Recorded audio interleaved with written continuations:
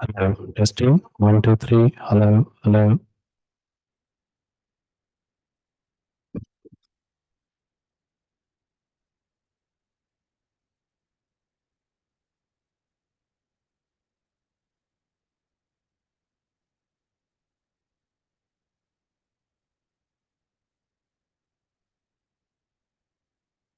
जी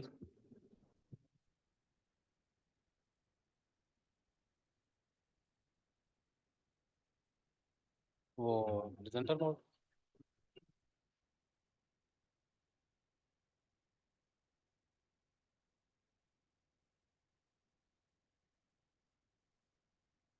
आता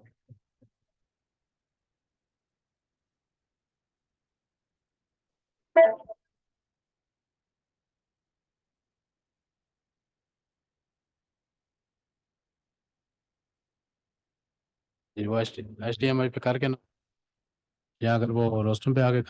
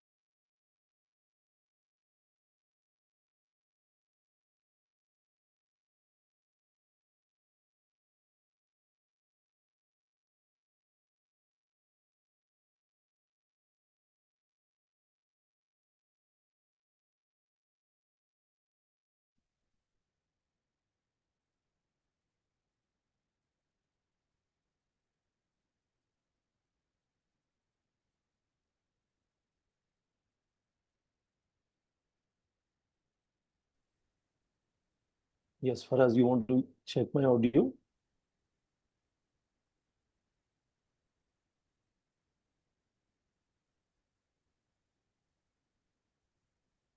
If you are able to hear me, I'm not able to hear you yet.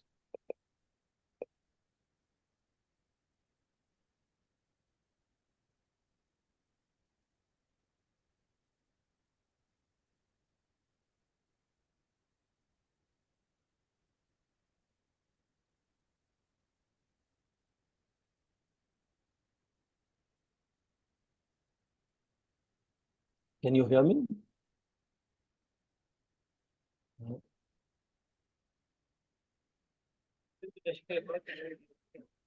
Dr. Soren, can you hear us? Yes, I can hear you. Is it Faraz? We can't hear you right now. Could you speak into the mic again? Yeah, sure. Can you hear me? Normally it should be fine. Hello, can you hear me? Hello, can you hear me? I am unmuted. Let me mute. Can you hear me now? Is that working fine?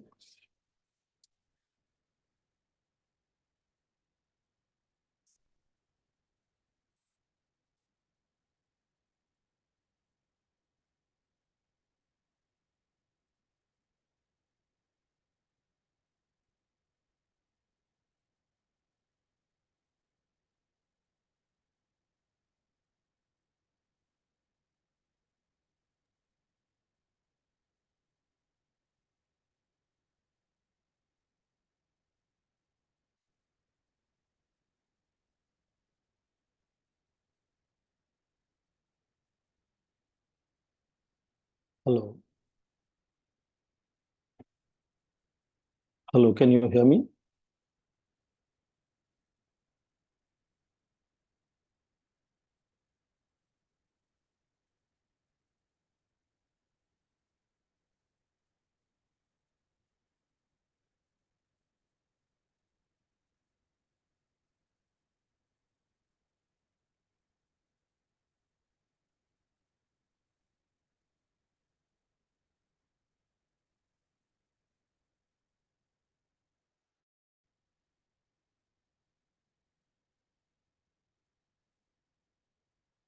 Hello, can you hear me? I am talking and my screen is saying Sharan Singh is talking, but I don't know if you can hear me. And it says its session is recording now. Apparently you can't hear me because I don't hear any response from you.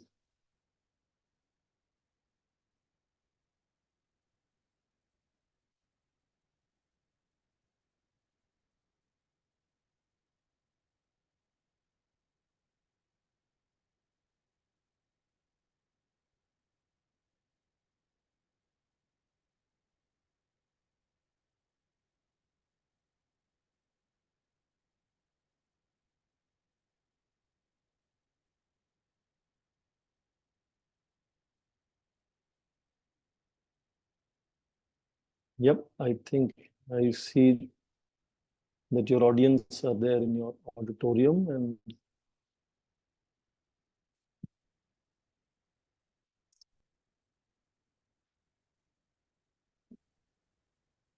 So we can see your video clearly. yes, I can hear some voices from your side now.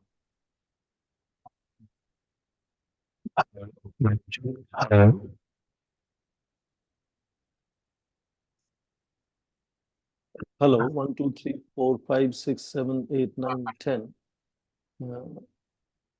I hear some voices from your side, not very clear. Hello. Hello.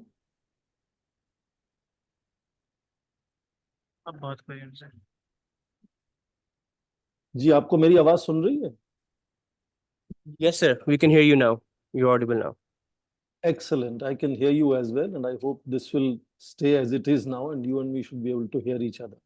And you can see me right? You can see me loud and clear. You can hear me loud and see me clear. That's perfect, sir. We'll put you on minimize for now, and then after the speaker, we'll reset it up like this. Okay. See you soon, sir. Thank you. Thank you.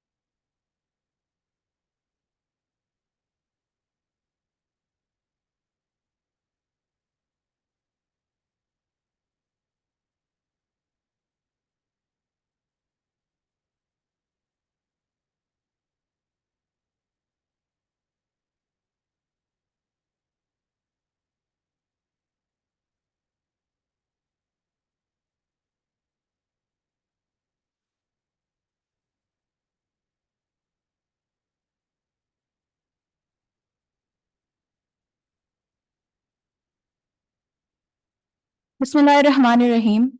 In the name of Allah, the most gracious and the most merciful. Ladies and gentlemen, esteemed delegates, scholars, students of different universities, and respected guests. Assalamu alaikum and good morning to you all. I am Alina Afzal, a student of BS 6th semester, and this is my colleague Dais Yusuf of BS 2nd semester.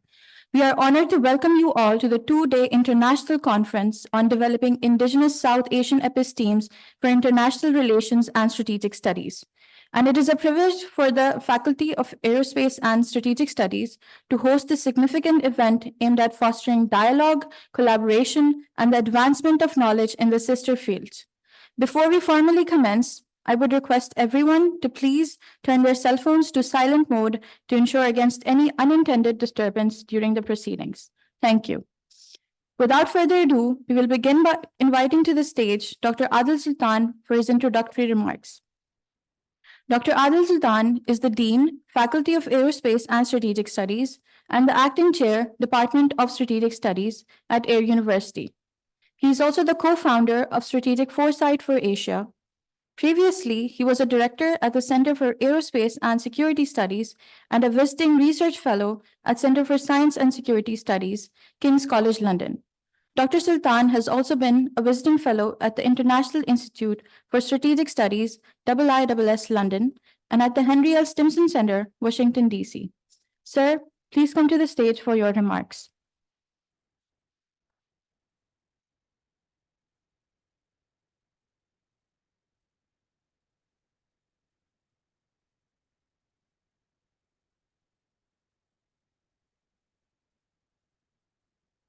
Bismillah ar-Rahman ar-Rahim. The Vice Chancellor, Air University, Air Marshal Abdul Moeed Khan, Country Director, FASS, Dr. Almat, distinguished speakers and guests from abroad in Pakistan, and dear students. Assalamu alaikum and good morning. On behalf of Faculty of Aerospace and Strategic Studies, I welcome you all to our international conference that aims to explore the need for developing indigenous South Asian epistemes for international relations and strategic studies.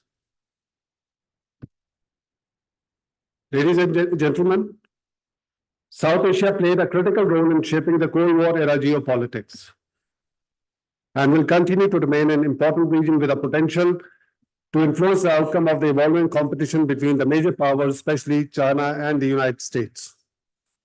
Despite its geostrategic significance and the fact that the region is home to almost 2 billion people, most regional countries continue to struggle for the development needs and remains dependent on external assistance. One of the plausible reasons that may have impeded our collective growth is a failure to appreciate region's peculiar dynamics and the reluctance to give up on the colonial mindsets. The existing international relations literature that we use to enhance our understanding of global politics is mostly based on the Western constructs that sometimes becomes difficult to contextualize and therefore leads to solutions that may not be relevant to our region. In this backdrop, we at FASS consider it appropriate to start a conversation on the need for having indigenous literature that is more relevant to South Asia and which would help the future scholars in shaping their understanding of international relations from a regional lens. This, we believe, is necessary if we want to develop policy options while taking into account the significance of region's geostrategic location and improve the lives of 1/4 of the humanity that resides in South Asia. Ladies and gentlemen, this conference is divided in 2 parts. Day 1 is dedicated to the discussions on IR-related themes, while Day 2 shall focus on the discipline of strategic studies. The main objective of integrating strategic studies with IR was to highlight intra-regional complexities due to the presence of 2 nuclear powers and the influence of extra-regional powers, mainly the United States and China, on the securitization processes of several regional countries. After providing this context about the conference, let me now briefly provide an overview of the panels that would be dealing with the IR and strategic studies-related issues. The first panel for today, that is titled as Beyond Boundaries, Knowing South Asia's Pre-Modern International Relations, will seek to explore and unravel the rich history of international relations in South Asia that predates the formalization of the discipline in the West. The second panel, titled as Epistemes for IR in South Asia, the last 100 years, would trace the transformation of South Asia's engagement with international relations over the past century, explore the journey from informal diplomatic traditions to the formalization of international relations as an academic discipline, both globally and in the region. The third panel, Unveiling Indigenous Epistemologies, Crafting a South Asian Framework for International Relations, will explore the possibilities and challenges of constructing an indigenous theory and methodology for international relations in the context of South Asia. On day 2, which will be all about strategic studies, the first panel will explore the origins of strategic studies in South Asia and how Cold War discourse has influenced and continues to shape our thinking. In this, we have requested our panelists to examine the historical experiences and ideological foundations that shape strategic thought in South Asia. Panel 2 of the second day will discuss the need for change and developing indigenous concepts and frameworks that resonate with South Asia's diverse realities. Ladies and gentlemen, using this opportunity, I would like to introduce our relatively young department to the audience that is present over here today. The Faculty of Aerospace and Strategic Studies was established in 2018. Initially, it was offering only MS Strategic Studies program. However, after reviewing the department's mandate in 2021, we launched a new discipline of BS International Relations. This was followed by the launch of PhD Strategic Studies in 2022, and then BS Strategic Studies in 2023. From the fall of 2024, that is next semester, we intend introducing a new discipline of MS in International Relations and Security Studies, which would be first of its kind in Pakistan and would aim to cover both the domains of IR and security studies. This, we believe, is necessary keeping with the emerging challenges that would be faced by the next generation of policymakers, who would be expected to have good understanding of how the international system works and what are the emerging security challenges that states would need to navigate to protect and promote the national interest in an increasingly complex international security environment. Ladies and gentlemen, in the fast-changing global environment and with the introduction of new tools of learning, our traditional methods may no longer be sufficient to prepare the next generation of scholars, academics, and policymakers. To cater for the future needs, we have developed our curriculum that includes not only the core knowledge about each discipline, but it also gives our students the opportunity to familiarize themselves with the emerging challenges such as climate security, cyber security, space politics, and others. To keep the students abreast to the contemporary debates, we frequently organize conferences, seminars, workshops, internships, and roundtables where experts from Pakistan and outside are invited to share their perspectives. Just to provide a brief overview of our activities that we conducted over the past 3 years, we organized 4 in-person joint seminars at Yale University with the 2 very credible think tanks from Washington and London. In addition, we hosted 3 international and 1 national conference on security-related issues. And this is the 5th conference that we are organizing. Every summer, we conduct workshops and internships on contemporary security issues, which are open for students, young scholars, and professionals from outside the university as well. As many of you would know, that organizing these activities takes significant time and effort, but for us, it is rewarding when we see our students grow in their potential and confidence by actively participating in these events. At FASS, we don't teach students what to think, but we try training them on how to think independently. This is necessary to avoid getting sucked in the war of narratives and to maintain objectivity and intellectual integrity. Before I conclude my remarks, let me thank the Vice Chancellor and the University Administration for their continued support for helping us organize this conference. I'm grateful to Team FASS, including the faculty members, as well as our brilliant students who are always at the forefront in all our academic activities. Here, I must also acknowledge the proactive support provided by the FES for hosting this conference, especially Mr. Humayun Khan and his team, who worked tirelessly along with my team members to ensure that we and our guest speakers from Bangladesh, Nepal, and from within the country do not face any administrative or logistic issue. I hope and wish that this mutually beneficial partnership with the FES will continue in the future as well. Thank you all.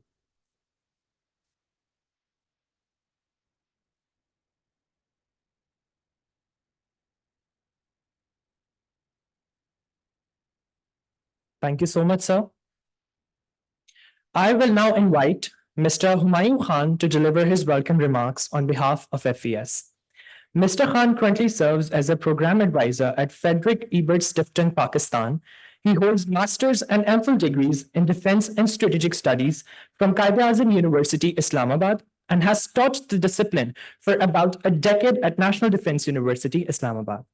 He has also served as a media and political advisor at the Australian High Commission, Islamabad, and as a research fellow at the China Study Center, Institute of Strategic Studies, Islamabad from 2005 to 2010. Mr. Humayun, you are requested to please grace towards the stage and deliver your welcome remarks.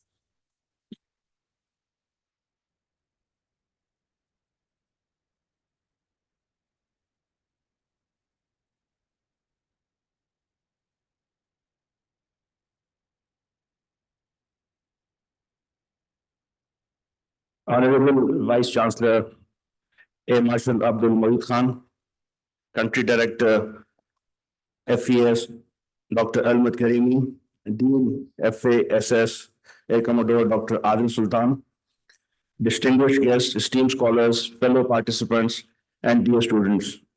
I welcome you on behalf of FES Pakistan to this inaugural international conference on developing Indigenous South Asian Epistemes for International Relations and Strategic Studies, which is co-hosted by Air University and FES here in this venue. It is an honor and a privilege to convene the gathering of minds dedicated to exploring the rich heritage of South Asian epistemic tradition in the context of global affairs and strategic thinking.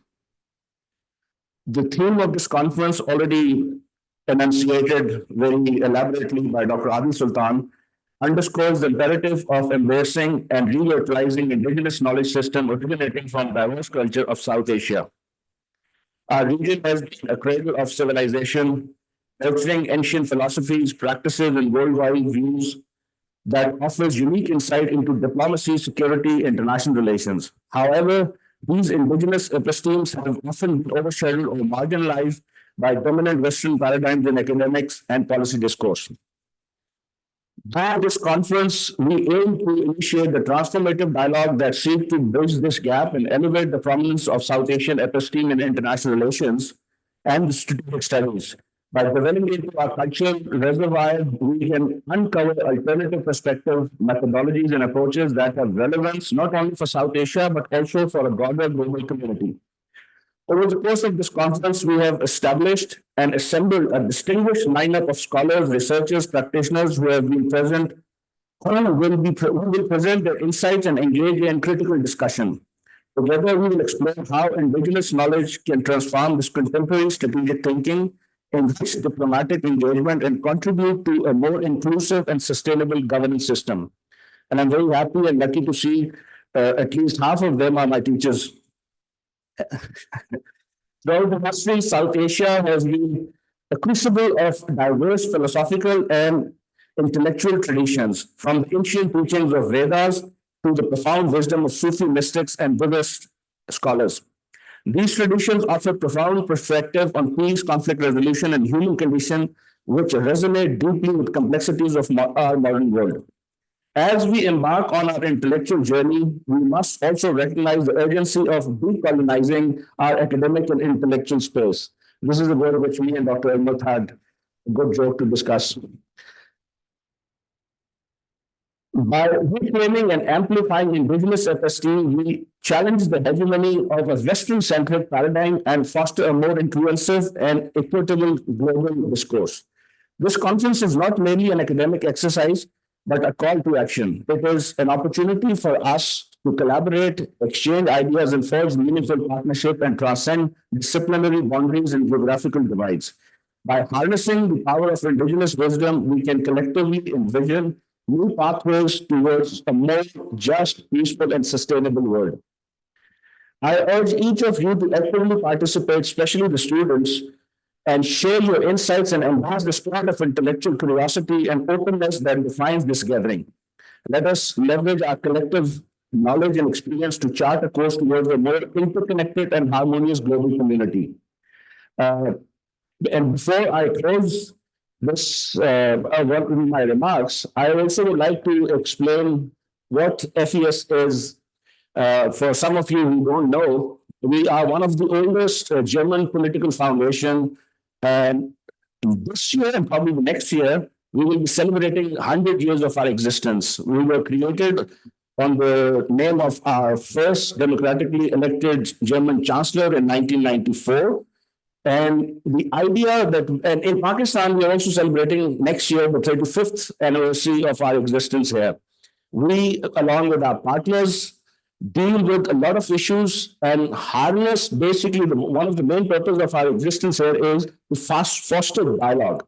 And through dialogue, we resonate a lot of activities. We also resonate a lot of ideas, which are not only Western, but they're also common to South Asia as well.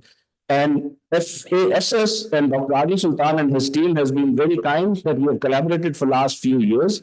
And we also hope that the next coming year, we will collaborate more on these ideas. In closing, I extend my deepest gratitude to all the participants and A University who have contributed to making this conference a reality. Together, let us embark on a journey of discovery and innovation that honors the legacy of our ancestors while shaping a bright future for generations to come. Thank you, and I wish you all a stimulating and productive conference ahead.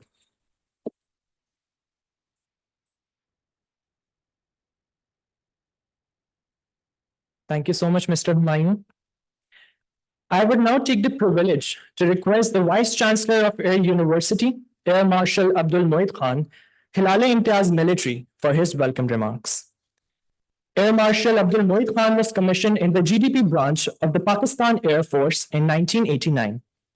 During his illustrious career, the Air Marshal served as Commandant, College of Flying Training, and Assistant Chief of the Air Staff Plans.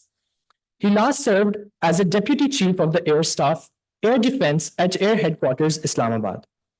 Holding a master's degree in strategic studies and bachelor's degree in war studies, the Vice Chancellor is a graduate of Combat Commander School, Air War College, Karachi, National Defense University, and Air War College, Alabama, United States.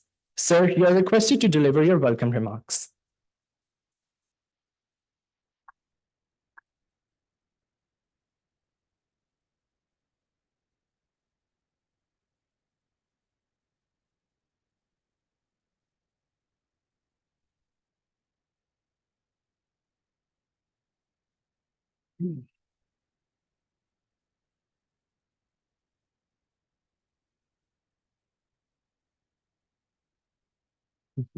Bismillahirrahmanirrahim.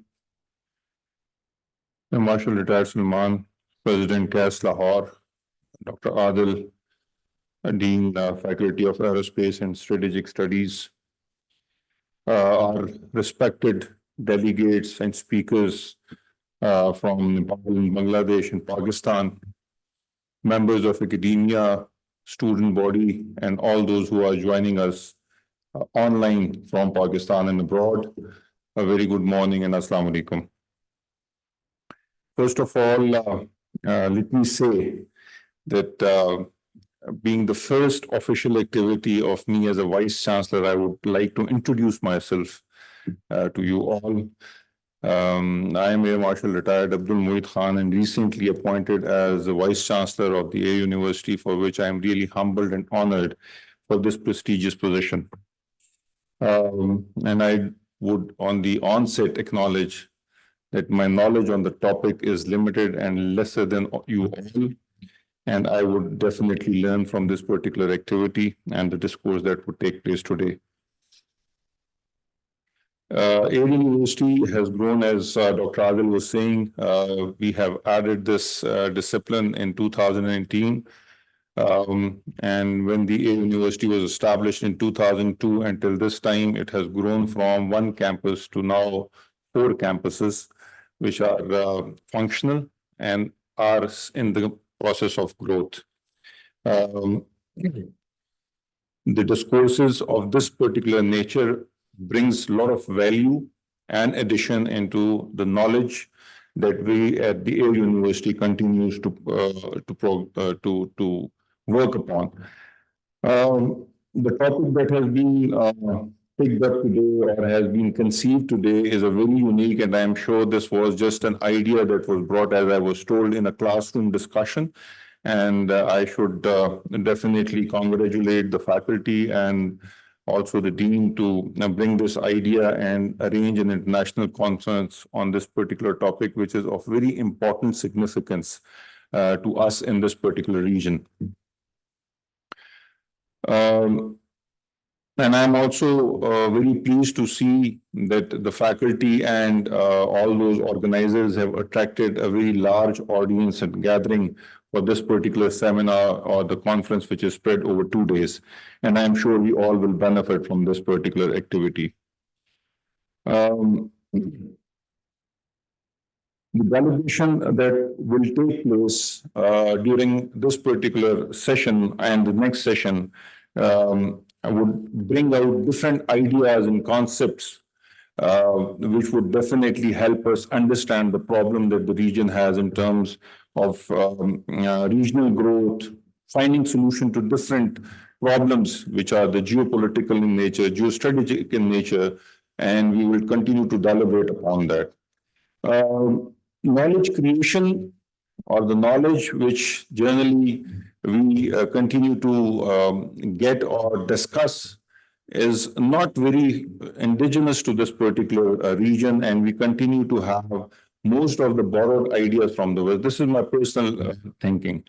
And we are most of the time influenced by those ideas, or most of the time being driven by those ideas, which actually put us into a crossroad, that what actually are the problems that we in our region are faced with or confronted with.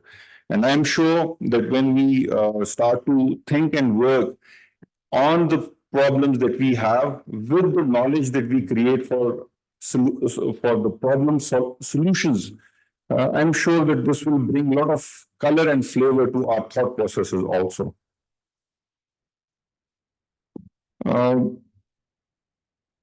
Many issues that we are confronted with, for example, the climate change, the type of transformation in the warfare that we are seeing from different type to the 5th generation or gray hybrid warfare, the disruptive or the niche technologies that are being developed and produced.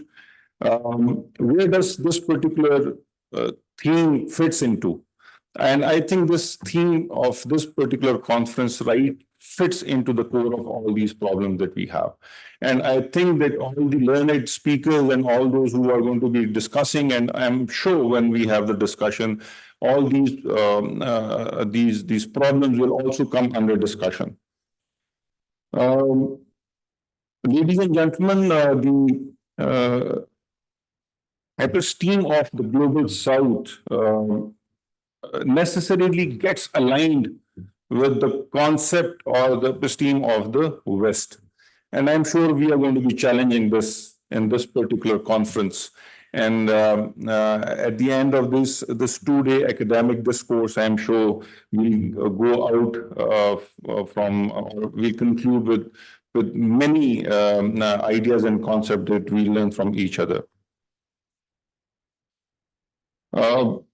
I will also take this opportunity to appreciate the efforts put in by the faculty of Aerospace and Strategic Studies, who have put all this effort together, brought all these learned minds together. And inshallah, we are expecting and hoping that all our international and national speakers will definitely speak their knowledge, to talk about all these issues in a very candid manner, so that we actually accrue the benefit and the fruits out of this effort. I would also encourage the students who are sitting here to fully participate in the question and answer session, because it is the discussion which will actually bring out the new concepts and the ideas. I'm also very much grateful and thankful to our co-sponsor, the FES. We have with us the country director, Dr. Almat Karimi, for their continued support in the endeavors that we undertake at the university. And this kind of progressive thinking is part of the university motto, so that we continue to go to look at the forward-looking concepts and thinking for our student body, and also our faculty continues to engage in the new concept and the new ideas.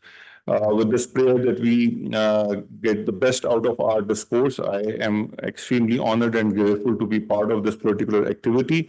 And I hope and pray that by the end of this particular conference, we find out good knowledge that we must then somewhere keep it as our institutional memory and continue to develop upon that knowledge that we create. Once again, thank you very much for being part of this particular conference. Thank you, Jasper.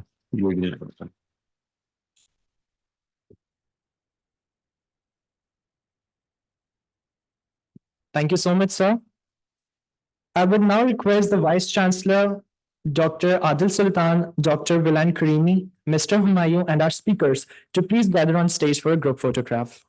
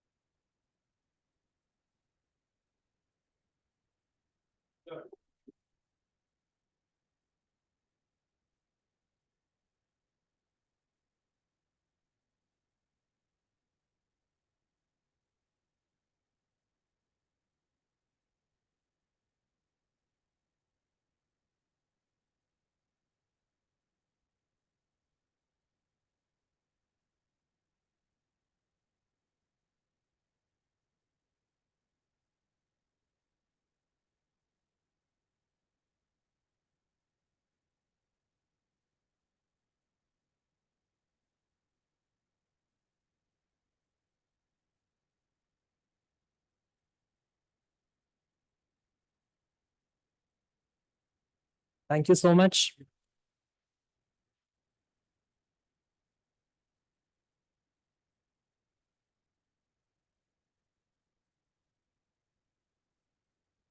With this, our inaugural session comes to an end. Ladies and gentlemen, advancing towards the first working session of the conference, I would now hand over the conference proceeding to my fellows, Ms. Aruba Shafkat and Ms. Hania Mir. Thank you.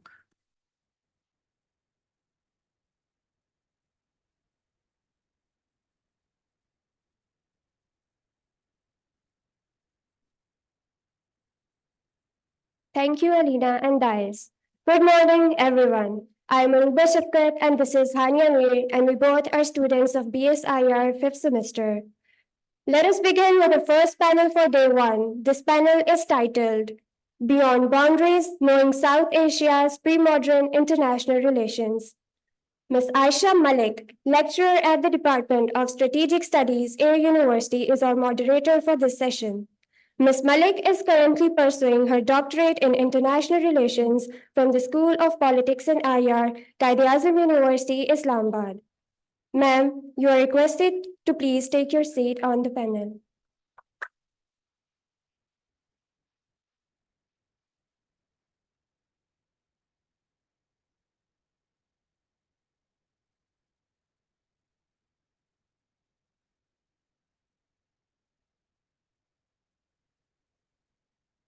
The three speakers of this panel are Professor Dr. Monis Ahmed, Dr. Mujib Afzal, and Dr. Swaran Singh. Let us take the opportunity to introduce our respected panelists for the audience. Meanwhile, the panelists are requested to proceed and take their seats on the stage.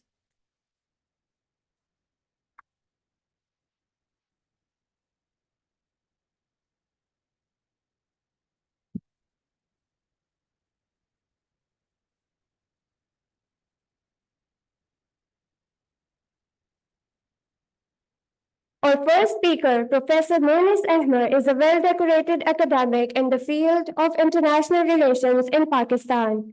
He was formerly the chair at the Department of IR, University of Karachi, where he also served as the Dean, Faculty of Social Sciences. His academic career, spanning around the decades, is known to have contributed impactful writing, serving on important portfolios and significant engagements with regional and global epistemic community. His field of specialization is conflict and security studies. Dr. Ahmed will share his insights on the topic, pre-modern conflict and its diplomatic resolution in the subcontinent. Our next speaker, Dr. Mujib Afzal, is a thorough academic and a renowned policy analyst, currently working as Associate Professor at the School of Politics and International Relations, Quaid-e-Azam University, Islamabad. His areas of expertise include South Asia with special reference to Indian politics. He is also the author of the book Bharatiya Janata Party and the Indian Muslims. Today, he will enlighten us about pre-colonial subcontinent and its global relations. Professor Swaran Singh is our third panelist in this session and he will be joining us online. Dr. Singh is a professor at the School of International Studies, Jawaharlal Nehru University, New Delhi, India. A well-published author, his work includes Diplomacy, Security, India's National Security Policy and Theory at the Center for International Politics, Organization and Disarmament, JNU. An expert on India-South Asian relations, Dr. Singh actively writes on ideas of cooperation and conflict in the region. His talk today will deal with international politics of South Asia, influences and implications for global affairs. I will now give the floor to our panel moderator. Thank you so much, Roba and Hania, and welcome everyone to the first panel discussion session for the day, which is titled Beyond Boundaries, Knowing South Asia's Pre-Modern International Relations. And for this panel, our esteemed panelists would be shedding light on the rich history of the region in pre-modern era, and they would be engaging with three primary questions. Number one, that what were the conflict dimensions and nature in pre-modern era for this region, and what were its potential diplomatic resolutions. Number two, what were the ideological and religious factors which impacted this conflict? And number three, that what were the global implications of this conflict? So with this, a little housekeeping, please, in the audiences, I would request that please turn your mobile phones to silent mode. And for the respective panelists, upon reaching a time limit, which is 15 minutes for each session of your talk, I would be presenting you politely this card of 1 minute and 5 minutes each. So with this, I would give the floor to our first panelist for the day, Dr. Monis Ahmed. So please join the podium for your presentation. Thank you.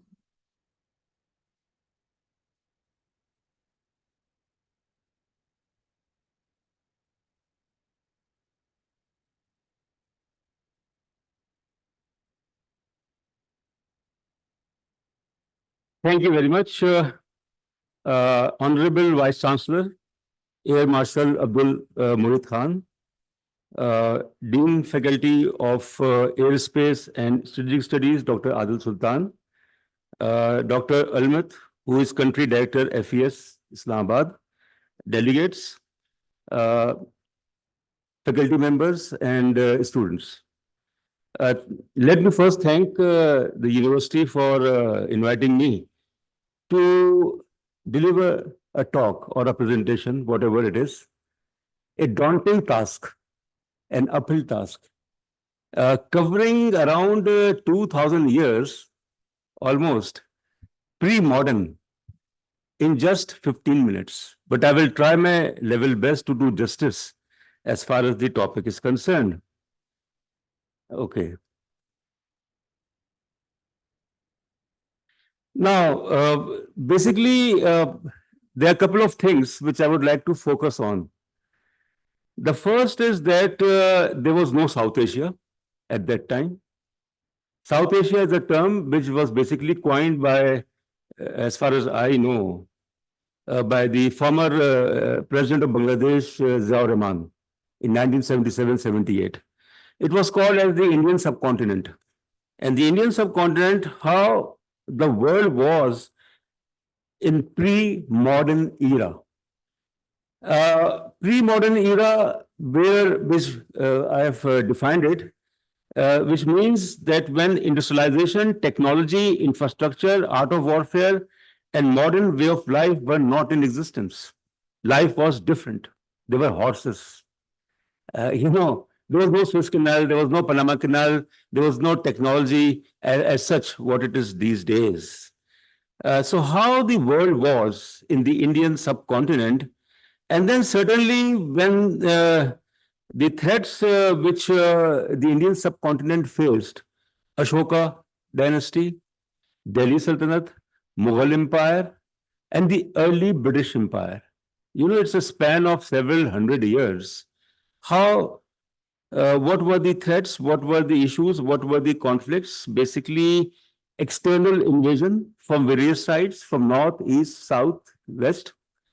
Then there were issues of local existence, and then certainly when Indian subcontinent, which was a pre-colonial world to a large extent, and then the colonial world after the British had, taken over. So at that time, that is in the medieval era, when Europe was experiencing or witnessing Renaissance, Reformation, Age of Reasoning, Age of Enlightenment, discoveries, innovation, Industrial Revolution. What was the scenario in the Indian subcontinent? Imperial world, different world. And then certainly there wasn't any focus on establishing centers of higher education, science, research, and learning. So the focus of this paper, basically, I have taken a major case study that how, the ruler of Mysore, Tipu Sultan, a legendary figure, he was the person, the late, 18th century, who was able to innovate ideas in diplomacy, in foreign policy. And for that purpose, he was very much interested in having contacts, meaningful contacts with the Ottomans, with the French, with the Afghans, and with the Persians. And the sole purpose of such contacts was basically to oust the British East India Company. That was a threat perception, which Tipu Sultan and King Louis the 16th and also Napoleon Bonaparte shared at that time. The questions basically, there are two questions. How pre-modern India dealt with conflicts and what were the efforts to seek diplomatic resolution of issues? And then, as I said earlier, that what was the mode of foreign relations? It was an imperial world. It was a pre-modern world. There was a royal court or there were royal courts. I mean, imagine how the world was at that time, 1,000 years ago, 1,500 years ago, or 2,000 years ago, even 500 years ago, because international relations is hardly 104 years old since the League of Nations. But it doesn't mean that in the pre-modern world, there was no such thing as foreign policy. There was no such thing as diplomacy. Although the way of life was different, although the art of warfare was different. And then quickly, the case studies, which I will focus on, Ashoka dynasty, Delhi Sultanate, Mughal Empire, diplomatic engagements with a focus on France and Tipu Sultan of Mysore. Now, as far as the Ashoka,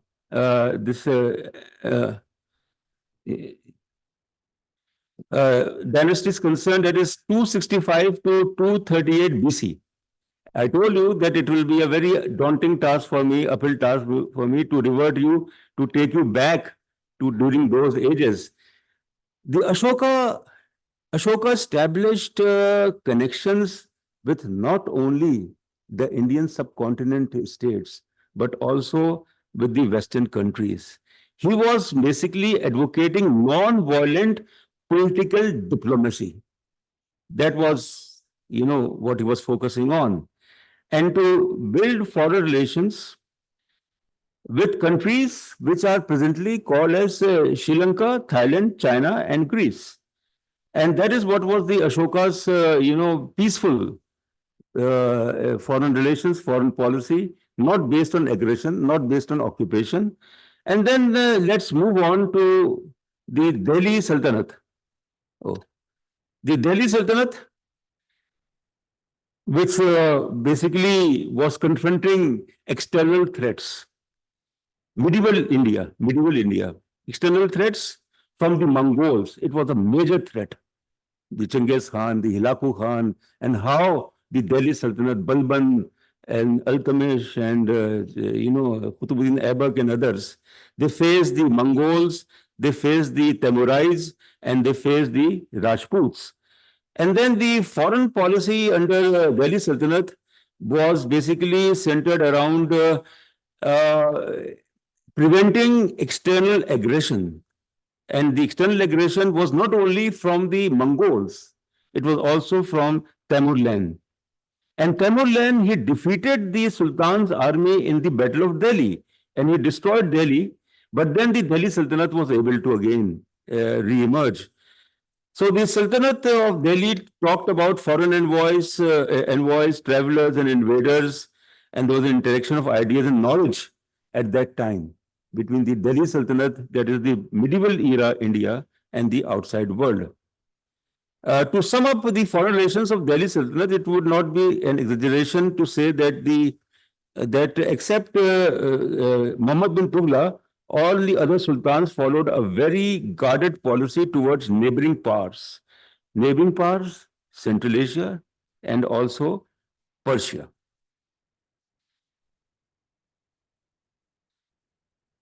And then, of course, from Delhi Sultanate, I'll then move on to the Mughal Empire.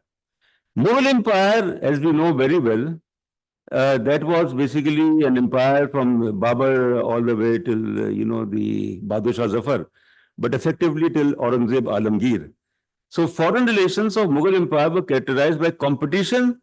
What was the competition at that time? With the West, the East India Company. 1609 is the year when the royal court in Delhi of I think it was Shah Jahan or earlier maybe, entertained the British, doctors and also traders in 1609. They basically welcomed them. They didn't know that the traders and doctors of, at that time, they will be the rulers of the Indian subcontinent.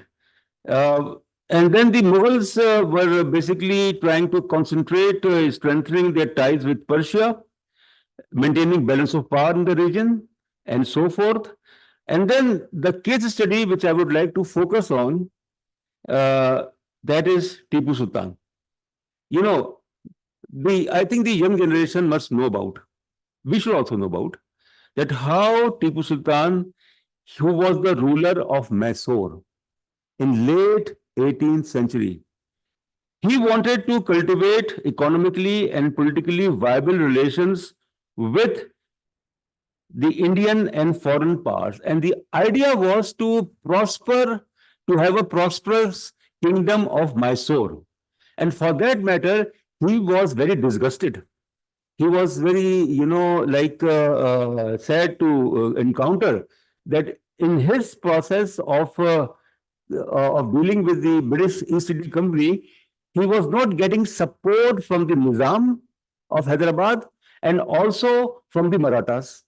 Both the Marathas and the Nizams were not helping Tipu Sultan. And what Tipu Sultan did, that's very interesting, to develop diplomatic relations between France and the state of Mysore. And he had appealed to the French general to send 10,000, of troops under the command of Tipu Sultan to confront the British East India Company, which was a main threat. For France also it was a threat, Britain was a threat, and also the Kingdom of Mysore.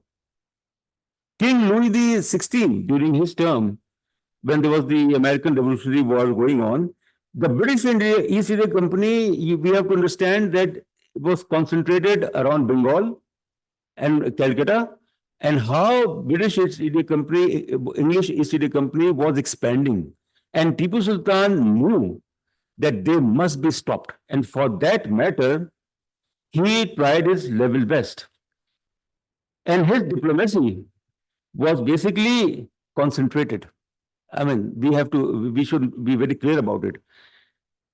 Diplomacy of Tipu Sultan was basically to get support from France, from Turkey, from Iran, and also from Afghanistan.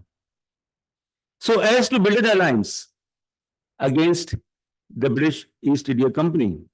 And for that matter, he tried his level best. He sent his emissaries. Yeah, okay, I knew it. I'm the first one to be a victim of this anyway.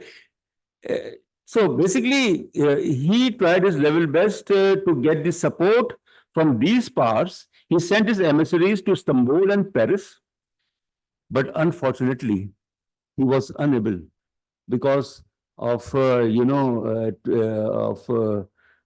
was let down by his own commanders, and he lost. He was killed in 1798 in the campaign. So in 1799, Napoleon, when he was in Egypt, there were interactions between between Tipu Sultan and Napoleon. But then in 1799, Tipu Sultan was killed in a battle over there. And that was an end and the beginning of the British East India Company, that it was able to penetrate deep south, east, west, and elsewhere. To sum up, I think the lessons which we can learn in the pre-modern India, the diplomacy and foreign relations, that although it was a pre-colonial world, then it became a colonial world, it was the first generation pre-modern international relations at that time. And that basically it should be remembered that unlike what is today, how the kingdoms, how the Mughal Empire lost, how the British Empire, the early British Empire in the pre-modern era, they basically were engaged in various diplomatic endeavors and things like that. So the world which was different, the world which was very, you can say the population at that time, I'll just in a couple of seconds.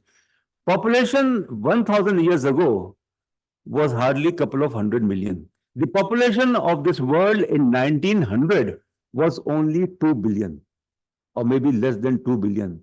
The world has changed.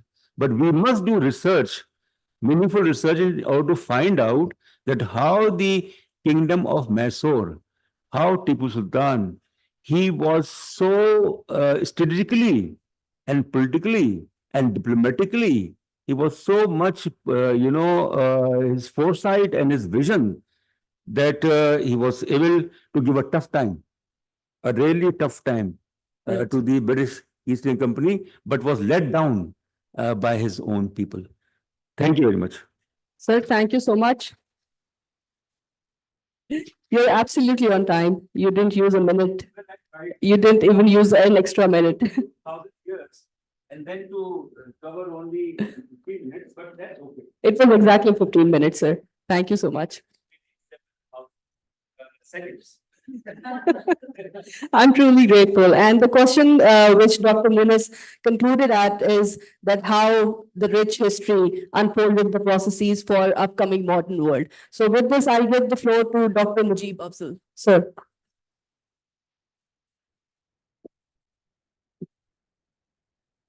Thank you very much. I'm grateful to Yale University, its faculty, and Dr. Aisha for affording me this opportunity.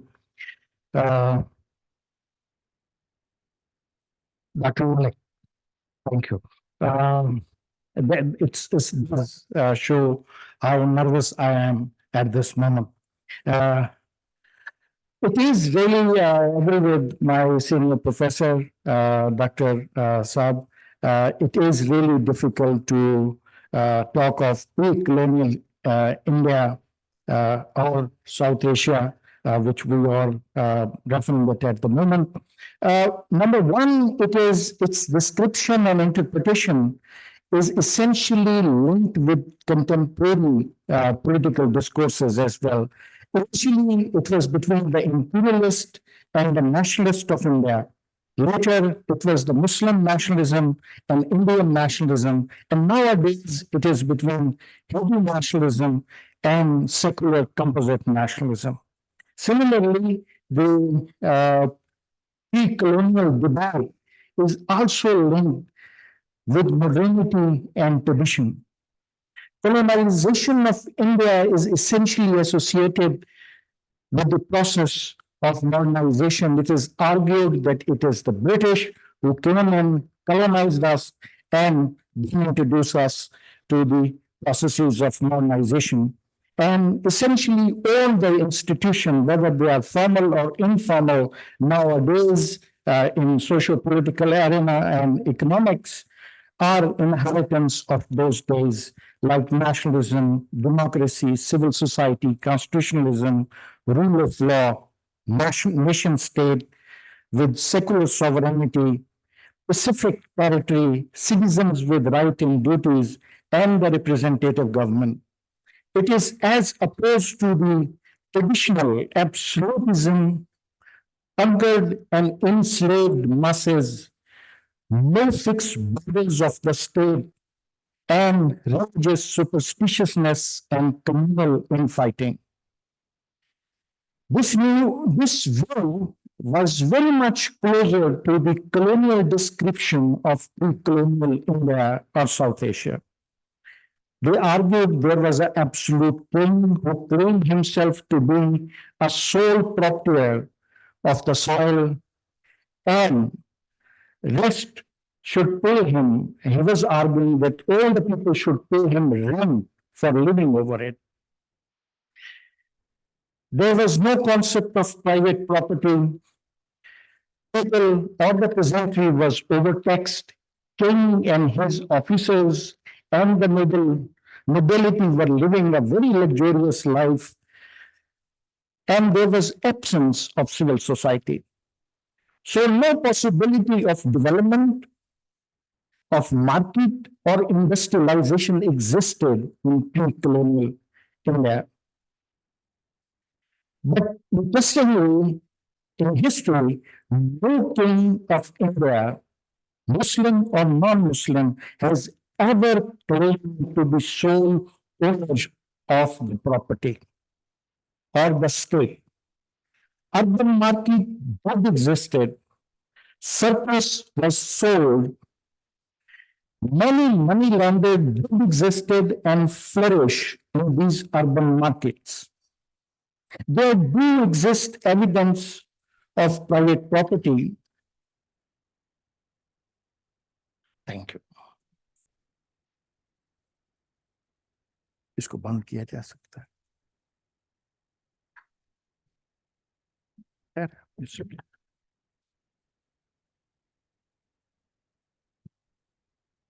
Problem इसका मतलब है air university में भी होते हैं, सिर्फ private university में नहीं होते हैं। Nay, please take it off. Please take off the presentation. Excuse me. Just turn off the presentations. Apologies for the delay, sir. है ये तो enjoyment है। We gave you a break to reboot.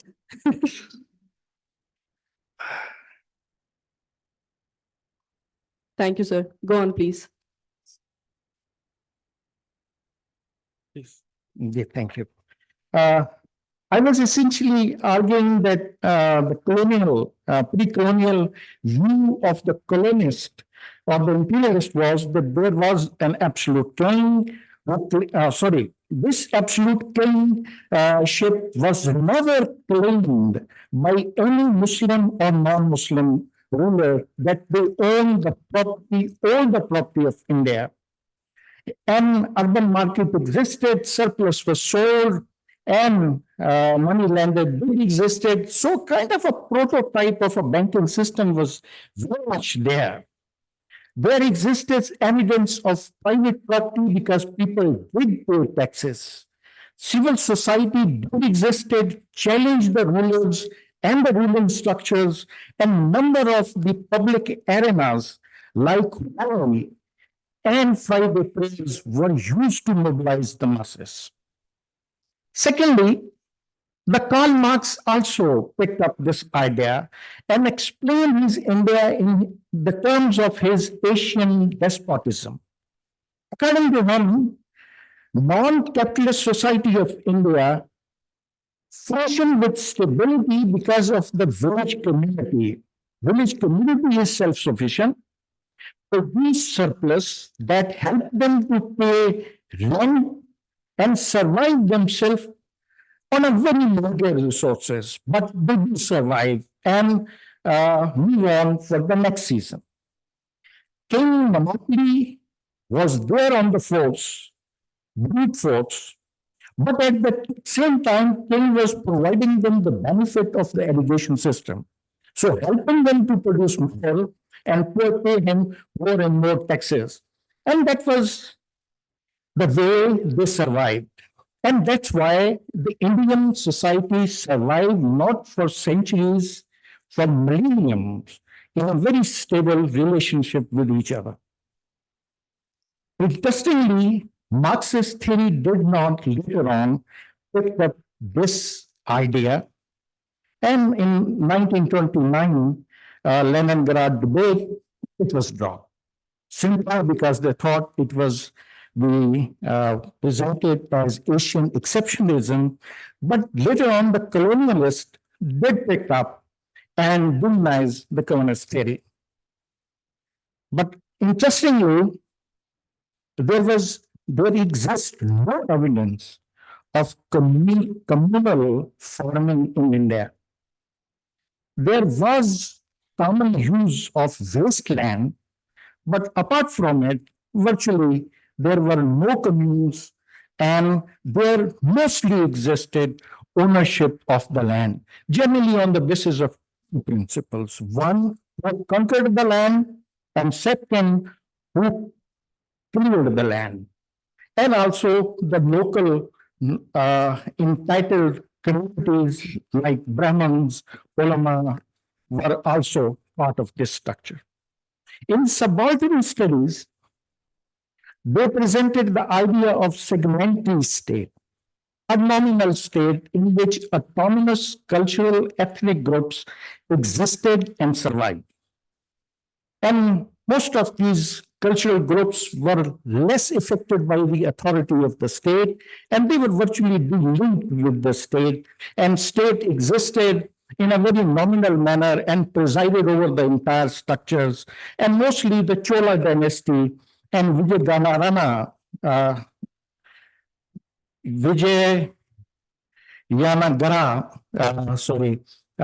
dynasties at the regional level were actually associated with entirely this process.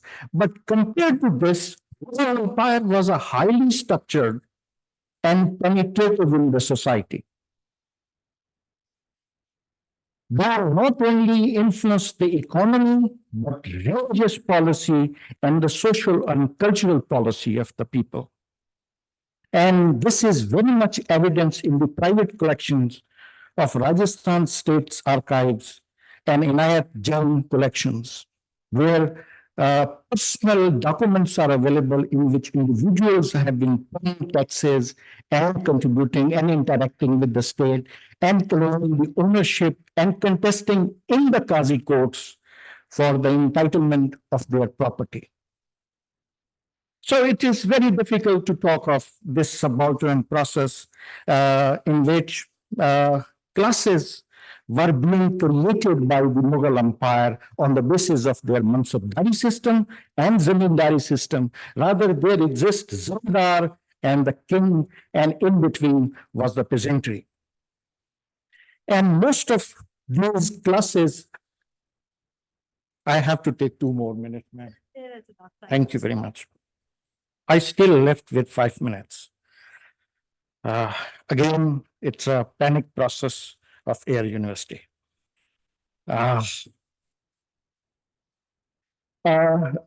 of these Zamindar and Mansabdari classes survived even during the colonial period and post-colonial period.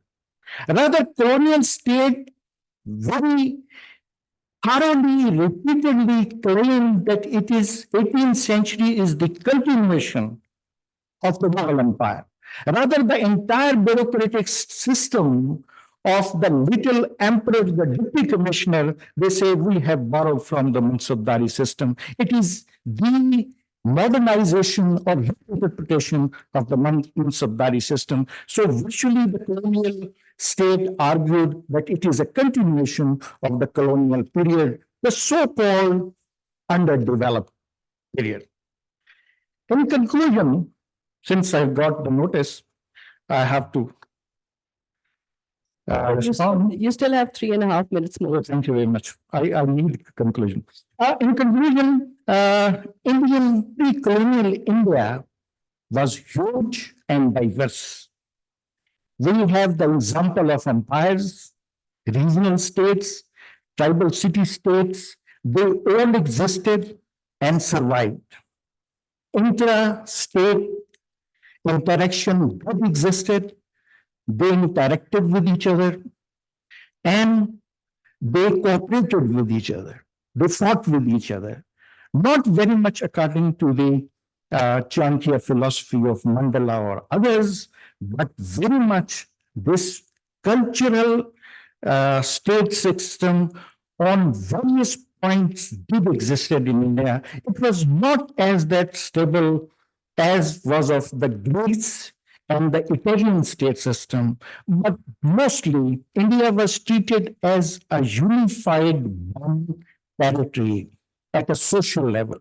Whether these were the Muslim, the Brahmins, those provided cohesiveness and unity to India with similar ideas, and same was the case with the Muslim ulamas who followed the same strategy. Basic principle of all these units were almost similar. King, Raja came from upper caste, Brahman, Kshatriya, or from Ashraf, the Muslim Ashraf. There were 5 people of Ashraf, the Sayyid, Sheikh, Khans, Turks, and only local was the Rajputs. He governed his state with the assistance of his kinsmen. He legitimized and moralized his state by the use of Dharma or Sharia, and he acquired power and sustained power with the help of Danda, brute force. Not different from today. There did existed very stable bureaucratic structure, and we have the inheritance of that basic bureaucratic structure from that days. Those records have survived and available to us in number of archives. Mostly they were the Brahmins, whether it was the Muslim era or the Hindu era, predominantly civil bureaucracy came from the Brahmins. Ashraf did join them, but Ashraf mostly from the military gentry. They did have the technology. Mughal Empire was essentially a gunpowder empire. It sustained and survived itself with innovative military technology.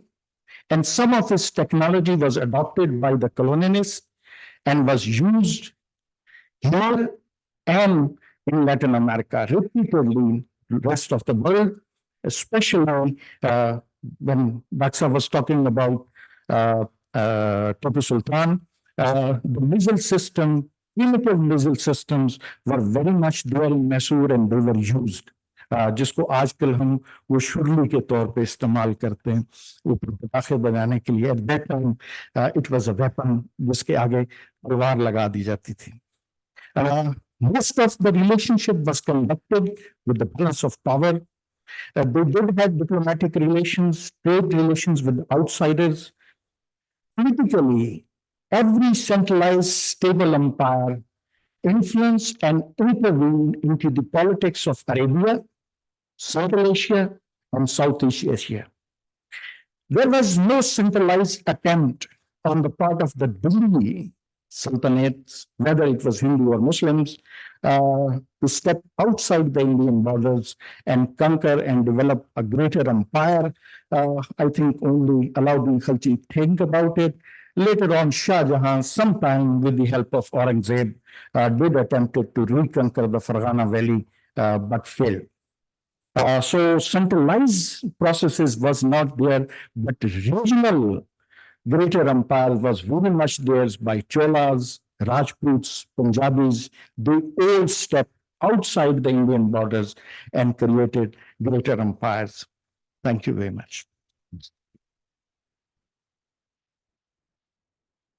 Sir, thank you so much. And I actually gave you an extra minute. I hope we made up. So for our next speaker, we have Professor Dr. Swaran Singh. He's going to be joining us online. So whenever you're ready, sir, and if you can hear me.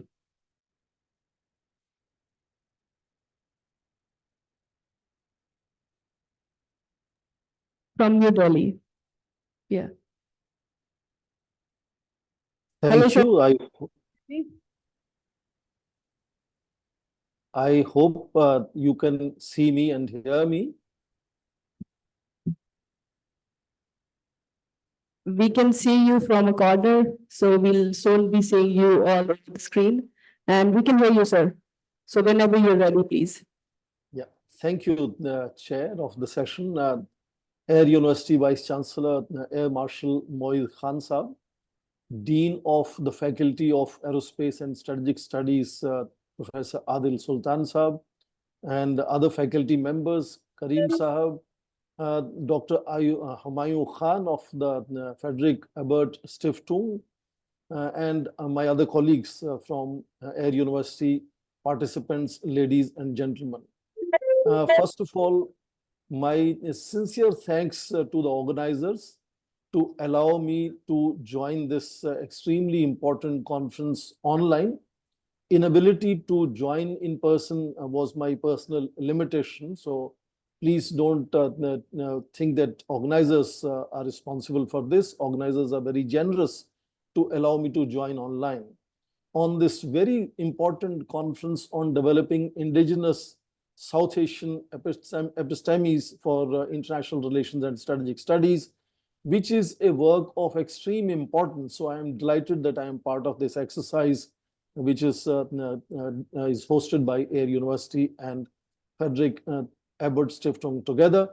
I am also delighted to be on this panel with my very dear and old friend, Professor Monis Ahmad, and of course with Professor Mujib Afzal. And the session is titled Beyond Boundaries, Knowing South Asia's Pre-Modern International Relations. And I am asked to speak on international politics of South Asia, influences and implications for global affairs. The first thing, before I go to the period that we are discussing in terms of ancient period, two things I want to problematize to begin with. One, the very idea of state and therefore international relations was very distinct in ancient India. I think Monis Ahmad did mention that earlier. Imagination of state was different. It was not territorial state. It was not ideologized state. Today, world is again moving towards deterritorialization of international relations, de-ideologization of international relations. So there is a very important link between how South Asia was imagining itself and conducting itself in ancient times and what relevance it has for us today. Second issue that I want to problematize is the whole periodization of history, mostly dominated by European historians. We've been told that history is usually seen as ancient, medieval, and modern. And for South Asia, some of these colonial experts always mentioned ancient being largely the Hindu cultural India, and medieval being largely Mohammedan South Asia, and modern being the interface with colonial European nation states, which is being very strongly problematized and challenged by South Asian post-colonial historians starting from 1970s and particularly 1990s. There's a whole new view as to how periodization for history cannot be just similar as it was for European history, particularly for South Asian history. That periodization has to be very different. There was no clear rupture, there was no clear break in South Asian history. For example, mention of Ashoka the Great was mentioned by, I think, Professor Afzal. Also, in 10th century, we had Cholas, great empire connecting itself with whole of East Asia, particularly Southeast Asia. We had Maratha, navies. We had Gujarat shipping merchants. So there was constant waxing and waning of various kingdoms and principalities and empires in South Asia, where you see different epochs of rise and fall, which has a very close connection to culture and civilization. So starting from 5th century, for example, in the south part of Indian subcontinent, we saw Bhakti movement, for example, starting from 5th century till about 8th, 9th century, that moved to the north from 15th century onwards. And very close connect of these cultural, religious movements, orders with the political orders that existed during this whole continuum of South Asian history, which is very problematic to be seen in European frames of ancient, medieval, and modern in that sense. But since we are talking of ancient period of South Asian history, very clearly the most celebrated part of that history is our discoveries of Indus Valley civilization. Much of it today lies in Pakistan, in the current state of Pakistan. And location of that great civilization, Indus Valley civilization, is about 2700 BCE. And that shows us, and there are more than sufficient evidence of existence of populous, organized, hierarchical socio-economic orders with large urban centers like Mohenjo-daro or Harappa, which were big cities with granaries, warehouses, fortifications, drainage systems, mud brick houses, deities, official seals showcasing, tigers, elephants, buffaloes, and even unicorn. So the first point that I'm making about ancient South Asian history is that a very developed understanding and structures of state existed during that period. And of course, their imagination of what then was international was also very, very distinct. In fact, it even goes back, and I understand that historians now talk about evidences being available of wheat-based agrarian societies and animal domestication dating as far back as 7000 BC. So Indus Valley is only 2700 BCE. I'm talking of 7000 BCE. And these evidences are, for example, found in areas like Mehergarh, which is in today's Pakistan. India now increasingly talks of South Asian traditions of democracy, which again go back to 7000 years. But this period, as I said, there was a constant waxing and waning of these various cultural, civilizational, religious, and political orders. And again, of this great urban civilization in the northwestern of Indian subcontinent that we call Indus Valley civilization, we also read in history about 1800 to 1300 BCE, a whole new experience of what they call de-urbanization and gradual decline and disappearance, and which is often related to Aryan invasions, which has not really found any evidence to corroborate that there was actually an invasion. But of course, history tells us that during this period of ancient history of South Asia, there were increasingly visibility of pastoral clans that had migrated from steppes of West Central Asia all the way to Persia into these Indus and Gangetic plains, which were very fertile at that time. Now, in terms of international relations as a discipline, again, I want to problematize the idea of 100 years of IR, which have been celebrated around the world, which again is a very European-centric understanding of international relations as a discipline. In South Asia, we had, great scholars, and one could spend a whole life studying them. But you had, for example, just like in China, Sun Tzu, but Sun Tzu talks of art of war. South Asian understanding of statecraft is very different. Kautilya, who is also called Vishnugupta or Chanakya, is accredited with a very important treatise called Arthashastra. Arthashastra is not about art of war. Arthashastra is about statecraft, how to manage creation and sustenance of a welfare state. So there is an imagination of concepts like state, concepts of power, concepts of security, which we discuss in international relations, very clearly defined and explained in Arthashastra. State at that time, just like you remember the comparable Greek city-states, Kautilya, just like Greek philosophers, looks at state as an assemblage of aristocratic, mercantile, spiritual lineages and organizations and orders. When it comes to defining power, it's a very complex and a very exhaustive explanation of power, where king is supposed to be not just a warrior, but king is supposed to be patron of arts, dispenser of justice. He has to be devotee of various cultural, religious orders, Brahminical rituals he has to follow. So, for example, Ashoka is less known for Kalinga War, but more known for spread of Buddhism in Southeast Asia. Likewise, Cholas, less known for any invasions into Southeast Asia, known much more for expanding and enriching and improvising Sanskrit literature and Sanskrit language. And of course, building a whole cultural linkages, largely, of course, Hindu cultural linkages with Southeast Asia at that time. And of course, we also remember that conquests of Alexander the Great had created at that time a very strong connect between Hellenistic and Persian cultures vis-a-vis the Indus Valley and Ganges plains in this part of northwestern of Indian subcontinent of that time. And of course, now historians have also found all kinds of ancient Roman coins even in various southwestern ports of the Indian subcontinent here. And starting from, of course, 3rd or 4th century, there's a great interaction that begins to happen with South Asia in terms of various missionaries of Indian subcontinent interacting with Chinese pilgrims, sharing Buddhist ideas and texts, and the whole kind of interpretations and translations happened during that time, which makes this whole link with China and Southeast Asia far more robust in terms of how interstate or international relations were being conducted at that time. 7th century onwards, of course, rise of Islam happens.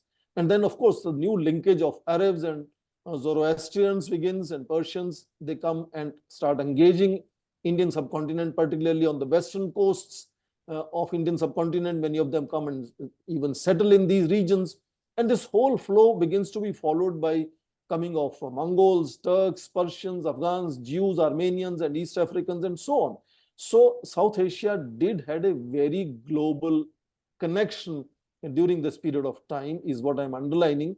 And that does few things in understanding today's state of affairs. One, South Asia is culturally very diverse. And that diversity of South Asia makes South Asian states very comfortable in engaging with rest of the world, because we are perfectly at home with dichotomies of both languages and understandings and visions and so on. And therefore, I think there is also need to understand that how that ancient period of this whole diverse South Asia emerging and continuing, it's a continuum, as I said, over a period of time, then opens its doors to various European travelers, largely traders, but also courtiers, diplomats, men of letters, and faiths, merchants, adventurers, military men, pilgrims, all kinds of engagement that happens with Europeans, given that background of continuum of India or Indian subcontinent's engagement with all these other players. And in that, I think some orders of cultural kind, like I mentioned, the Bhakti movement or the Sufi orders. Sufi orders again exercised spiritual sovereignty in that sense on earth. So they were the ones who, in that sense, extended temporal authorities to various rulers over a period of time. And therefore, there was a clear understanding of these various orders on what are international relations, what is war, how to conduct war. For example, the whole epic of Mahabharata has a great detail.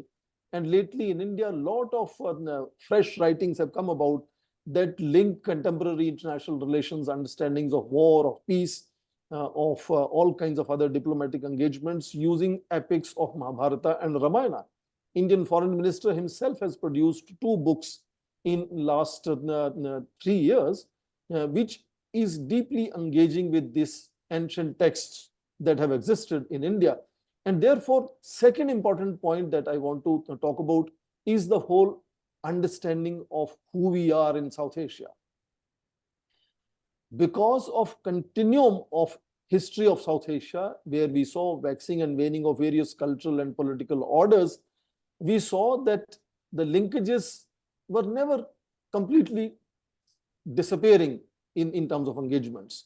So in early modern ages, for example, which again is the period of 16th to 18th century period, is now being described for South Asia as early modern ages, saw very close linkages of, let's say, at that time, Marathas were very powerful in West, British were very powerful in East, some of the small kingdoms were there in the South, but of course, primarily it is the Mughal Sultanate. Mughal state was most powerful, and Mughal state at that time had very strong linkages with Africa, in Ethiopia with Emperor Philistides, and they exchanged missions with the Aceh Sultanate. Of course, these linkages were largely with the Muslim world. Even in Maldives, the Sultanate of Maldives had a close linkages. But most important thing to understand is how Mughal state was focused on north rather than south or east or west. And therefore, their main focus was to ensure stability and peace in the north, because that is from where all these Mongols, Turks, Persians, and of course Uzbeks had come into this Gangetic and Indus civilization areas. So therefore, Mughal Empire was interested in much more focusing on stability through alliances and coordination rather than purely fighting wars. And most important thing here to understand is why South Asia does not treat Myanmar as part of South Asia, but treats Afghanistan as part of South Asia, is something that happens here because Mughal emperors, particularly Aurangzeb, had with Uzbek kind of sultanates of that time, had signed an understanding of some kind of a truce where Mughals and Uzbek came to an understanding that Kabul and Kandahar regions will be part of the Mughal Empire and rest of the north will belong to the Uzbek kings at that time. And therefore, Afghanistan today is seen as an integral part of South Asia rather than Myanmar being seen as an integral part of South Asia. Satish Chandra has written a great deal, Professor Satish Chandra has written a great deal about how this imagination of region, which is north-centric, happened during Mughal Empire, a Mughal period. Manjeet Pardesi is another great scholar who's been writing on this subject, contesting that it's not the colonization or decolonization that contributed to our imagination of new nationalism in South Asia and understanding and crystallization of the South Asian region, but instead how that actually happened during the Mughal period.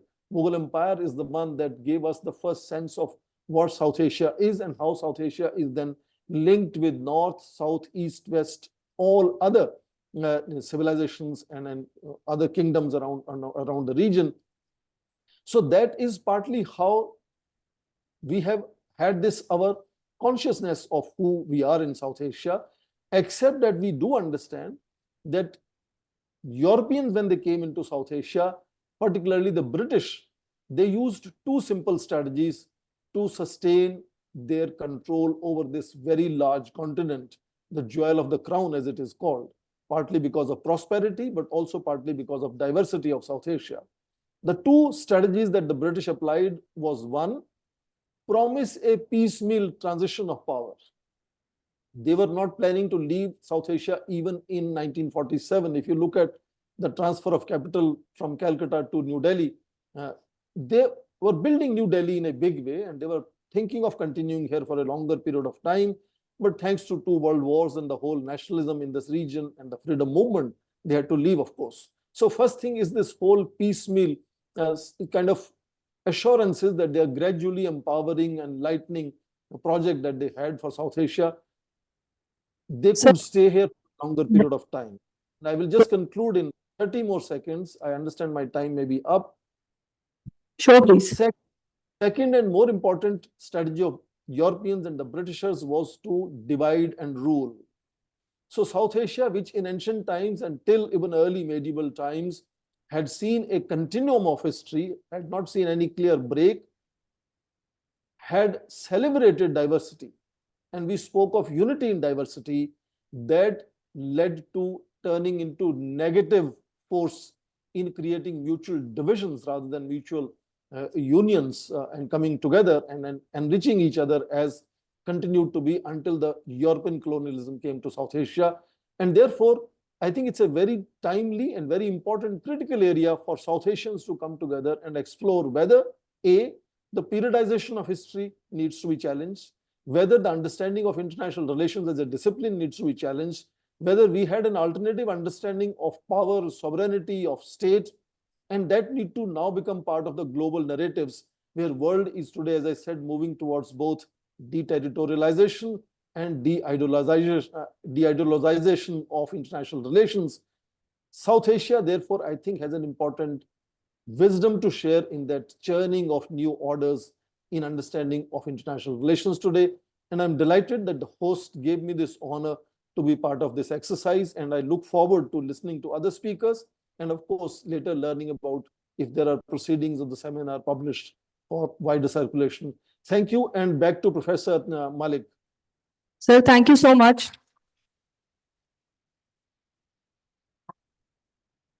I'm truly grateful, sir, and I hope you're staying with us for the Q&A session, which we are just going to convene. So for this, we come to the end of the panelists' talk session, and I would now convene the Q&A session. You are requested to please take your spot in front of the mics, which are being placed in the rows on the stairs. But within the speakers and dignitaries, if you wish to ask a question, please ask for the mics, and ushers will deliver the mic to you. Please briefly introduce yourself and be brief about your question, and also mention that who is this question directed at. Yes, please, gentlemen on the right, please.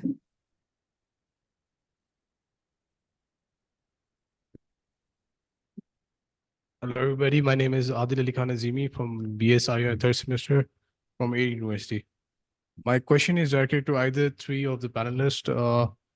How can the contrasting ideas of Balochistan nationalism, emphasizing self-determination and resistance to state domination, and the RSS ideology, which promotes Hindu nationalism and a strong centralized Indian state, inform the development of indigenous South Asian approaches in international relations that move beyond Western-centric theories and prioritize regional security and cooperation? Right, thank you so much. So we'll first take a couple of questions and then we'll go towards the answer. Yes, Miss, please. Assalamu alaikum. I am Ikram Azhar, student of BS International Relations third semester, and my question will be intended towards Professor Singh. Sir, given the upcoming national elections in India, how can both India and Pakistan work towards building trust and enhancing communication to address Pakistan's security anxieties regarding India's growing strategic partnership with countries like USA, Japan, and Australia, while also shaping a more cooperative approach to regional security in South Asia? Thank you, sir. Thank you so much. So, Dr. Mujib and Dr. Munis. So and Professor Singh also, please. So the first question was that how Baloch nationalism and the ideology of RSS impact on both sides of the border, if I got the question right, and what are the commonalities probably? Is this question right? How does these ideologies challenge the Western-centric theories? Okay. How does our ethnic challenges or these movements of nationalism challenge the Western-centric theory? I don't think they are challenging. They are actually working within the paradigm of the West. Nationalism is the new organizing political ideology. So any group which is not satisfied or which wants to be listened is actually organizing itself in the terms of nationalism. So it's all the story of right of self-determination. In case of RSS is very much a modern organization with slightly reinterpreted traditional touch. Like Tablighi Jamaat, there is no difference between Jamaat-e-Islami, Tablighi Jamaat, and RSS. They are all similar. They essentially, interestingly, were born at the same time, and mostly these people were of the same origin. They are not primitive or traditional individuals. They came from universities. Mostly the initial 7-8 people who established RSS, they were all university educated. So, the leader, Hedgeworth, was a doctor. Golwarkar were a physics student. So they were university educated. So it is very much a modern process of creating a nationalist movement. So I don't think we can switch to traditional or non-Western paradigm.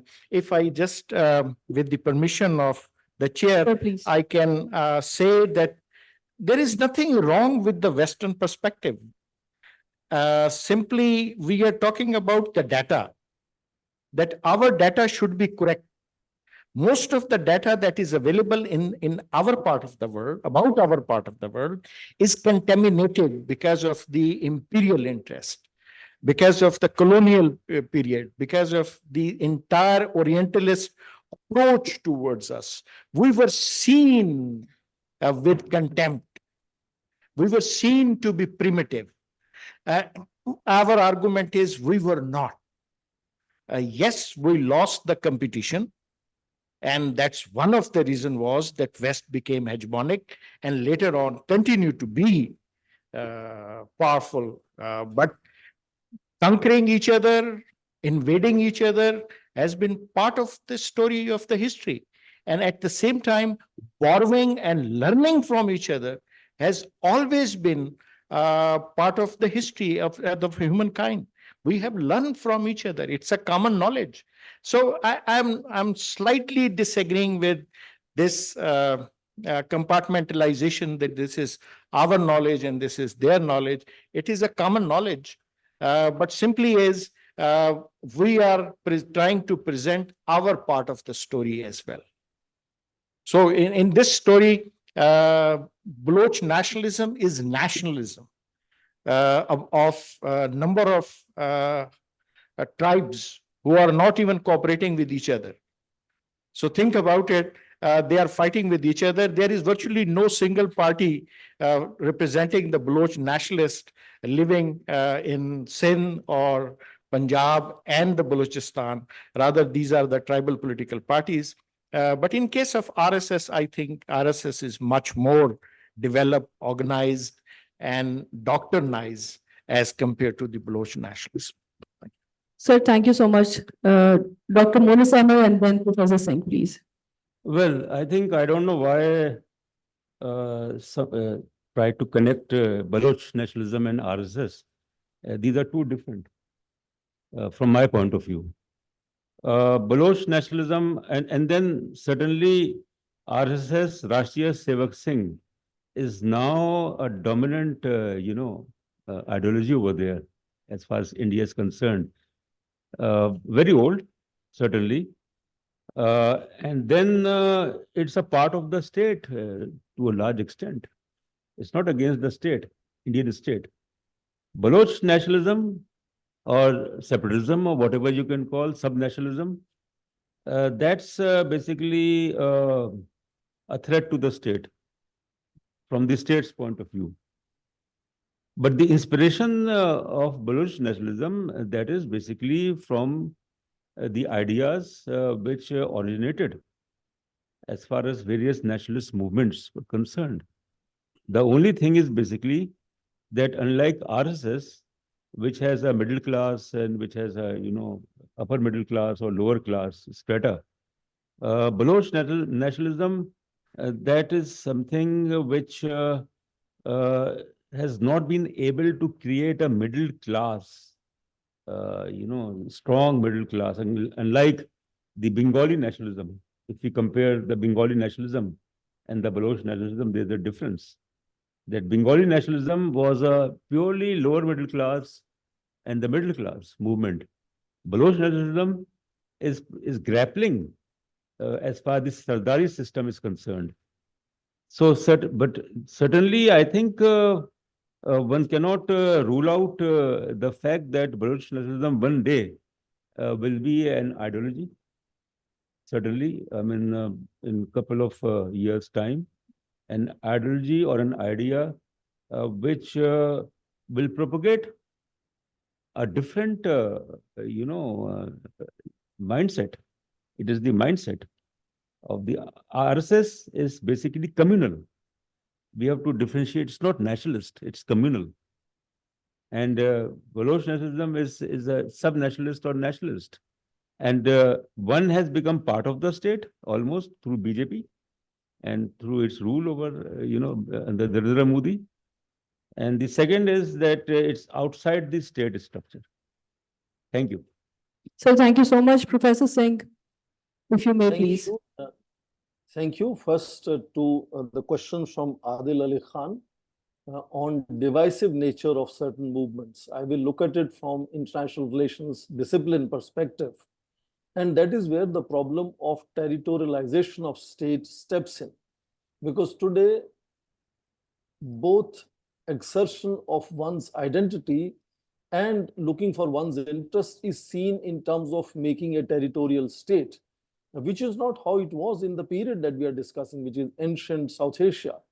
For example, you could see examples in history where, let's say, Mir of Hunza could pay obeisance to the spiritual temporal heads in Lhasa, but also to the political Dogra kings in Kashmir at the same time without any conflict. But now any assertion of one's identity requires territoriality of that existence in terms of creating a new state. So that is why I think we are facing some of these challenges, because we have, as Afzal said, just adopted European template of interstate and state orders in that sense, and that creates certain challenges for us, and that needs to be addressed, how we can find some local solutions to that problem. Second question was from a young student. I am sorry, I missed her name. She asked about India being currently in election mode, and does it impact India-Pakistan relations? Can India-Pakistan work together? I want you to understand that in democracies, in elections, there are speeches made that are intended largely for winning votes. And you can look into India-Pakistan history and find examples where leaders from India and Pakistan sometimes had pre-warned or shared with the other leader, saying that I will now be making some speeches, don't get worried about this. This is meant for my domestic audience. So in democracy, sometimes these speeches get made, but when leaders come to power, they have a very pragmatic understanding of how to conduct relations with, let us say, a neighboring country, for Pakistan, India, and for India, Pakistan. Second point, there is a lot of talk about India, Pakistan, terror and talk will not go together. Mode is the current formulation of Indian foreign policy towards Pakistan. But in reality, it's not that there is no connect between India and Pakistan. People to people connect is there. I'm speaking to all of you thanks to the hosts for allowing me to speak online. But more important, for example, when India wanted to send humanitarian assistance to Afghanistan when it was taken over by Taliban, the only land route possible was through Pakistan. Conversation happened and land route opened thanks to Pakistan, and India was able to deliver humanitarian assistance to Afghanistan. So it's not that nothing is happening. Similarly, SAARC summit may not be happening, but SAARC is not only summit. SAARC has so many other agencies and organs. I know in India, in New Delhi, South Asian University is working. In Kathmandu, SAARC Secretariat is working. So remember, sometimes media headlines like to talk about problems, but in reality, nations decide how far to work together, how to work together, and they follow their national interests. At this stage, it seems that in India and Pakistan, the understanding is such that they want to keep the mutual relationship at low key. Their own analysis explain that kind of behavior, but it does not mean that there is absolutely no connection between India and Pakistan. And I'm sure even for issues of regional security that you cited, there has to be, if not explicit, definitely implicit understanding. And on major threats to the region, for example, issues of terrorism, I'm sure India and Pakistan very often have certain part of their narratives which are also overlapping and similar, though all narratives on this issue may not be same. So there are parts where they work together, there are parts where they cooperate, coordinate, but also there are parts where they're contesting. But I think issues of regional security are not devoid of any mutual coordination between India and Pakistan, is how I look at it. Thank you for both these questions. Thank you so much, sir. So we have requests for questions within the speakers and the primary line. So first, I'll request the ushers to bring the mic to Ms. Aiza Azam. On my right, please.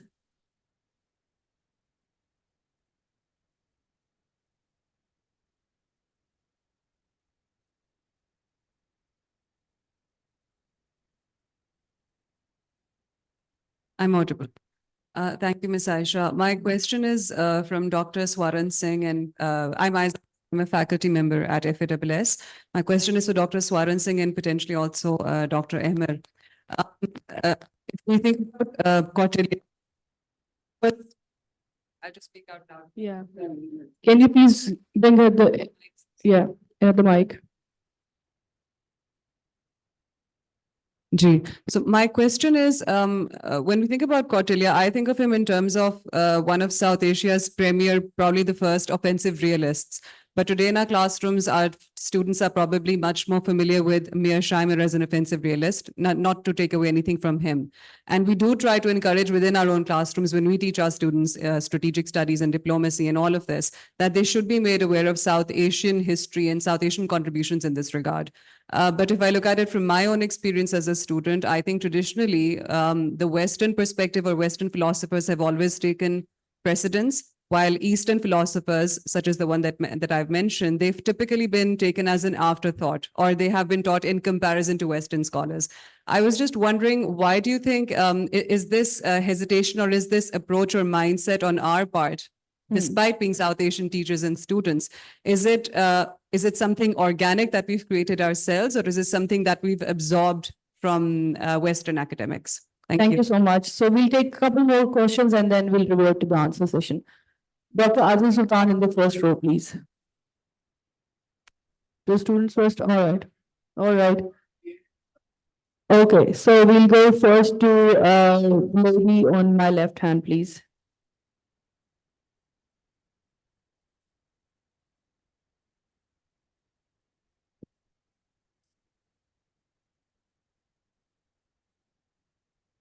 Please go ahead.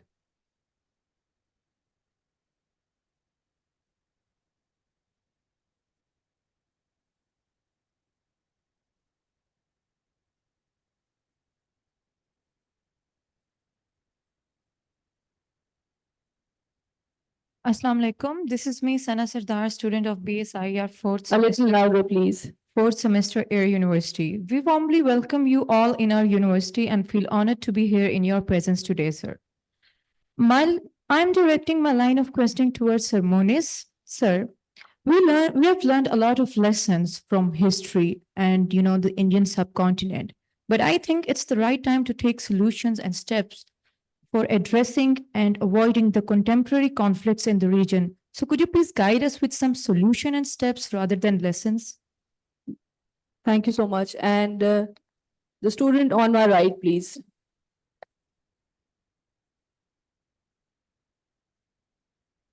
My name is Alina Afzal. I'm a student of BS sixth semester.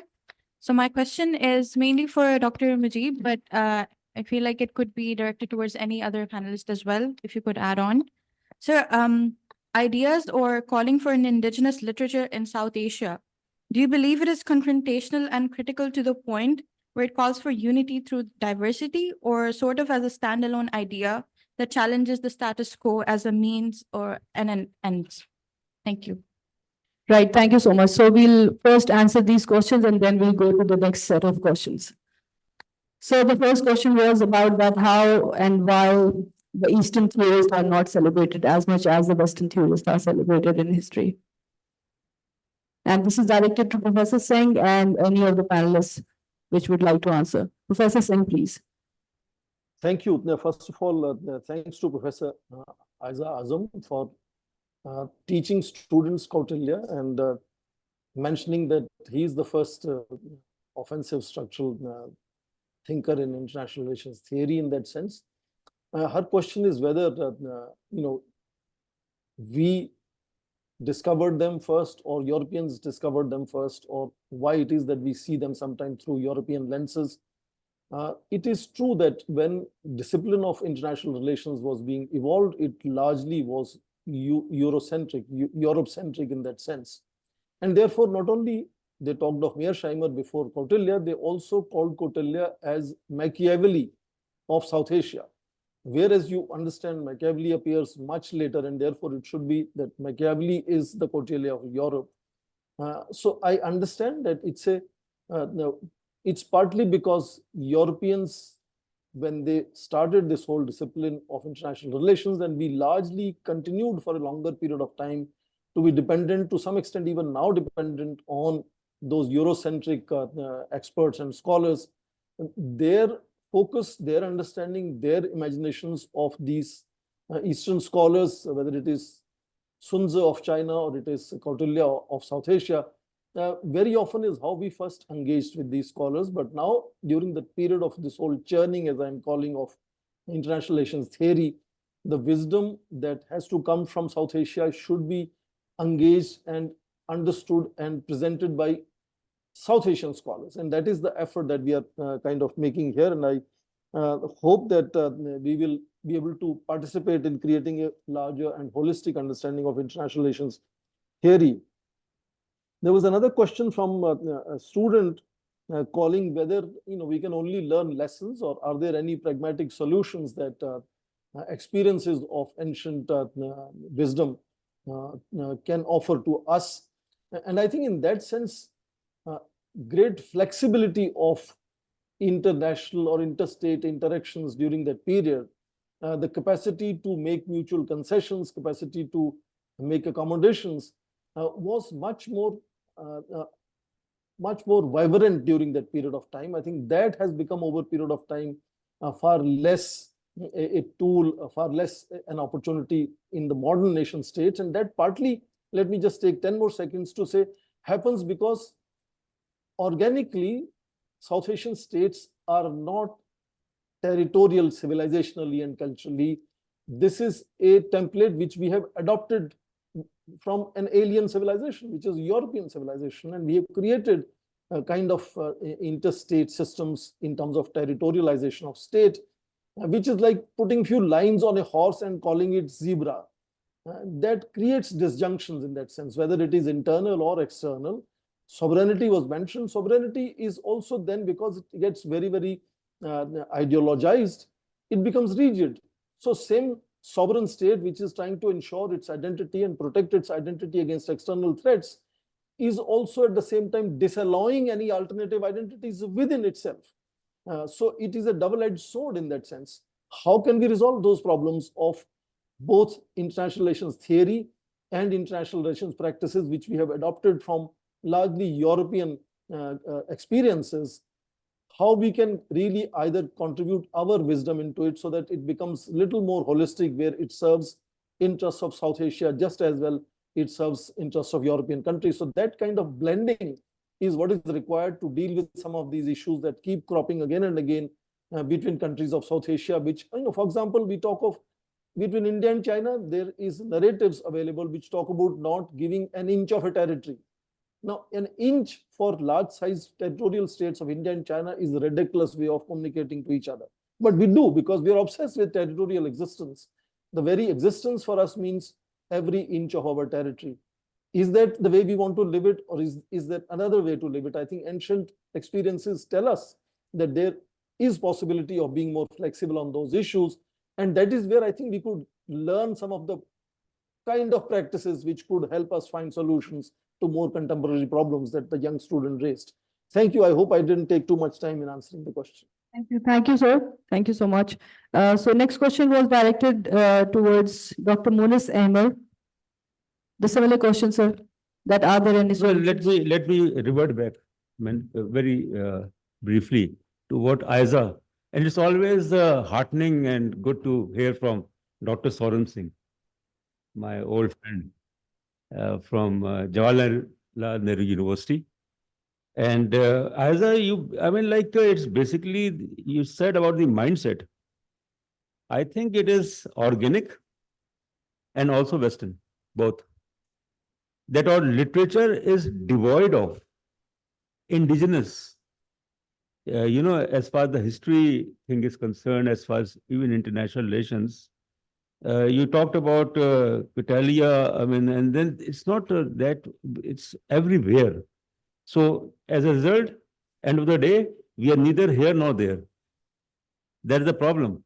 So we have to basically make sure that the literature which we basically, or the knowledge which we try to impart in universities or even in the schools and colleges, that's not biased. I think we have to understand that as long as this biases and subjectivity, it looms large in our discourse, we'll not be able to.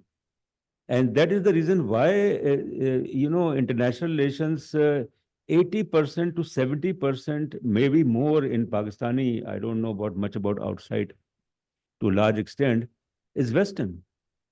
Starting from Hans de Morgenthau, E.H. Carr, you name it. And then you come down to the recent, so it's the organic and it's both Western. But we don't want to change.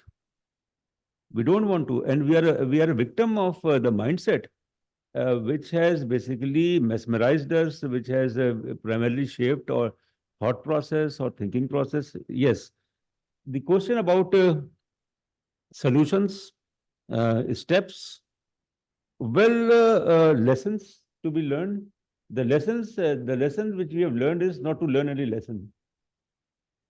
That's very simple. It's not my. I'm just repeating it. I'm not the first.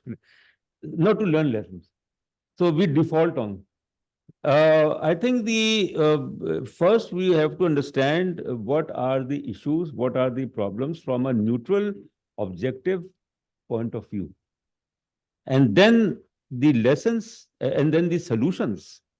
Solutions which are pragmatic, solutions which are realistic. Look at France and Germany, and I was talking to the country director of FASS yesterday, that we invited the French and the German Consul General at the University of Karachi on Europe Day, I think May 9th, Europe Day.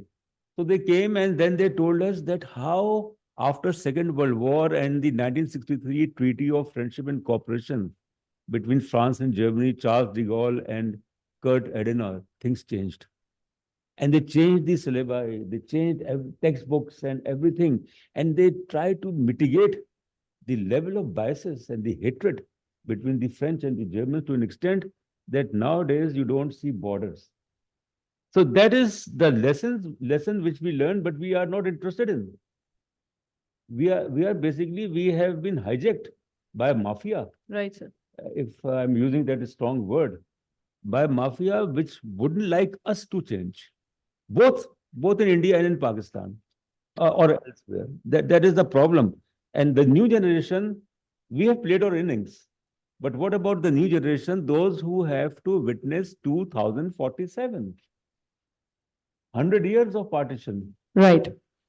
Right, sir. Thank you so much. So I'm left with last 10 minutes for the session. So I'm going to compile the questions and we'll see that if questions complement each other, we're going to have a cumulative answer for these. So I'm going to convene the question session again. So lady on my right, please. Razana Siddiq, PhD scholar, Quaid-e-Azam University. I have a very simple question. What role did really the literature and intellectual played when we come to know about the three main eras which were divided between when it comes to periodization of South Asia. Okay. Because looking into the very overarching title of this conference, it's about the episteme of international relations in terms of South Asia. So because when we compare European history, like ancient, medieval, and modern era, so there was institutionalization of those norms and values, political values, which were introduced in that society. And that made a change and transformed the societies from Renaissance towards the industrialization and scientific revolution. So what exactly was lacking when it comes to towards the South Asian indigenous norms, political norms?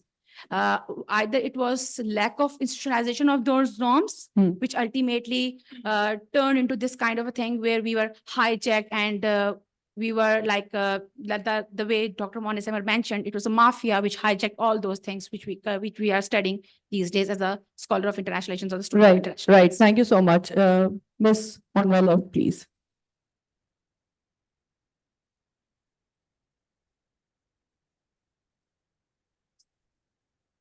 Meanwhile, we can return to the right side, please.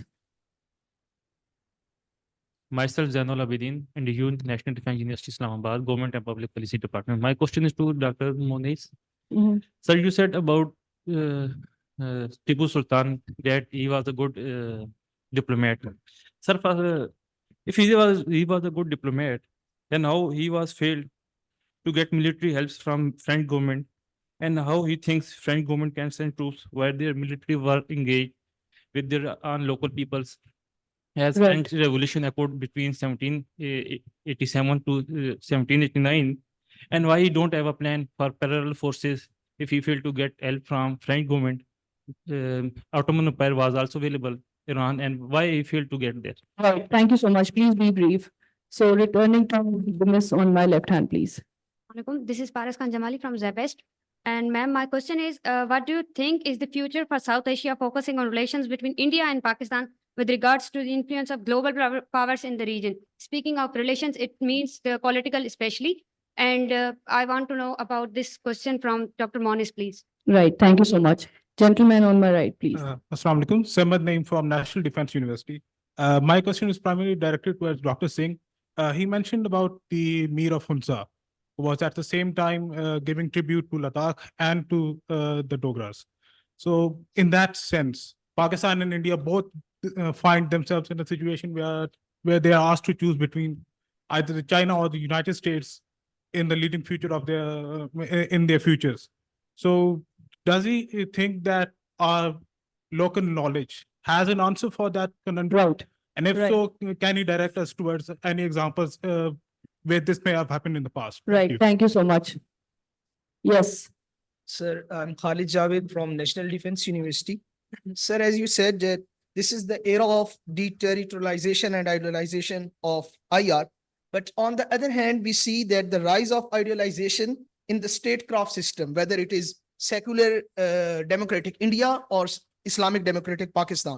So my question is that how would state conduct relation outside world while conducting internal relations and statecraft with dominating ideological basis, whether it is ethnic ideology or religious ideology? Right. Thank you so much. This is going to be the last question from the students, from the student panels. And now I'll revert to the first row. Yes, please go ahead. Assalamu alaikum. My name is Asim Tanvir Kazmi. I'm from National Defense University. So my question from particularly to Dr. Savran Singh, like now it is high time to ask this question. As you mentioned in your remarks, like India and Pakistan still in touch with on some levels and have some kind of relation. But due to political turmoil or any kind of situation, Pakistan lack in kind of economic stability. Do you still think that India have any kind of necessity to talk with Pakistan unless Pakistan achieves some certain kind of economic stability or economic growth? Because for each nation or each political segment, it's necessary to take over the government and achieve the internal goal. Rather right, I've got your question. Thank you so much. Dr. Adil Sultan, please. Thank you, Ms. Aisha. Dr. Savran Singh, thank you for joining us from New Delhi, and hopefully we can we will be able to see you physically in Islamabad, provided both our governments start talking to each other in the next few months. My observation to Dr. Muni's comment, you said Baloch nationalism is anti-state. So this in a way puts whole Baloch ethnic tribe against the state. I think it's a misuse of nationalism or Baloch nationalism by some miscreants that you can label as anti-state. But terming or labeling the whole Baloch as anti-state, I think it's not appropriate. And it's not wrong to have an ethnic identity or use that nationalism card for their rights. So that's a political issue. I understand it was not related to the theme of this conference, but since this came up and you responded, and this was my observation. The second was about the divergent views that we heard from Dr. Swaran Singh and from you. You said this definition of South Asia came in something in 77, 78 from the Bangladeshi president, whereas Dr. Swaran Singh, he said this political concept, it came out somewhere during the Mughal Empire. So for the benefit of our students, because this is the basic crux, how we define South Asia. So what are the, you can say, ingredients, how we conceptualize this definition, because we continue to hear new definitions now, Southern Asia, which in a way encapsulate China as well into this region. So unless we are very clear what South Asia is, how it has been defined, conceptualized, I think it would be difficult to move ahead. So I would like to hear your views because you seem to differ from each other. Thank you. Right, thank you so much. So now we'll be going to the answer session. There's enough response on 2-3 themes, if I could sum them up. One is that where we left was, that was a question directed towards Dr. Mujib Afzal, that is there any ill in celebrating diversity? It was from the previous session. And also, if I could integrate into this theme that how intellect and literature and local knowledge system has contributed or has been barred to contribute for developing this celebration of diversity. If I may respond to Dr. Saab, first Yes, all, please. I think it is South Asia essentially because it is on the south of the Europe. It was during that period, colonial period, when the world was divided and defined as South Asia, Middle East, Far East. Far East, it is far from them. So it was basically European definition.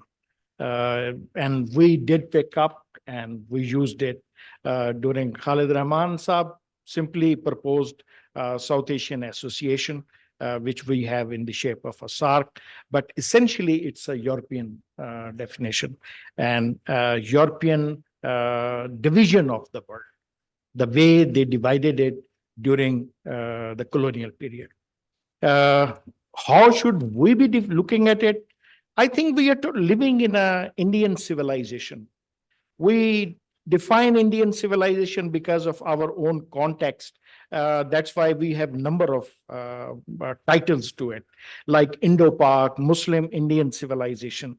I think it is Indian Muslim civilization, which we are talking about, and the South Asia is, and it is defined preferably in Urdu.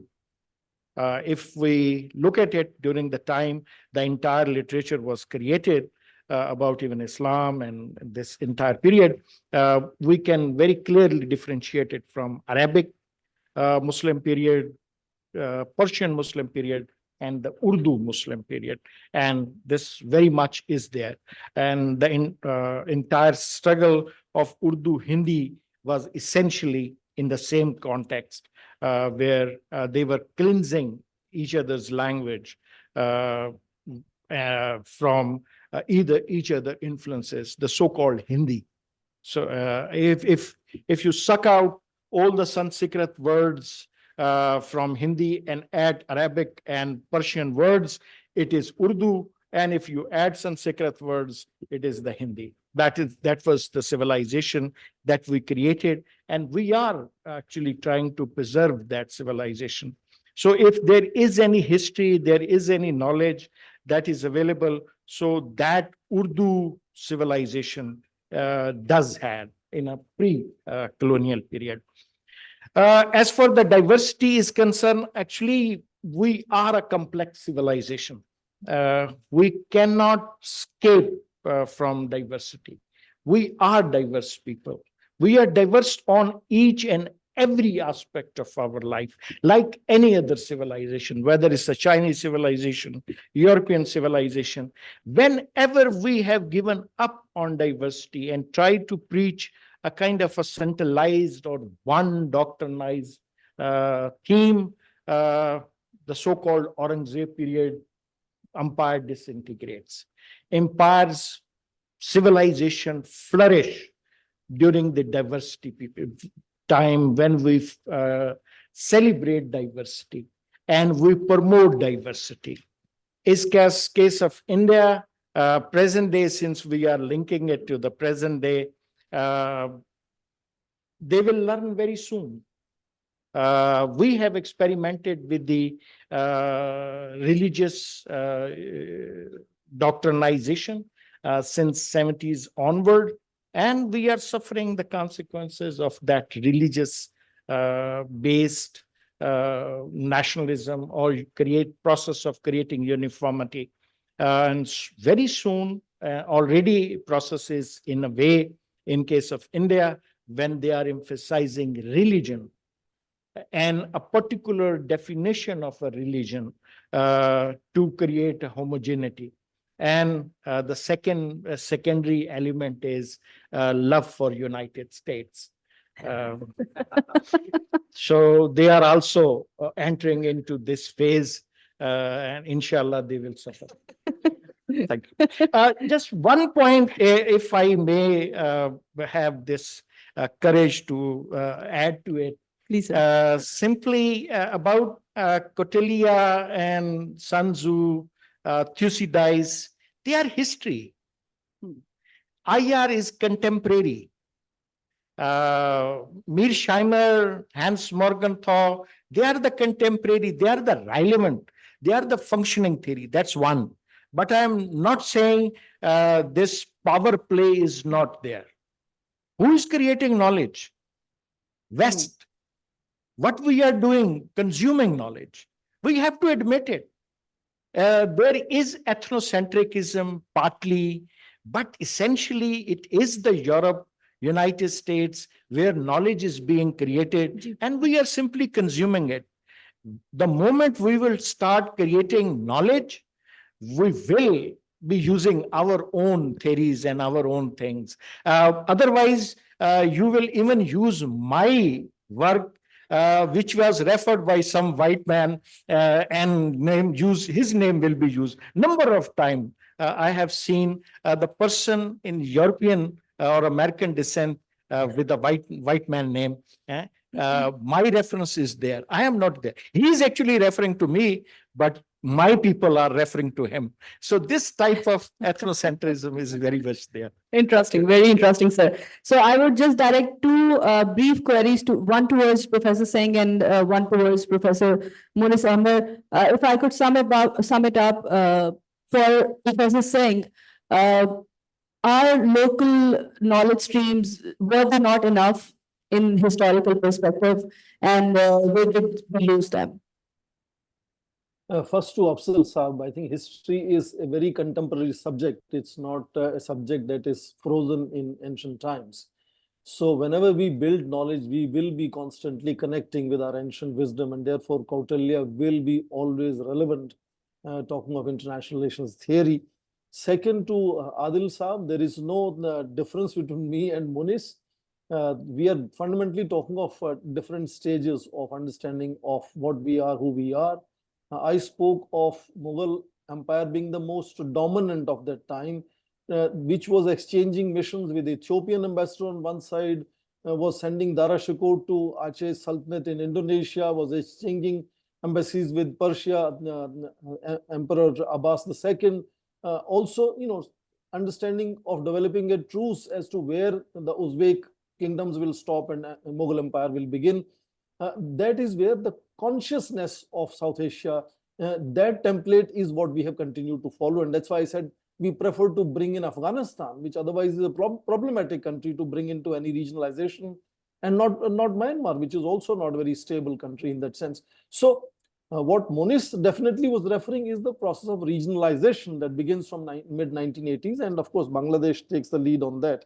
I will be telegraphic in responding to a couple of issues raised from the floor. Ms. Siddiqui, if I catch your name right, mentioned the role of scholars. I think I have a stereotypical imagination of people in Britain often saying those who cannot do, teach. That's their civilizational understanding of scholars compared to South Asian scholars, where when a sage walks into emperor's court, the emperor vacates his throne to make the sage sit on that throne in that instead.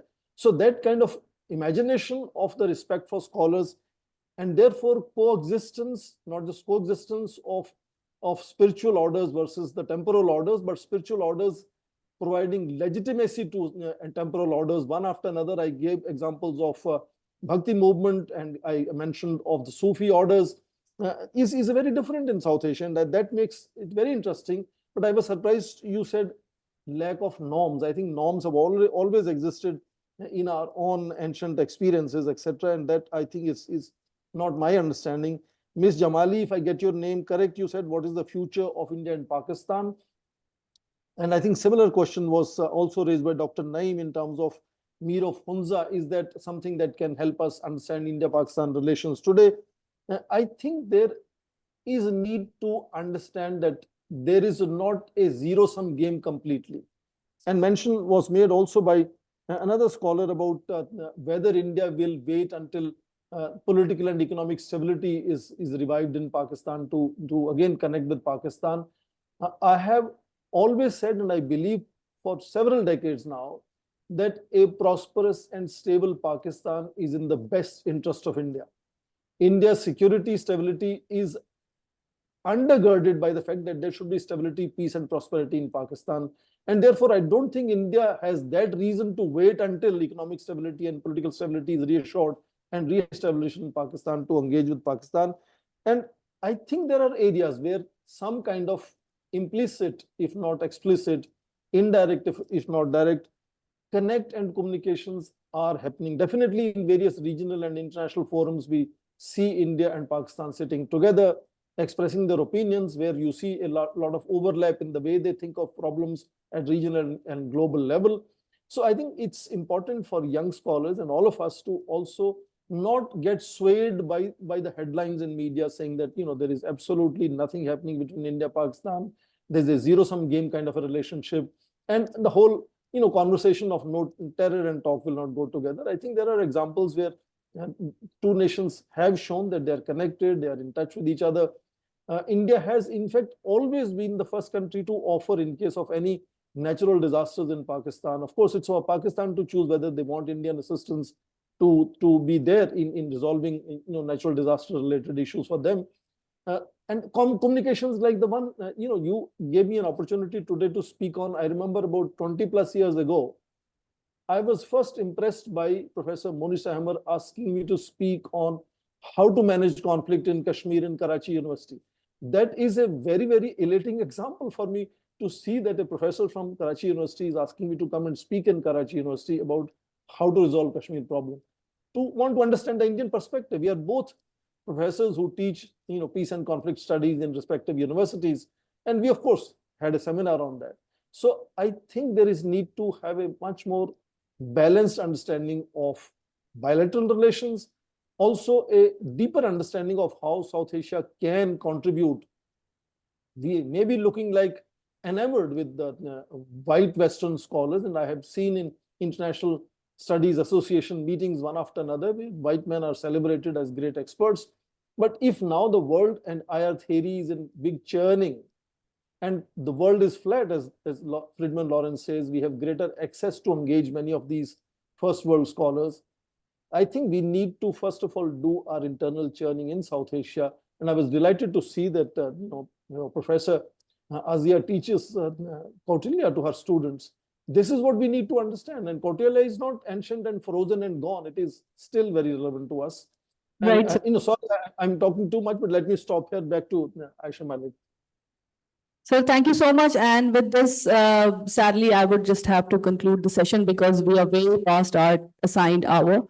So I'm truly thankful, and we are leaving this session with the question that how history has impacted in conceptualization of the region, and what are the discourses and episteme and the knowledge streams which might have been lost, but we probably need to rediscover them and rewrite our story. With this, will move on to our next session for the day, which is going to be the second panel. Thank you so much, and back to the Masters of Ceremony.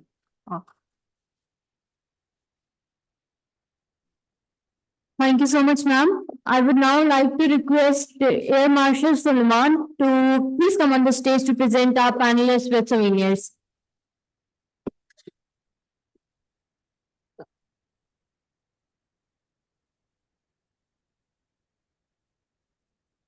Professor Dr. Mona Silver, please.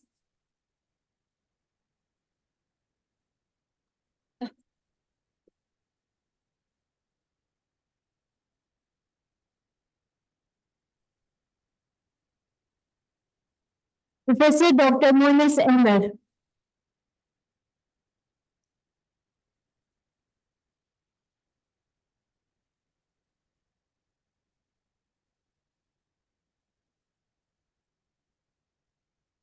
Dr. Mujib Afzal.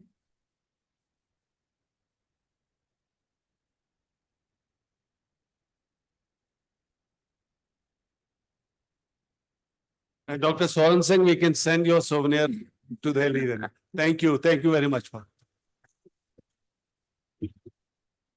Thank you very much, everyone. Thank you, sir. We'll shortly begin our next session. Audience and students are please requested to remain seated.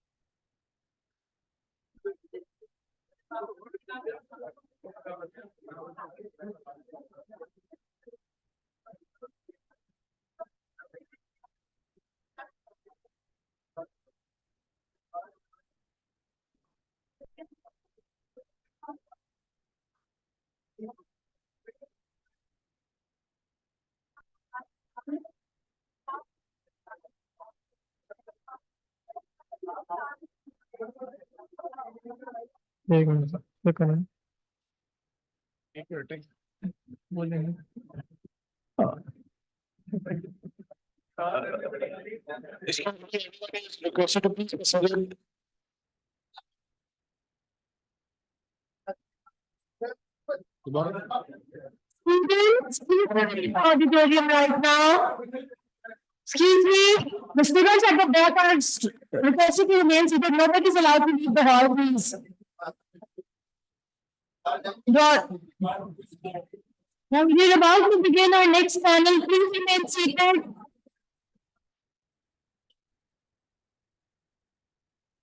Sorry.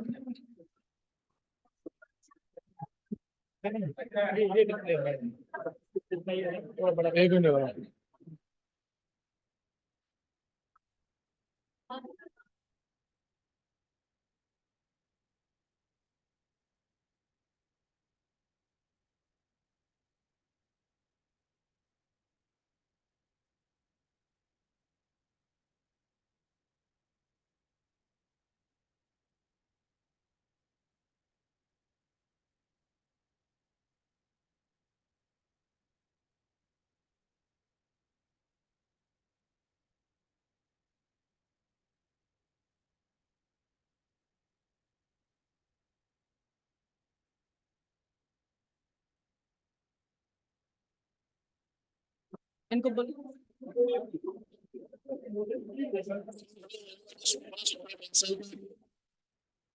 We're about to begin the second session.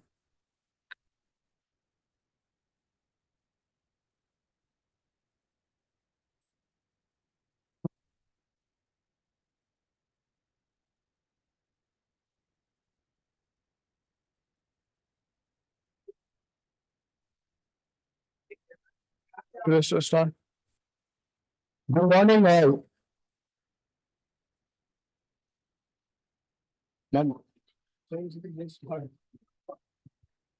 Ladies and gentlemen, speakers and moderators and students, you are requested to please take your seats so we can begin our next panel in time. Thank you so much.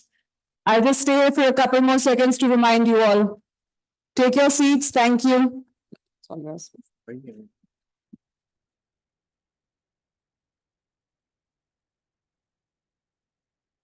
Good morning. I'm Adil Azimi of BSIR third semester, and this is my colleague Tania Zaman of BSIR fifth semester.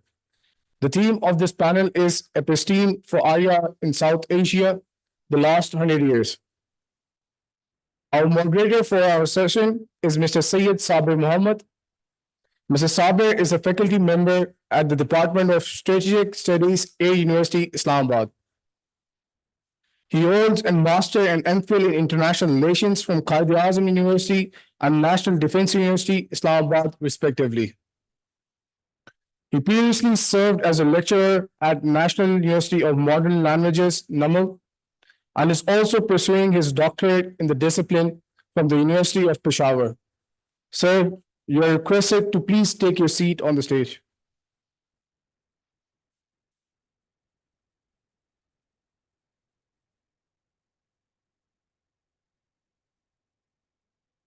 We will now briefly introduce our panelists for the session. Meanwhile, the panelists are requested to proceed and take their seats on the stage.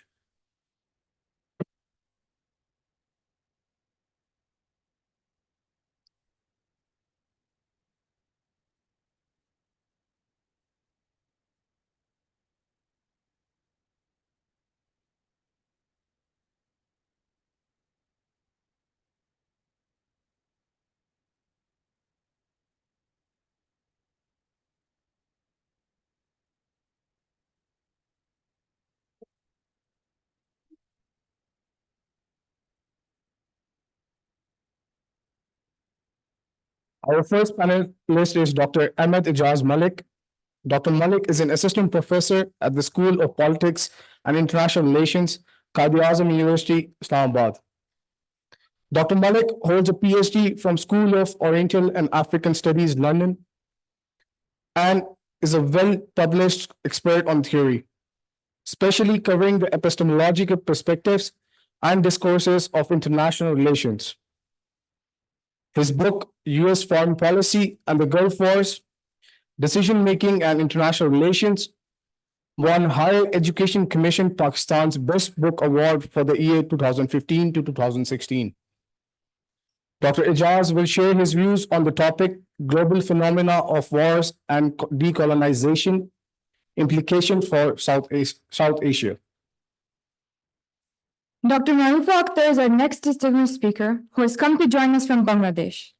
Dr. Akhtar is an associate professor and head of Department of Global Studies and Governance in Independent University, Bangladesh.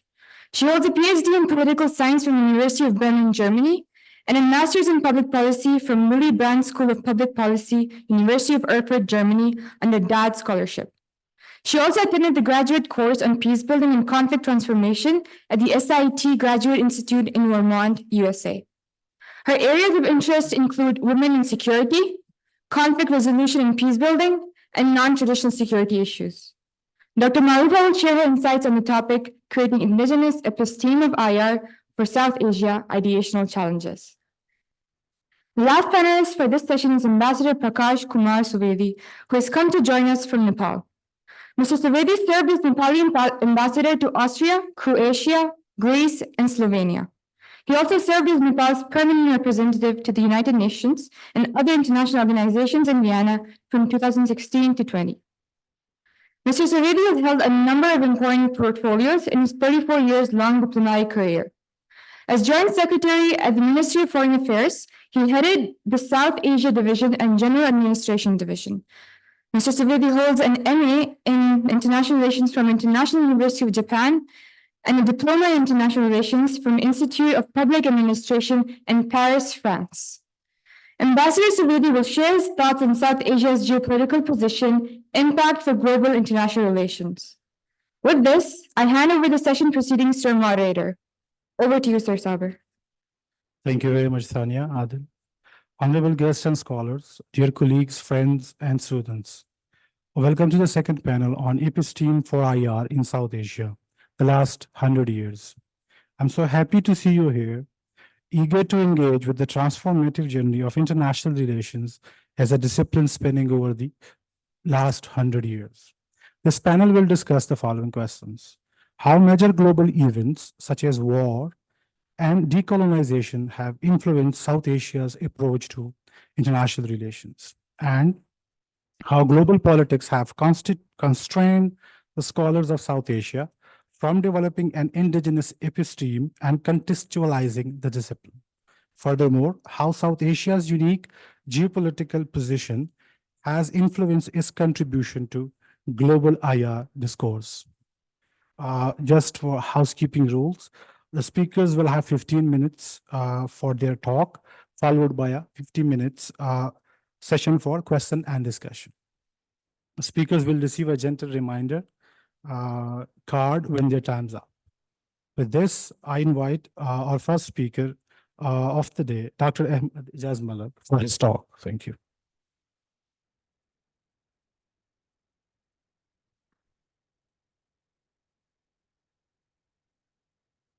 Bismillah ar-Rahman ar-Rahim. I'd like to thank the Vice Chancellor, Dr. Adil Sultan, the Dean, and Friedrich Ebert Stiftung for inviting me to deliver this talk on global phenomena of wars and decolonization, implications for South Asia.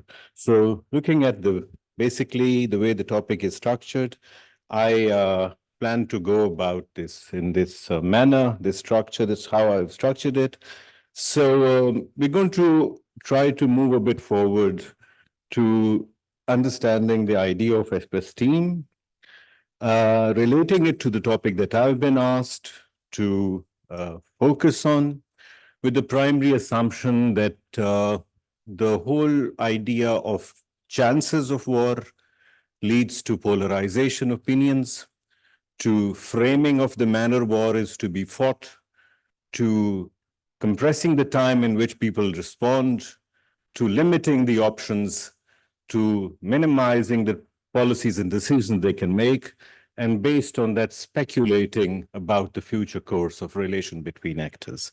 All of these aside, we're going to focus on global wars and decolonization, not war in all of its aspects. And relating it with the topic of overall the seminar, the epistemes, and more so the indigenous epistemes, I'm going to focus a bit on epistemes, just barely, and then try to relate that to the topic at hand, war and decolonization. This is going to be the second bit of the talk. Then I'm going to focus a bit on the global and regional wars in the current times and the implications for South Asia. And the last bit is because I have tried to show you there are various multiple areas of connection, interspersed, interleaved, interpenetrated spaces where decisions are made.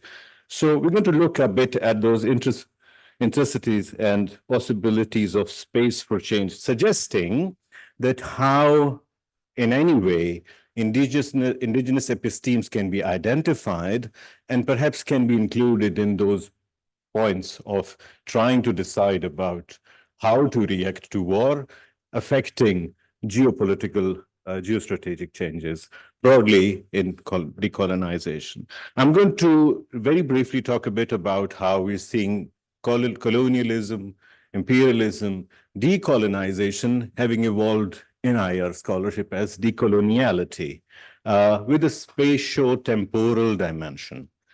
So the broader themes we're going to see coming out here, I've just outlined these here because I'm going to be talking about these specifically. One thing I mentioned, global war and decolonization, colonization, decolonization, coloniality, and the epistemic power in North-South relations. So IR scholarship based on realism basically sees how there is a hierarchy, domestic level centralization, anarchy, lack of that centralization at the international level, and how these structures are instrumental in defining who and what everyone is in this grander scheme of things at the international level. The alternative explanation is modern works by people like Aïssé Zarakol, who and what belongs where. Epistemic power structures and restructures relationships in our hierarchies. This is how we see actually the thing materializing. It's not just about episteme and identifying what the episteme is, how they very systematically place people in certain positions and defines their place, which minimizes the ways they can interpret and respond to the changing circumstances, no matter how pressing they may be. Coloniality of power, the other theme is, mediates and guides meaning making. So episteme is primarily going to be about how we see the meaning evolve. What's the newer version of our interpretation in view of the specific change time and how we wish to respond to those. Colonial and epistemic devaluation, thing which came about quite with a strong resonance in the previous session, how certain people, certain knowledge, certain interpretations are very systematically undermined and demonized and devalued. So this all happens basically in the domain of thought, perception. If we can use the term in IR, reification, how giving name, attaching purpose, alienation, where the purpose is being served by the structure, leads to a newer definition about it or the change of the structure, which is supposed to bring about the expected change. So we're looking at the practice bit of it as well.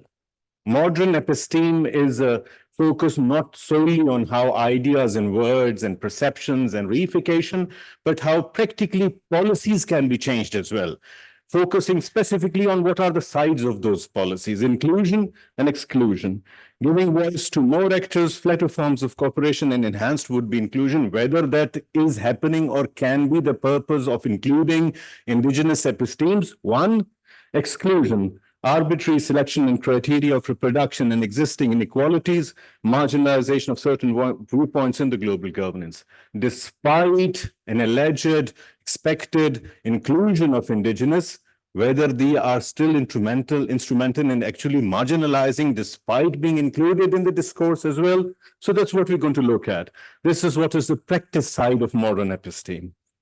So if you look at generally how the Western discourse sees the purpose of episteme, certain spaces, policy making, negotiation, meaning remains influenced by coloniality of epistemic power, defined primarily as, well, racial is the word used, but hierarchical, international, systemic, perceived, structural, status-inducing stratification of meaning making. It's work by Micah Sonderji, not very Western. So you're seeing the point where they're trying to push the frontiers into thought, practice, and what can be done. What should be the purpose of including indigenous epistemes. So, like I said, basically looking at how IR explains this existence between anarchy and formally laid hierarchies, practice theorists would suggest whether certain practices and how certain practices can and should become manners of changing the outcome. What should be the purpose of inclusion of indigenous epistemes. So just very quickly, going at the origin, we have to see mostly the way West adopted it, influenced by the French tradition, Michel Foucault, Pierre Bourdieu, Louis Althusser. Basically, Foucault's definition is where we see it here, in order of things in archaeology of human sciences. Bourdieu goes further into seeing how fiction, word acts, illusory dimensions of language help us understand how language not only has a meaning, but an illusory and a percussionary term, meaning doing something by saying something. Implications of words are how they induce some kind of an action. And Althusser, because of his a bit of influence of Marx's work on it, Marxist thought, and himself being a Marxist, looks at knowledge production basically quite like a commodity production, how existing raw material is converted into a commodity through a process of dialectical connection of thought preceding the action, and action ultimately going out to enrich the thought. How what we think and do and our doing of something enriches our thought as well. So that's the place in the practical side where indigenous episteme can be identified. So coming specifically to the theoretical, I'm going a bit too into the theoretical, much into the theoretical, but the focus is basically to see whether it's a question of alternative epistemes or understanding practices. Inclusion,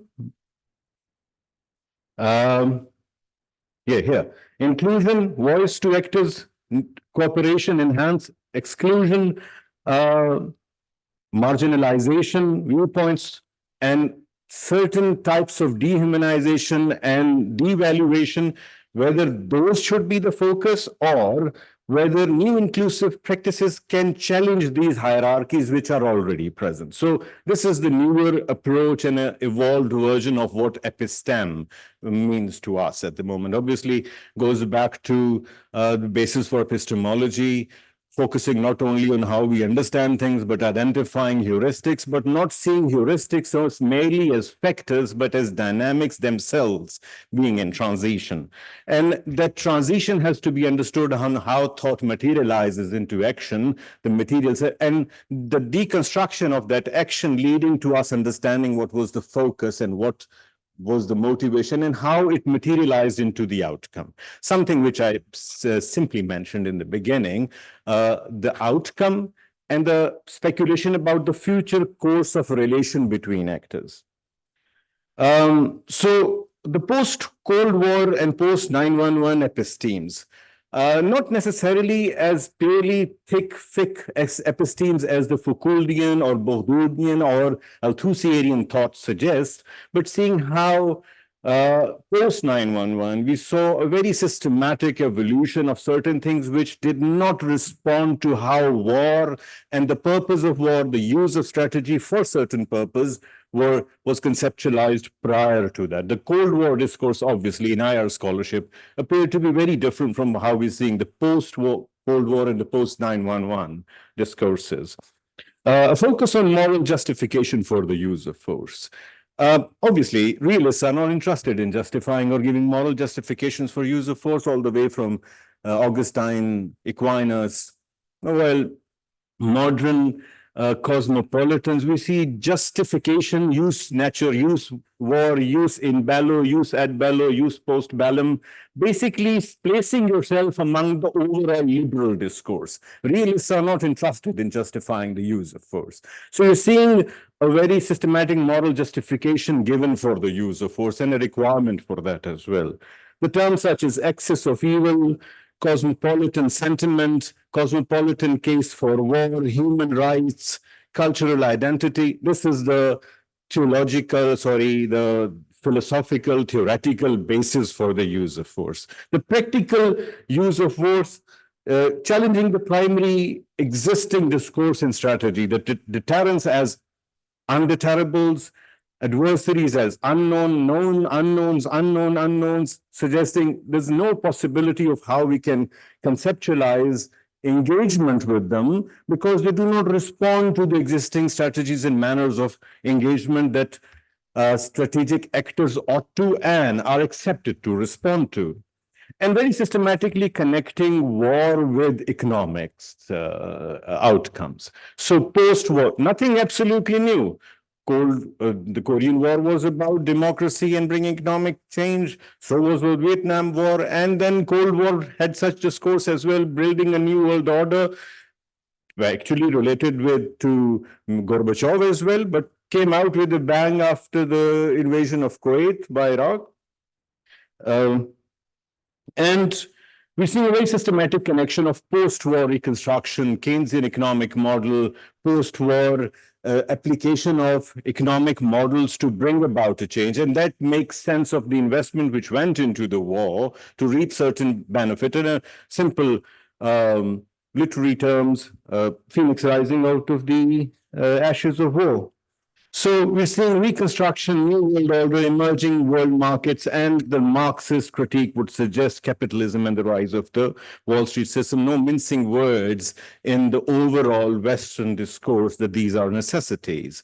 Epistemic power and epistemic violence, the process of appropriating, assimilating, ignoring, undermining, and degrading the existing knowledge. And writers like Lugion and Temmels go out to say, using the term epistemicide, which gender's undertones frequently are underlined, absolutely going out of view of excluding.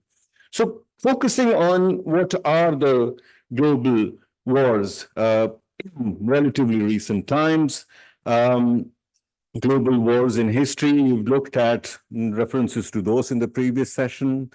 The European wars, the Napoleonic wars, world wars, proxy wars during the Cold War years, war on terror.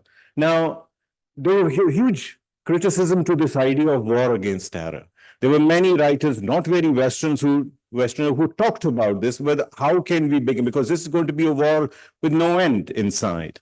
And writers such as Alex Kalinikas, Arshin Adib Muqaddam, Sela bin Habib, Gilbert Ashkar, all of these writers are not purely Western. And we can see how they very systematically are questioning the primary basis for such a war in order to create a new type of an order. Regional wars, so we're looking basically at how they're relevant to South Asia. In South Asia, we can look at many incidents, but one which has very systematically been guiding how we see South Asian states, I've tried to focus on these, is the war in Afghanistan and how Pakistan sees itself broadly as connected to the greater powers allied with similar states in South Asia and domestically seeing how it ought to respond to these global changes are basically in response to those, which I mentioned previously, the three areas where we can see the modern epistemes of war. And what can be the alternative explanations? Obviously, in the perspective of Afghanistan, this discourse is absolutely out to consider Afghanistan, Turkmenistan, all of the states which are in the West would call the Stan states, having ending with a Tan, as a part of overall cultural history and heritage, looking at how we can see to a certain degree the reinterpretation of what has been defined as conflict these days. Terrorism directly now been connected with economic integration. So terrorism has to be overcome, or the antidote of terrorism has to be the Western model of economic integration, which has to be applied in order to compensate for that problem. India, obviously, we're seeing how there's a relation between United States, India, and how I'm trying to sum it up quite quickly because it appears I've got just few more minutes now. But anyway, what I'm trying to suggest here is that if you look at Pakistan, India, China, Iran responding to the way war lingers and the after effect of wars are there in South Asia, their domestic policies, their interrelations are absolutely guided by the way we're seeing the discourse coming from the West, despite the fact there are indigenous interpretations. So where do we look for those? Like I said, interstices, discourse, compulsion, option, outcome, speculation regarding the future course of action. Modern wars have been of a spectacle nature. Mary Kaldor goes out to show.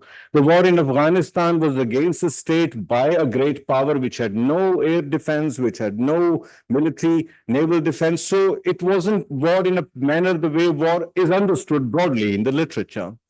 Same was the case with Iraq, but it brought out a very symbolic message that implied that we can't possibly engage in a war. The idea is not to engage in war, but the idea is to find or to suppress, to demean that literature which could question this very basis of a spectacle war bringing awe and shock. And in that awe and shock, you see huge work how policies are imposed. The time to respond is shrunk. The manner in which future course of rivalry and relationship will be understood is imposed. And that's how we're seeing a very systematic exclusion of the domestic.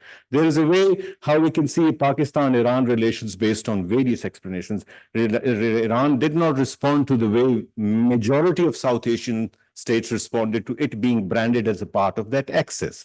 China very systematically appears to be a great power, exposing its and reasserting its economic and military might. But when it actually comes to taking side on Ukraine, it does not take a side strategically against United States. When it comes to a point of confrontation leading to conflict on the case of Taiwan, it does not push to that stage. So we're seeing very systematically a room where there is a chance of focusing on these bits. interstices, discourse, compulsion, options. Now, obviously, we can come up with what and how is the big question. We can get into that how, but the problem is that teaching at university, we are used to explaining most everything in 1.5 hours, and I can get into that how, but if you can give me 1.5 hours to do that. So anyway, I'm going to stop now, and I'll be happy to answer any questions about how we can do this. Thank you.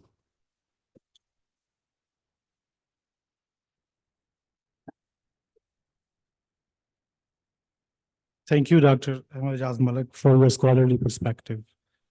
Just a point to be taken from this talk is that structures construct exclusion and inclusion lists, and then discourses are shaped accordingly to shape those exclusion and inclusion lists. Now I would invite Dr. Maruf Akhtar for her talk. Thank you.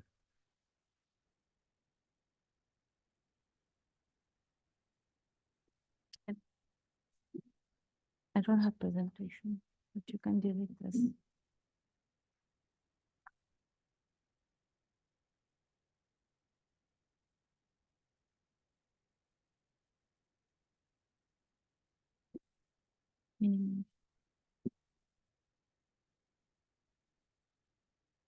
Good afternoon. I think it's already afternoon. I'm very much delighted to be here today and representing Bangladesh. I'm equally nervous because seeing all this intellectual from the international relations, those who are my teacher, and I grew up reading their literature. So certainly it's a very nervous moment for me to present today and represent my country. And I'm equally delighted because my father, I have to say this, my father is equally excited that I'm here in Pakistan, and he has been he's calling every morning and in the evening and asking so many questions about weather, about people, about infrastructure. And then I think he's imagining this previous part of him being together. So I cherish that moment and I'm equally excited. The topic that I was given is called, oh, no, it's not written here. So indigenous knowledge of IR and the ideational challenges. The thing I will be talking about, I think many of the aspects have been already covered, but still, since I have to make the presentation, I will go over a bit very concisely.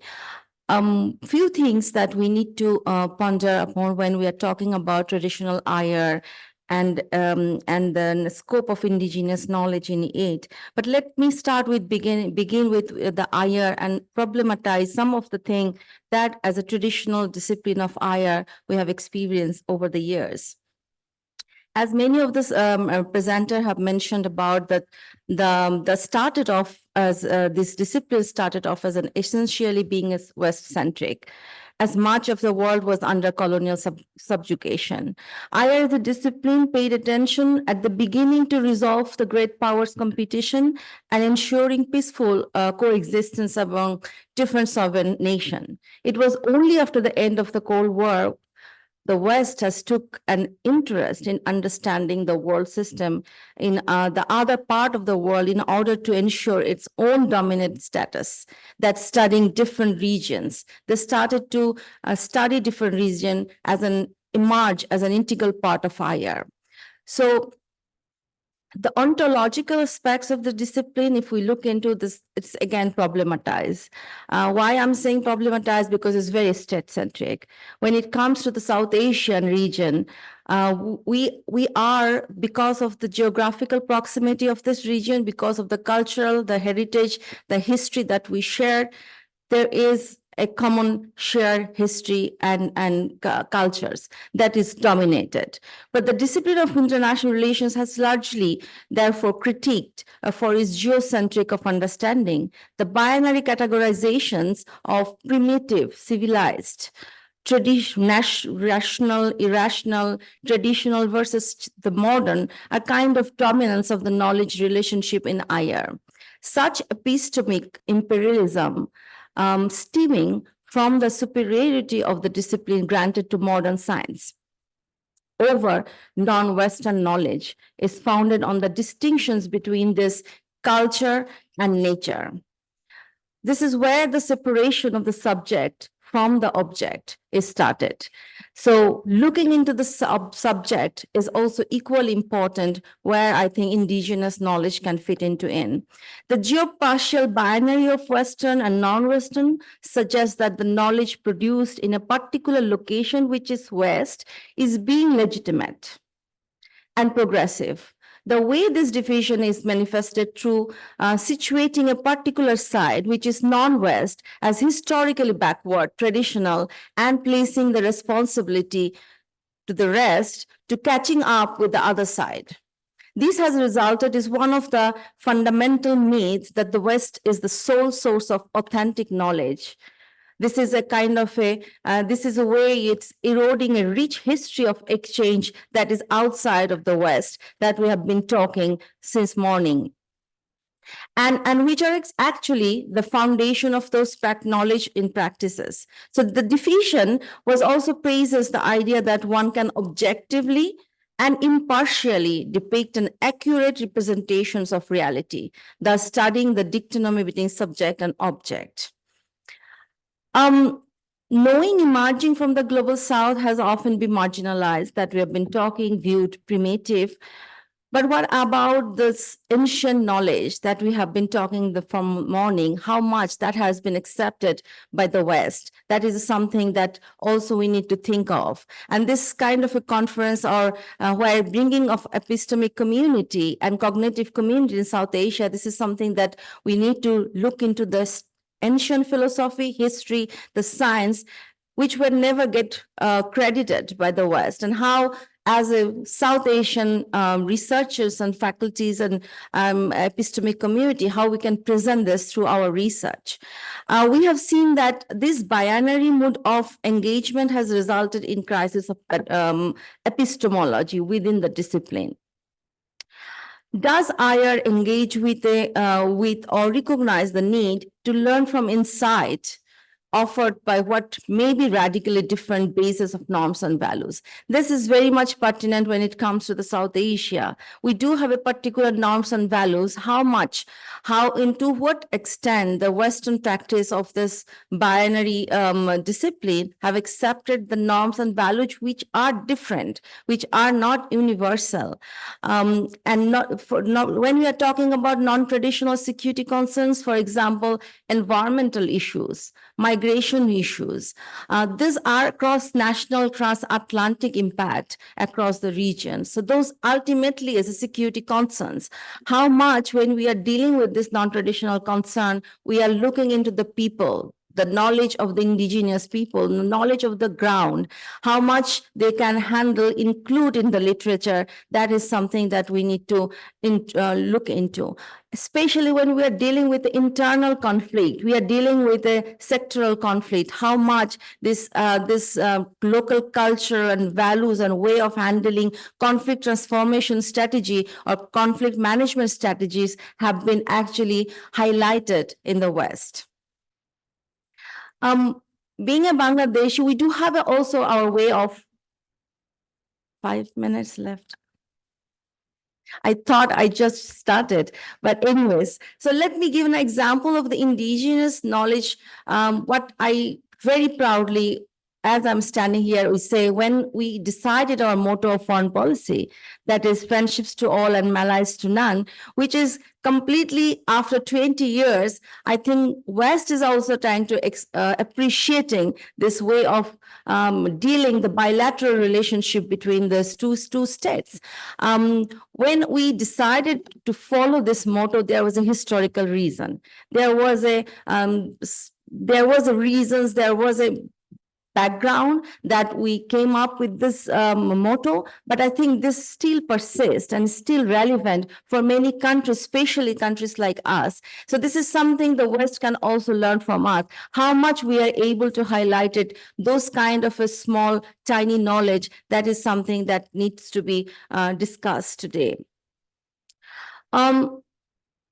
Another aspect that the West domination is when we looked into the IR textbook, editors of major international IR journals, heads of international studies associations. These provide a definite evidence of existing hierarchies within the discipline, with the small exceptions. Of course, we do have also intellectuals, for example, Amitav Acharya sir, and then, of course, is a dominant figure, but how many? Where we are standing today, that is something that, being a South Asia representative, we need to think of. South Asian contributions to mainstream international relations literature, bearing a few important exceptions, have also been very minimal. They have been mostly adapted discourses produced in the West, partly because of the predominance of the structure of Western philosophy backed by the powerful institutions, and partly due to their intellectual dependency on the latter. If we look into the methodology that we have been using for the study of international relations, is mostly very positivist and post-positivist. Generalizations is an objective. This itself is a problematic for according to me, myself, that it's also a challenge to creating an our own epistemic knowledge. People-centric approach, people-to-people connections, participatory research, interdisciplinary, multidisciplinary research, that is very much important at this stage of when we are dealing with the 21st century challenges, which are not anymore traditional challenges. And when we are looking for investigating problem solutions, we also need a multidisciplinary approach. So this is something that need to think of. What to overcome these ideational challenges, what can be done? So important is that we have to come out from this elitist approach of IR. I'm sorry to say, maybe many of you will disagree with me, but the methodology that we have been using here, that needs to be changed a bit. Resources for research, funding for IR have always been as a foreign policy wing of statecraft, but not enough funding for research in this region. The curriculum that we looked into centered towards how national history relates to other countries and relation with other countries. In order to create indigenous knowledge of IR, the state has to rethink this elitist understanding of IR, see IR in the same way we see the critical sector of a country, for example, agriculture, police, and then hospital, and then medicine. Why? I have a reason to say that. For example, if we look into the agriculture, seems to be an indigenous subsistence-driven sector of a country, produces raw materials and items for a country for trade. But somehow, when thinking of critical sector of a country, and these sectors are actually building relationship with the other states. For example, migration. For Bangladesh, we are relying on the foreign currencies for our migrant workers who are living in the Middle Eastern countries, and bilateral relationship is very much influenced by that. Sorry, I have 1 minute left. So education for, also when it comes to the education, so education for children, when students are learning about the history, IR needs to actually filter all the way down.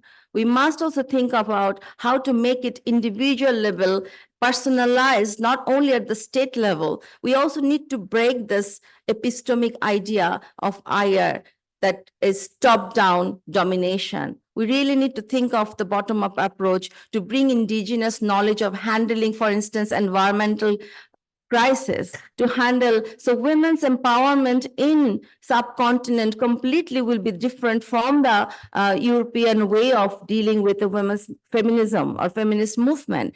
Culture and ideas very much here driven and oriented. Non-violence, this approach is also coming from South Asia. How much we are actually able to include this as a hardcore traditional international relations discipline. This is something we also need to think of. So diversity, the diversity that we have within the South Asia, it is important that we will not bring that kind of a domination by the majority, also listen to the minority, listen to the ground reality is also very important. Participatory research is something that can bring South-South collaborations. How many times, I mean, this is my first time I'm coming to Pakistan. If this is the frequency, how we are going to build the episteme community within the South Asia, the bilateral connections, intellectual community, shared research projects are the way we can actually combine together. South Asian Studies Associations is hosted by ECPR or ISA. Why we cannot hold such kind of a conference here and bringing the West in this region? So those are some of the questions as a young faculty and also a student of IR that I dealt with, I'm also dealing with, and I'm trying to find an answer through my work. So thank you, I stop here.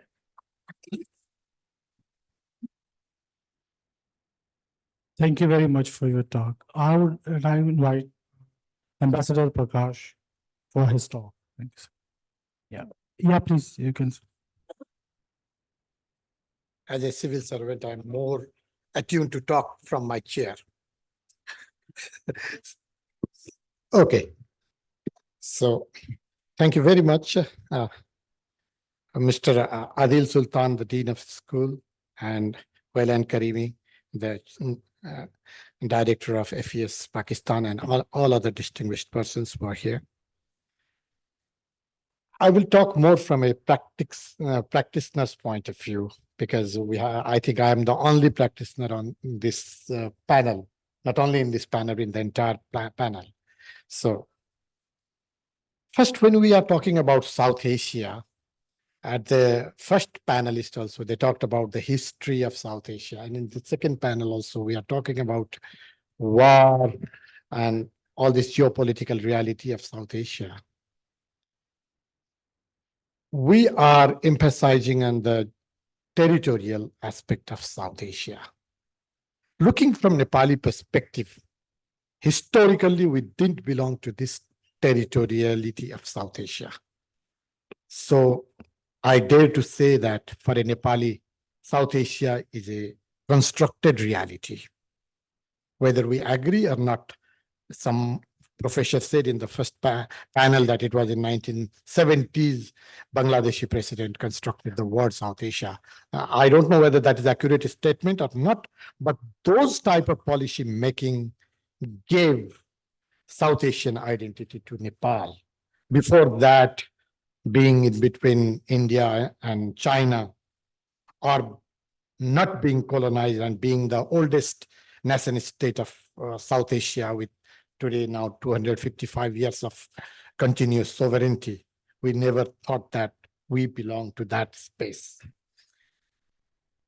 So from that perspective, from looking from that Nepali perspective, this South Asian identity is more about the people than about the territory. If we didn't have cultural, linguistic similarities among us, if we didn't eat the same dal bhat as we say Pakistan, Bangladeshi and Nepali, as we didn't wear the same thing. When I was coming to Pakistan, the first thing my wife will say is that, bring me some suit piece. So if we don't wear the same clothes, if we don't eat the same type of food, I understand Urdu when you people are talking. I can converse in my broken Urdu. So for me, the core of South Asian identity is more about people and less about territory. But when we are talking about geopolitics, we cannot undermine the exigencies that is brought by the territory. This morning, I was talking to my Bangladeshi colleague because I want to go back to history and I want to prove that even in the history, Nepal has something to do with South Asia. I was talking to my Bangladeshi colleague. I always put this Nepali cap with me because I feel sometimes the chill of the AC. Today, I'm not wearing, so this time I'm wearing it. Now, for the delight of my Bangladeshi colleague, I will tell that this fabric in Nepal we call Dhaka. And this cap is for me Dhaka topi. exactly like the capital of Bangladesh. And she can tell it, the fabric has striking similarities with Jamdani or Dhakai Jamdani that they have in their country. So Nepal's history with South Asia is much longer before SAARC, before the independence or before the decolonization.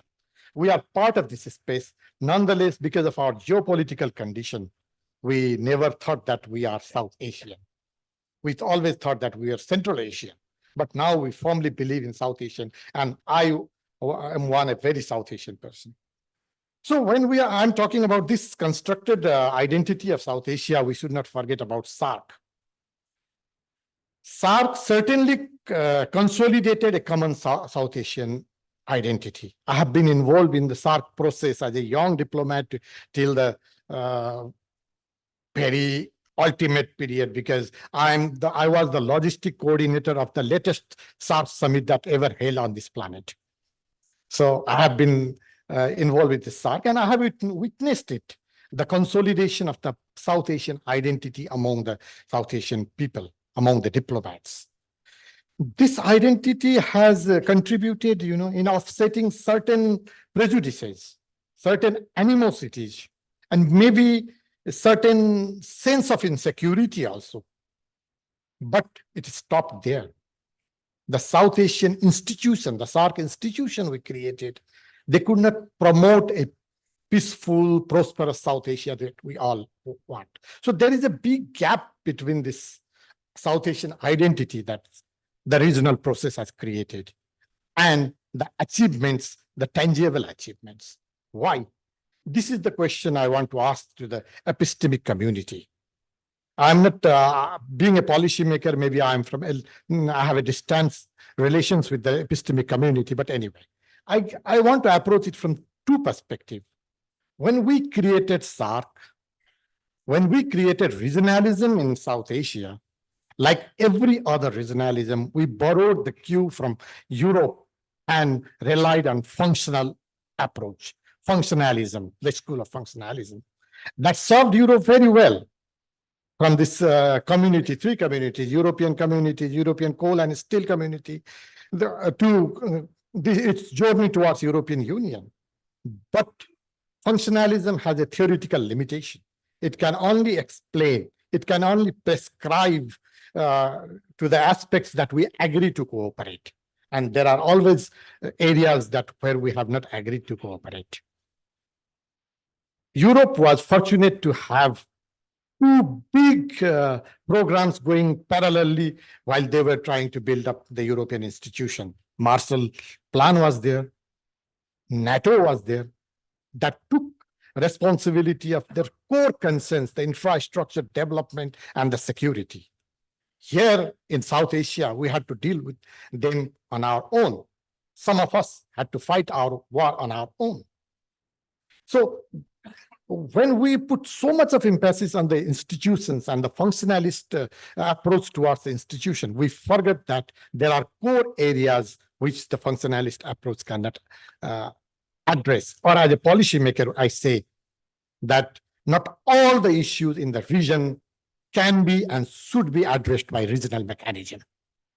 So that regional identity, the South Asian identity we built, we should have the wisdom, our leaders should have the wisdom, our epistemic community should have the wisdom of using that identity and addressing those core issues that are out of the purview of the regional mechanism.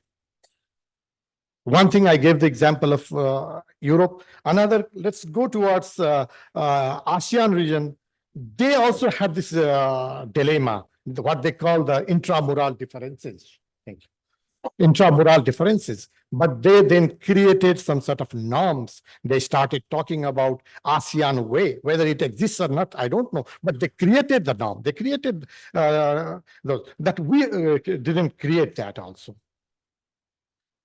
So why the South Asian identity could not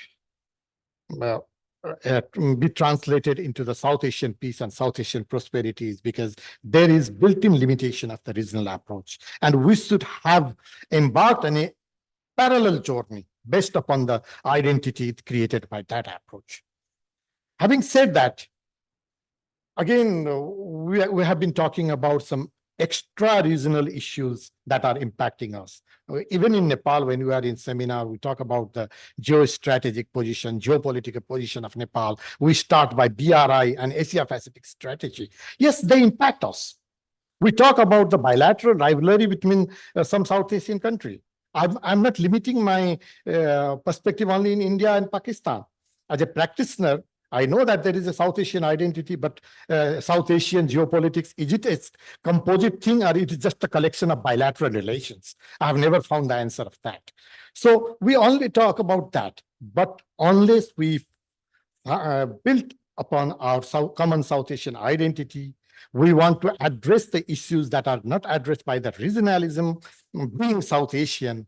We cannot create a coherent geopolitical space in South Asia, and we cannot effectively deal with these external challenges that are coming in the name of rising China or expanding US interest in Asia or our nuclear members in our own community. So I think that the biggest challenge or biggest task for the epistemic community is that how we redefine a coherent South Asia based upon the common South Asian identity that has been conferred to us by our regional process, which is unfortunately very slow and very sluggish. Thank you. I remain here. Thank you very much for your talk. Just a takeaway point is that South Asian discourse is largely constructed and lacks roots of indigenous thought and identity. What we can do as a future policymakers and scholars is to construct an indigenous discourse that address the issues from a South Asian perspective. The students are requested to note down their questions. We will take the questions from this panel after the third panel. We will directly start and we will with the shield, and then there will be lunch after the session. Thank you.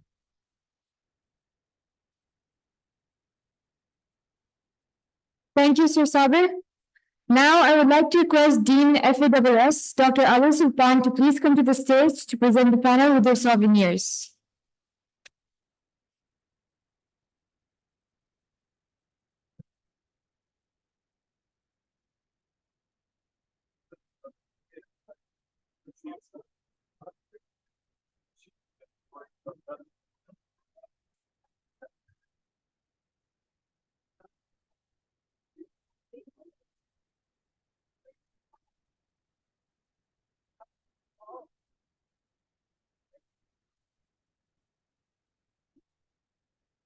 I would like to request Dr. Ahmed to please come to the stage to present the panel with their souvenirs.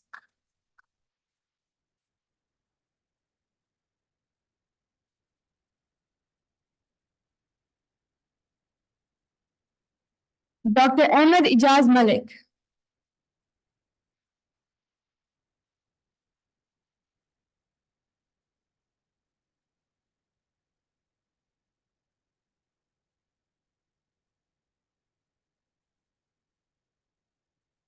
Dr. Marufa Akhtar.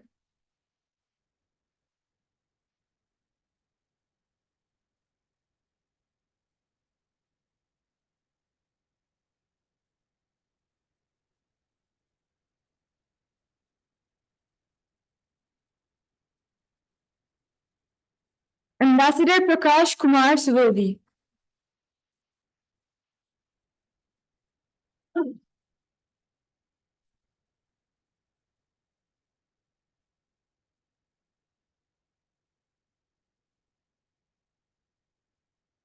Thank you. Ladies and gentlemen, we are now headed for the lunch break. Ashok will guide you to the lunch menu. Please be sure to return by 1:55 p.m. as we have to reconvene the session at 2 p.m. Thank you.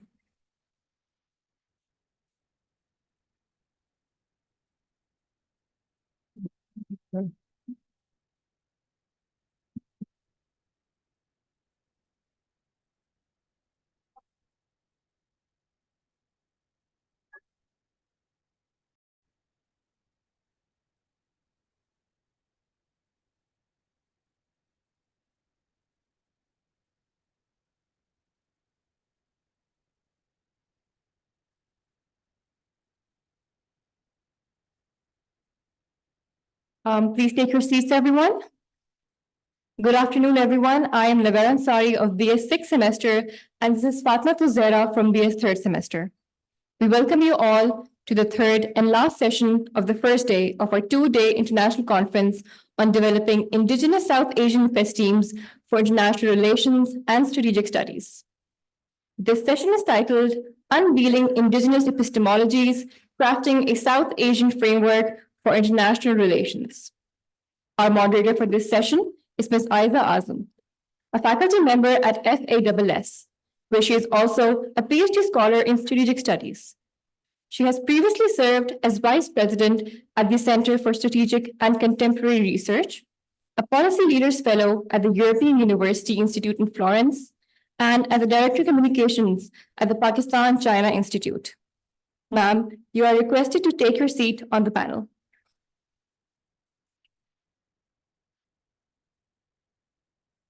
We will now briefly introduce our panelists for the audience. Meanwhile, the panelists are requested to proceed and take their seats on the stage. Our first speaker is Dr. Almut Whelan Karimi, who currently serves as the Interim Country Director for FASS Pakistan.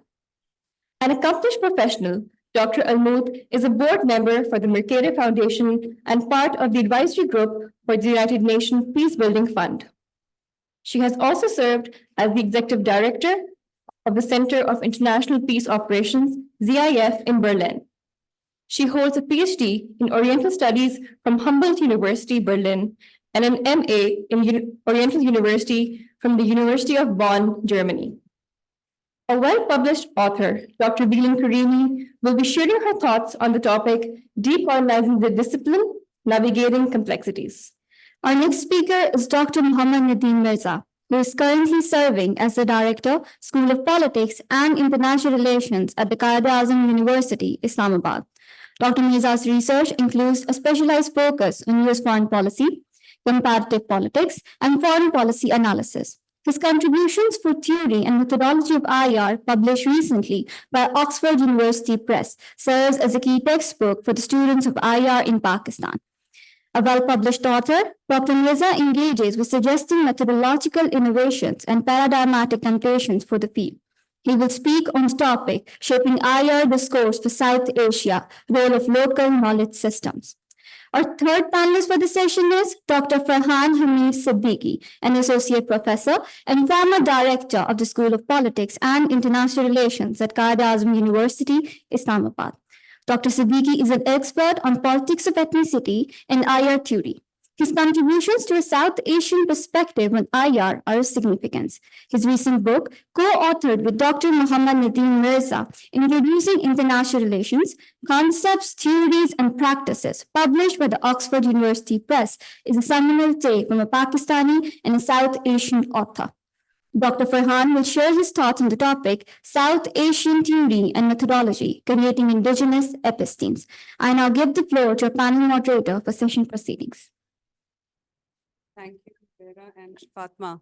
I hope I'm audible. Everybody, welcome back for our third and final. Not audible? No, it's on. It's on. I'll speak louder. Am I audible?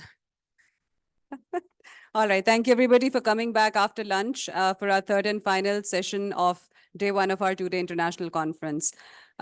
Judging by the way that the first two sessions have gone, there has been tremendous interest from all the audience with regards to interacting with our speakers on their particular topics, and which is understandable because this is a topic of a lot of significance. It's a topic which is not often covered in Islamabad. I don't think that we've seen too much of it being talked about, being discussed, and it's something which is of great significance. And obviously, we have a fantastic lineup of speakers for all of our panels, including this one, of course, and we very much look forward to getting into it. So what I'm going to do this in the interest of ensuring that the audience gets the maximum time possible, and in the interest of not encroaching on my speakers' time, considering we've already limited them to 15 minutes each, I will simply move forward directly. I'll recount what the theme of the panel is. It is Unveiling Indigenous Epistemologies, Crafting a South Asian Framework for International Relations. So we take this forward from our first two panels, the first one of which dealt in history, the pre-modern international relations in South Asia, just to recap. And the previous panel was Episteme for IR in South Asia, the last 100 years. So we'll begin with Dr. Wieland Karimi, who will be speaking on decolonizing the discipline, navigating complexities. Dr. Karimi, it's yours.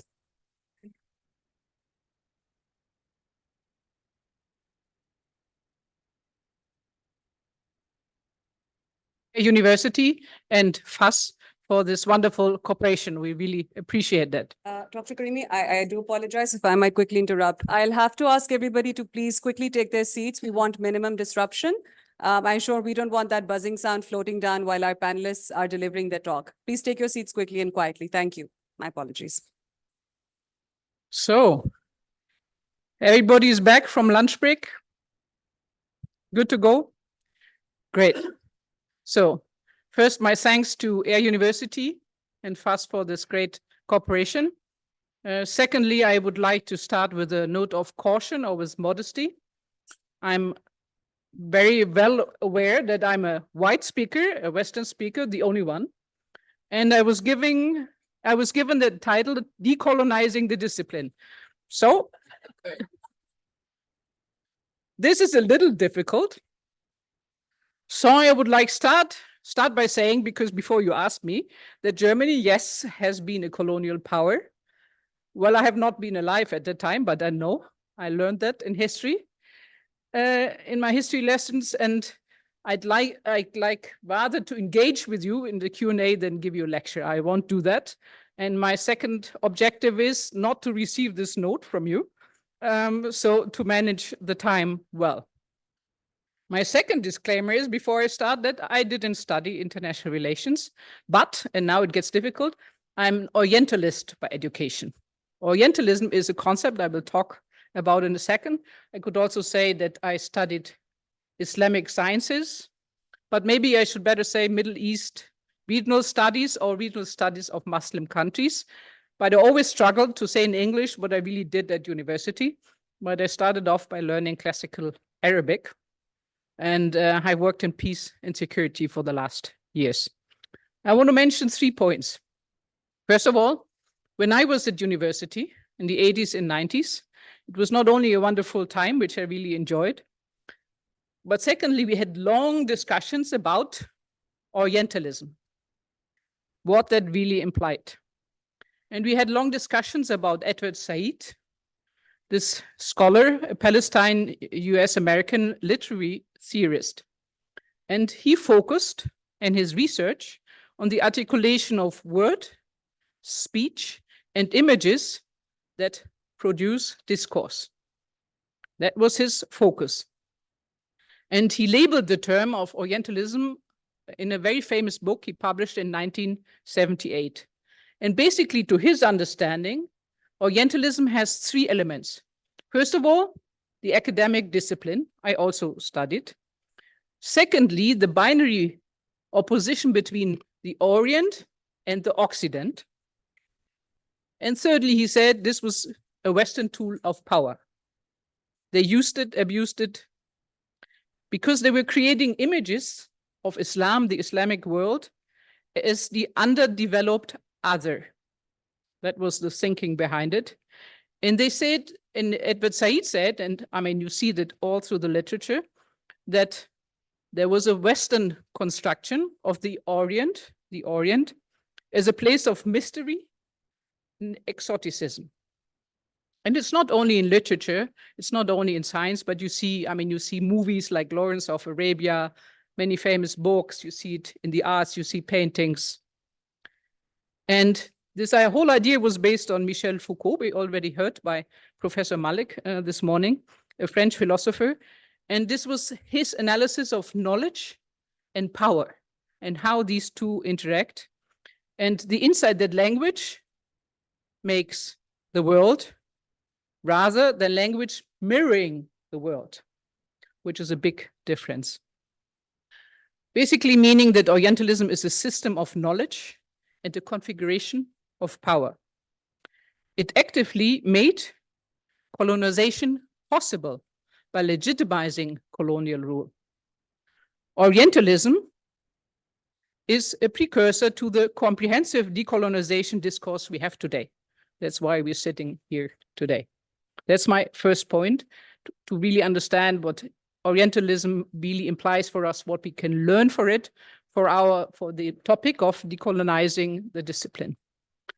Secondly, my second point is, as we all know, world power is shifting from the West to the East or the global South. And there are, of course, a lot of issues that come with it. First of all, there is a new evolving world order. And for you as a young generation, it's also a unique opportunity to kind of participate in these discussions and help form this new world order.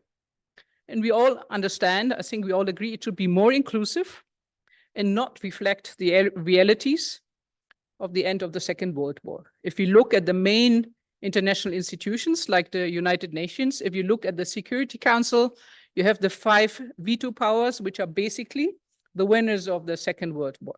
But of course, they don't reflect realities of today's regional and international global configurations anymore.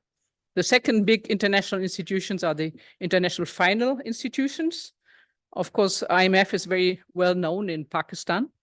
And of course, these institutions also urgently need reform with regard to their governance, with regard to their voting rights, with regard to the system that they give their loans. So this is on the kind of high political level. And when I look at you today, I will sure that this will really impact your life and hopefully change your life in a global understanding to the better.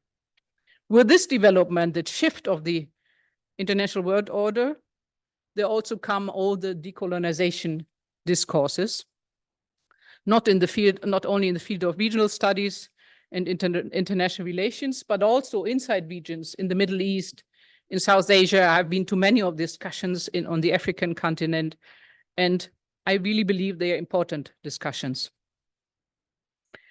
I was asked about ideas and recommendations, and I shared my modesty in the beginning.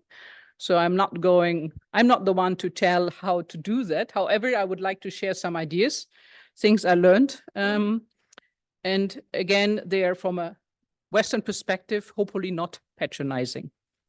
First of all, let us recognize colonial legacies in international relations. Let us recognize the historical role of colonization, and let us recognize that they have shaped international relations, not only in the academic field, but in general in foreign policy. And let us address these colonial histories. I think we have to acknowledge that imperialism and injustice comes attached to those colonial histories, and many of them are still ongoing. I'd also think that's important that we analyze the power structures, as Edward Said did. I think a very helpful exercise, and to find out about hierarchies, the obvious ones and the hidden ones. And we should also find out about the dynamics embedded with the discipline and its institutions. It's very important to also include gender and race in this perspective. And then Dr. Marufa spoke about that this morning. It was great to listen to you. I would also like to stress her point that we should include marginalized researchers and voices. We should include their ideas, perspectives from the ground, from marginalized communities and from marginalized regions. And we should also engage more in participatory research, not only in South Asia, but also we could have South Asian, European research. It doesn't mean we all have to go back to our silos, but rather build bridges. And I also think that there's too much mainstreaming in the thinking. I know that especially from European discourses, if a new foreign policy topic comes up, 2-3 academics and 2-3 policymakers say something and everybody else follows. That is not good. No, we should have more diverse thinking, and I really believe in the critical thinking And as I understand, that's what you're also being taught here at Air University. So that's a wonderful privilege you should enjoy. And I only have two few points, two actually, and then I'm done. And let us also talk to each other rather than about each other. I've been to thousands of seminars, like say on South Asia, but there was no South Asian around. Or you would talk sometimes about Europe, and maybe there's no European around. That's not good. We should really not do that anymore, especially with modern technology. I mean, have somebody from India or from Europe. That's nowadays easy, have somebody online. It is my own example, things really develop. No, probably know about the Munich Security Conference. This is the place to go when you're field of peace and security. I first attended 15 years ago. There were less than 10% women. And nowadays, it's 50% of the speakers are women. Plus, there's so many good voices from the Global South. And there's been so much pressure on them, not only to discuss the Western NATO issues, but also look at security from a different perspective. What is human security? What are the conventional, non-conventional threats? All these issues that are so important, I can say with the pressure from a community that's convinced that things could change, it really can happen. And then I should also, my last point is that you are academics. I left academia. But what I always find that we should also build more bridges between the academics and the policymakers. Sometimes policymakers talk about things they don't really know the academic background, or sometimes academics give recommendations that for policymakers is like, yeah, sounds nice, but how to do that? It's not really feasible. So I think this bridge building is also very important, and we should build the nexus here also to other topics related to it. And especially, as I said, it's important to kind of promote global cooperation. That's also what the Ebert Foundation stands for, and to always invite diverse voices and perspectives. To end with the Fletcher School at Tufts University in the US, they had their first Decolonizing International Relations Conference in 2018. And I just looked at their summary from the last conference in 2023, and they said it focused on the bridging rhetoric and reality. I thought that was a really important topic. And unfortunately, they deplored that the disparity between promises made in critical IRA discourse and the outcomes, there is a big gap between it. And the reality of this discourse is widening. Instead of being implemented, it's not really happening on the ground. This is their finding. Therefore, I think this conference is really an important contribution to really work on that and develop a common understanding. Thank you. And I made it without the note. You did. Thank you, Dr. Whelan Karimi. I also dread having to use the note on my panelists. So thank you so much for staying wonderfully well within time. Our second panelist, Dr. Nadeem Mirza, will be speaking on shaping IR discourse for South Asia, role of local knowledge systems. Thank you.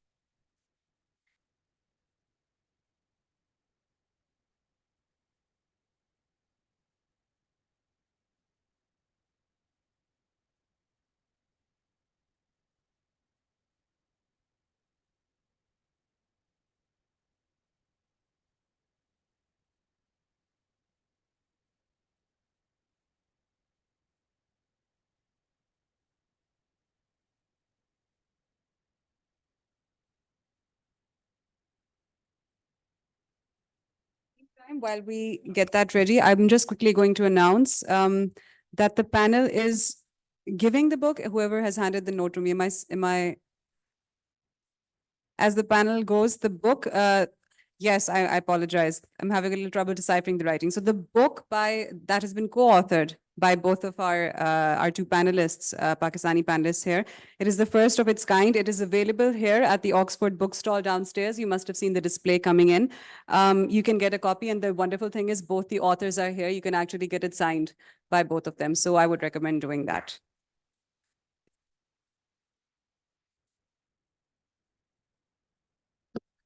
On. Am I audible, everyone? All right, now. Bismillahirrahmanirrahim.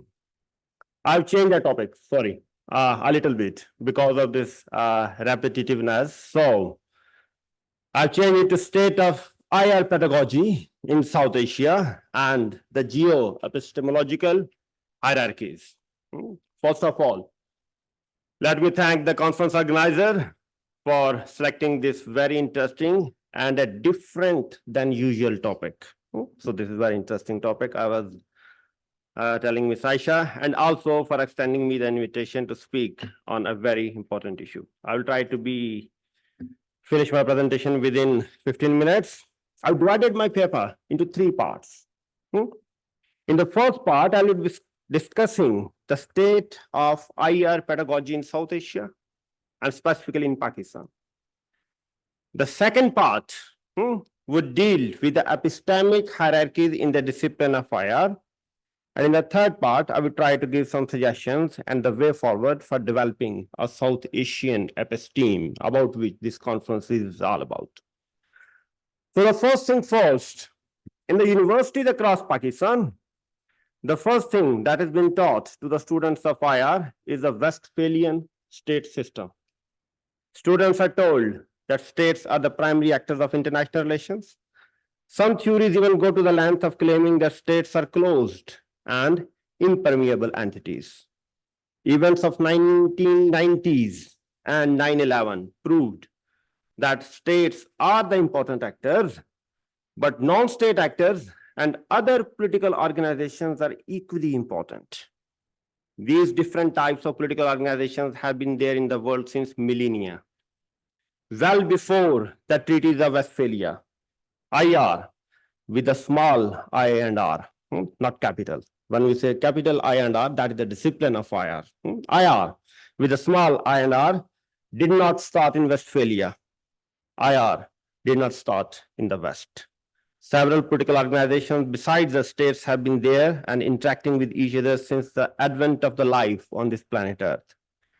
For example, tribes, chiefdoms, empires, and khilafat, to name a few. But the IR pedagogy in Pakistan and other parts of the world is arranged in such a way as to give an impression that the states and IR is a Westphalian product, a Western product. Students of IR in their first semester are offered a course with the title IR since 1945. That is what, from where we start our IR, whose main focus remains on the Cold War era, a Western phenomenon. Students are also offered 2 other optional courses, IR since 1789, the year of French Revolution, IR since 1648, the year of Westphalian peace, and that's it. Nothing before 1648, the word was dead. And if we are taught anything else before 1648, what are those topics? Those topics usually revolve around the issues of enlightenment and Renaissance, Renaissance, rebirth of the Europe, West, again a Western thing, the history of the Roman and the Athenian empires, the Greek, for example, Thucydides' Peloponnesian War, the famous chapter of Melian Dialogue, from where we say that this realism has emerged. One notable missing aspect from this history of international relations within Pakistan and the South Asia and overall throughout the world that remains that the contribution of the non-West, or what Kishore Mehbubani named as the rest. We do not find China in the history of international relations. That how did highly centralized political structures of China survive for thousands of years? We don't know. We do study Peloponnesian War, but rarely study Chandragupta Maurya and his grandson Ashoka, that how they were able to establish one of the greatest empire in this part of the world, almost at the same time of the Peloponnesian War. We don't know. And how and why did they fail to subjugate South India? South India was never captured by the Northerns, except by the Mughals. We do study the 100 Years' War between France and Britain, but rarely studies the strategies adopted by the Muslim rulers who expanded their control from the Middle East to Asia, Africa, and Europe. Similarly, most of the contemporary theories of IR, such as realism, liberalism, constructivism, Marxism, or for that matter, most of the isms of IR originate from the West and are in fact based upon Western perceptions and experiences. So knowledge production of, if I may say, the superior knowledge production, with this word superior in inverted commas, in IR is something which is considered as an exclusive domain of the West, or within the West, that of the United States. This is very much evident from this graph. इसको कैसे दिखाना है? दिखाओ। चलाओ ये graph. All right. This is very much evident from this graph that you can see here that more than 85% of the research articles published in the top 3 journals of IR, that is International Organization, International Studies Quarterly, and International Security, are published by the scholars working in North America, followed by around 5% British, Anglo-Saxon, around 5% other Europeans. So Dr. Karimi was saying that I am West, so yes, she's from the West, but again, West is again dominated by the US. Around 5% from other Europe, and last 3 to 5% from the rest of the world, where there exists darkness. So first, this knowledge production, and second, considering this knowledge to be superior has created a reductionist and a monolithic worldview, what Amitav Acharya termed as monistic universalism. This West knows the best thinking, or monistic universalism, in turn has given rise to a feeling about IR that it is not so international relation discipline. Stanley Hoffman in 1977 had claimed that IR is an American social science, which in fact is partly correct, because the discipline was first established in the United States. IR thus is considered as a local product of particular geo-epistemological perspective, which is American in nature, not even European. And the US has been successful in establishing its epistemic superiority because of one very important tool, which is science. We, the students of IR, try to teach the principles of science in every research methodology course. I can see a lot of my students sitting here, which revolve around unbiasedness or non-normativity, objectivity, empiricism, empirical verifiability, generalizability, and replicability. But one perspective is usually, one principle is usually missed out, and that is students, we tell the students that the conclusions that you are going to infer from your research will always remain uncertain. That is, in the science of social sciences or that of international relations, there is no certainty. 5 minutes. This implies that anyone who claims that he or she is certain about political phenomena under discussion and that he or she knows the real reality means he or she knows nothing, because absolute realities rarely exist in IR. There are always relative realities, and everyone's reality is different from everyone else's reality. This is how we, the students of IR around the world, visualize the world around us. This is exactly how the non-West, South Asia, Africa, Latin America, and other peripheral or semi-peripheral regions or states challenge this monistic universalism and try to replace it with pluralistic universalism. Non-West has its own perspectives, which are at times contradictory to the perspectives which are being taught and imposed upon us by the world dominated by epistemological hierarchies, mostly dominated by the US. The non-West thus has been trying since long to put forward its own culturally infused epistemologies as alternate sites of knowledge production and construction. These are led to a new IR by the dominated non-West, who has presented alternative ways of knowing against this monolithic thinking. South Asia and overall non-West has thus been challenging the epistemic hegemony and knowledge production hierarchies that have animated the discipline of IR and its prominent American and Eurocentricity.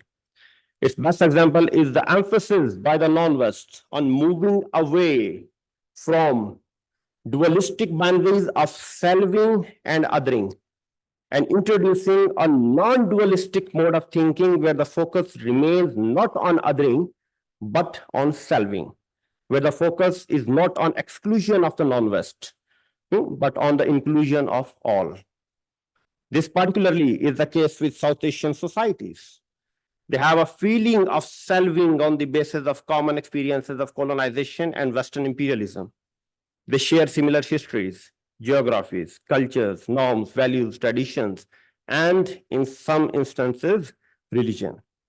Despite having these commonalities that could have helped in the process of selving in South Asia, intra and interstate rivalries and the existence of, inverted commas, a realist bias in South Asian academia, especially in Pakistani and Indian universities and think tanks, a unified South Asian episteme is still a distant possibility. Yet individually, we have seen several attempts by South Asian scholars to present alternate versions of realities which are different and at times contradictory to the dominant epistemic positioning of the West or the US. Now, coming to the last part of our presentation, that what needs to be done, what can be done, what is the way forward. First thing first, we need to look at the pedagogical construction of the discipline of IR in Pakistan, in South Asia, or overall in the global South. We need to develop courses which would question the geo-epistemological positionality and knowledge production hierarchies prevalent in the discipline. These new courses would also highlight the local epistemes by bringing in indigenous historical representations and experiences. Secondly, we need to go for a redefinition of the major concepts of IR, such as state, security, power, alliances, wars, peace, conflict, government, governance, world order, and the like. We need to define these concepts specifically from the South Asian and a Pakistani perspective. The schedule of this conference tells us that hopefully tomorrow's sessions would do this job and will start this redefinition process, at least in the strategic studies, if not in the whole IR. Thirdly, there exist two groups of IR scholars who belong to the non-Western epistemologies. The first group claim that IR should be decolonized as a whole.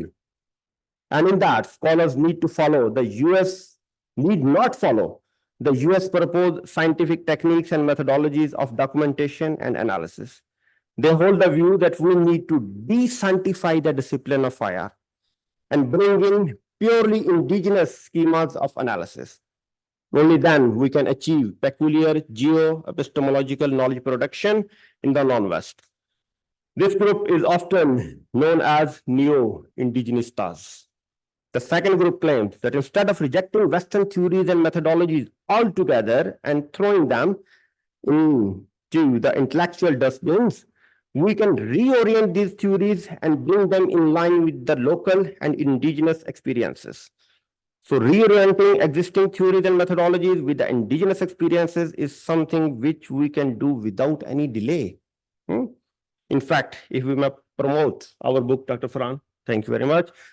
Dr. Farhan and I have recently written a book, textbook, the title Introducing International Relations, Theories, Concepts and Practices, which is animated with the examples, experiences, and historical representations from Pakistan, India. खत्म हो गया मेरा बस. आगे 1 minute है, right? Finish. Its history chapter, for example, is divided into 4 parts, with the history of IR from European, Indian, Muslim, and Chinese perspective. And finally, we need to be very careful about the development of new asymmetrical hierarchies within the global South. This is very important. We have seen this tendency in the global South that some states consider themselves to be more equal than others. They have been trying to establish their hegemony in political, strategic, economic, and also intellectual and epistemic domains. We need to discourage this trend, and only then can we expect to have a South Asian episteme in the near future. With that, thank you very much, everyone, for your patience, and I finished on time. Thank you.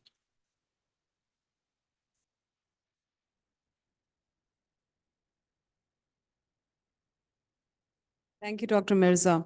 And now we move to Dr. Farhan Hanif Siddiqui's talk, which is on South Asian theory and methodology, creating indigenous epistemes. Thank you very much, Isa, and thank you for also making the pitch to the book earlier. Please buy it so that Nadeem and I can earn some royalties for all the hard work that we've done over the years. So thank you to the Air University. Thank you, Dr. Adil Sultan, Aisha, and the FASS for having me here today. I think this is the first of its kind conferences focused on speaking about indigenous epistemes for South Asian IR. And the topic that I've been given is a sufficiently challenging one because it asks me about South Asian theory and methodology, but about how do we create an indigenous episteme. Creation is a very difficult task. Criticism is comparatively easier. As I'll speak about the decolonial literature, when we make criticisms, it is relatively easy for us to critique literature which is out there. So I don't think I have a good enough answer for the creativity aspect of this talk today. But what I'll do is that I will identify some pathways through which we can start thinking about what a South Asian IR theory or a South Asian IR methodology could probably look like. What we can start with is that now, at least in international relations, we have a minimal consensus in the last 15 to 16 years that there is a need for a post-Western international relations theory. And that minimal consensus is what is leading the debate in present-day international relations. So this deliberation on non-Western international relations, it actually starts in 2007 with this seminal article by Amitav Acharya and Barry Buzan, where they speak about why there is no non-Western international relations theory. And I think the task now is, and this is what we've been doing since morning, is how do we transform this minimal consensus about the need for a post-Western IR, but then move towards the more critical question of what kind of a substantive theoretical and methodological base we can provide for in terms of having a South Asian indigenous episteme. Now, the minimal consensus, as we've been debating since morning, is that what mainstream international relations is done, although we use the term international relations, but there's a glaring omission, that there is a glaring erosion, there's an erasure, there's a marginalization of the non-West. And there's this very good book by Aisha Zarakol, who is a professor at the University of Cambridge, Before the West, and this is something to which Nadeem was also alluding to in his presentation, where she says that when we start with the imagination of international relations as a discipline all across the world, we start with an imagination which is very westernized. And she cites some key historical facts that basically tell us what IR is all about. So the Peloponnesian Wars, the Thucydide Trap, then we come to the Peace of Westphalia, then we come to the Congress of Vienna, then we come to the two world wars, then we come to the Cold War, and the entire discussions of international relations in this very Western-oriented, dominated international relations is about how great powers act. There is no talk about colonialism. There is no talk about imperialism. There is no talk about what the great powers did to the rest of the world. And the methodology that is usually tasked or basically identified in order to understand what these great powers have done over the course of these 1,000 years is that we are told that we should obey what is a value-free or a value neutral social science or methodology. So when the great powers are struggling for power, the struggle for power is what it is all about. What they're doing in terms of oppression, in terms of colonialism, in terms of subjugating peripheries, in terms of establishing their economic control and domination over the rest of the world, these are issues that we should not sufficiently talk about. And that is the exact problem. So if you go down to this fascination with great powers, you don't have to go far enough. Just read Morgenthau and Waltz, Politics Among Nations and Theory of International Politics, which are the two seminal texts for all IR students and researchers. And they have a very simple assertion about how international relations should be studied. So they make a case that if you want to study international relations, if you want to explain international politics, concentrate only on what the great powers do. Great power behavior, great power strategies, this is what shapes international politics. So when Kenneth Waltz posits his positivist reasoning in his theory of international politics, he says that when you try and understand a market economy, what do? You focus only on what the big firms do. You do not focus on what the smaller firms do, because the behavior of the market is basically determined by what the big firms do. So in the same manner, the study of international relations is determined by what the big powers or the great powers do. And again, the methodology for it, again, should be value free. It should be value neutral. And these are subjects, meaning if I speak about theory, these are subjects that we have internalized. Meaning if you ask me what has been the dominant theory in international relations in our part of the world, it has been clearly realism and neorealism.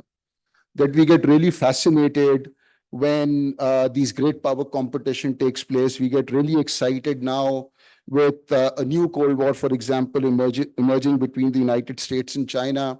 And the entire discussion is again about this Thucydide trap, this coming Thucydide trap. So the question then becomes, given the state of the discipline itself, how do we decolonize? How do we denaturalize this epistemological hegemony, and where do we place ourselves? And in the process, also establish the authenticity of what can be a South Asian international relation. So how do we create a South Asian indigenous knowledge? And again, I do not have a very good answer, but what I can do is that I can identify some pathways of how we can go about with it. I think the first thing that we need to do in terms of invoking a South Asian indigenous episteme is to be self-critical. So when we are giving the argument against colonialism, when we are giving the argument against imperialism, when we are making the argument for a post-colony, the question to ask is, are we really in the realm of the post-colonial? Are we essentially decolonized in our own practices, social, political, economic, cultural, that we have instituted since we have gained independence? Or have we continued with the same pathological violence that was done to us by the colonialists? So when you look at South Asia, when we speak of freedom, when we speak of independence in the post-colony, the experiential evidence, I think it speaks to the fact that South Asian post-colonial states, they've been engaged in the same pathology of crushing peripheries in the name of national identity, crushing peripheries in the name of nationalism, and using the practice of state building or state centricity in order to silence others.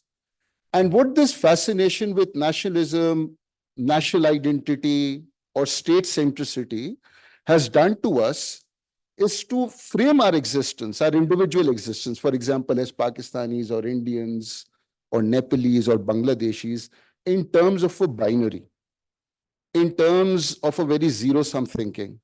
So when we speak about Pakistan, or for example, its national interest, we assume from a very start that it can only come at the expense of India or at the expense of another state, never in shared agreement with the other state.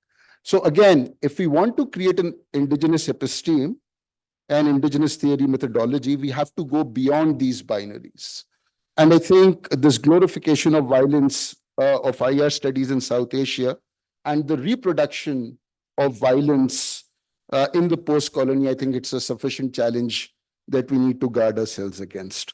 A second important element for a South Asian theory and methodology, it will not merely be an academic project, but it is also a political project. So if you go down to Robert Cox and his critical theory and his very famous phrase, that theory is always for someone and for some purpose. And that stands true for Western theorizing, that will stand true also for non-Western theorizing. And the essential element is, and it's a very critical, radical question, that how do you transcend identities? That how do I picture myself as a South Asian? How do I go about and start speaking about what a South Asian person or a South Asian citizen, what does he basically look like? So I think because all theories are political projects, a sufficient momentum for a discourse that speaks about indigenous epistemology has to come from a willingness or support from the top, by which I mean the ruling elites and the associated institutions. And for this, a sufficient financial support is required as well. So you cannot actually do research. Thank you. You cannot actually do research. You cannot engage in producing seminal text if you do not have the financial and other academic and even political support from the institutions that can really push the research agenda into directions which can be more fruitful, but which can also produce some original knowledge. So the question is, can we really take off, given the limitation that we face within each individual South Asian countries? A third question for a South Asian episteme, an indigenous one, is a temporal one. And I think this was the question for the first panel, that where do we start imagining ourselves as South Asian? So we start from a pre-modern history. Do we start from the post-colonial era? And I think this question is important because if we invest energies in the sense of making the case for an indigenous South Asian episteme or a South Asian theory, we fall into the trap of producing the same ethnocentrism, the same exceptionalism, the same essentialism for which we criticize the Western discourses. So again, the point is that if there has to be a South Asian IR theory and epistemology, of necessity, it requires a vision of pluralism and diversity acceptance. You cannot have essentialism, you cannot have parochialism, you cannot have ethnocentrism. And the methodology for doing it would be, in my opinion, would be a subjectivist one, would be a constructivist one, which again deals with the questions of peace, violence, war, cooperation, conflict, security, etc., in ways which highlights what is original to the South Asian region. And the final point is that when we make the case for indigenization, it is not aimed at rejecting Western international relations or Western social sciences. So be critical in the sense of producing new knowledge, but not be critical in the sense of seeking revenge. That's not the right attitude going about seeking to understand what a South Asian international relations should look like. And this colonial project that is now being appropriated by post-colonial states like Turkey, it becomes Turkey, India becomes Bharat. I think we have to be critically self-critical of these positions because they're only producing power political projects, not really attending to a post-Western episteme in that sense. So this indigenization, I think, it does not require rejecting Western social science, Western IR. It basically requires an alternative space where we can debate and listen to the South Asian theorist, where we can listen, and other non-Western theorists and voices, where we can listen to the Western voices, and we learn from their views, and again, in the spirit of reconciling and producing new knowledge, and not in the sense of seeking revenge for what the West has done to us in the past. And that is where I land. Thank you very much.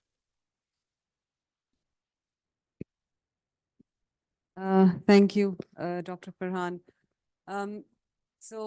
Just a couple of minutes before we move into our Q&A, everybody knows the drill. We have our mics on stands. We also have handheld mics, but we encourage those of you who are not quite senior and not sitting in the first row to please line up behind the mics. It's just a more democratic way of getting us to answer your questions. While you prepare your questions, I'm just quickly going to take 1 point from each of the panelists, which I think complement each other. So Dr. William Karimi talked about the need for diverse and critical thinking, which I think is extremely important, because when you talk about indigenization of theory about our international relations and discourse, I think that's particularly important, because a lot of times what we tend to do is there's sort of a follow the herd mentality. If one or two individuals have spoken about something or on a particular topic, the rest of us generally tend to mimic it or to build upon it without really perhaps criticizing it or without really perhaps adding to it. So this is particularly important. I'm thinking of my students in this regard.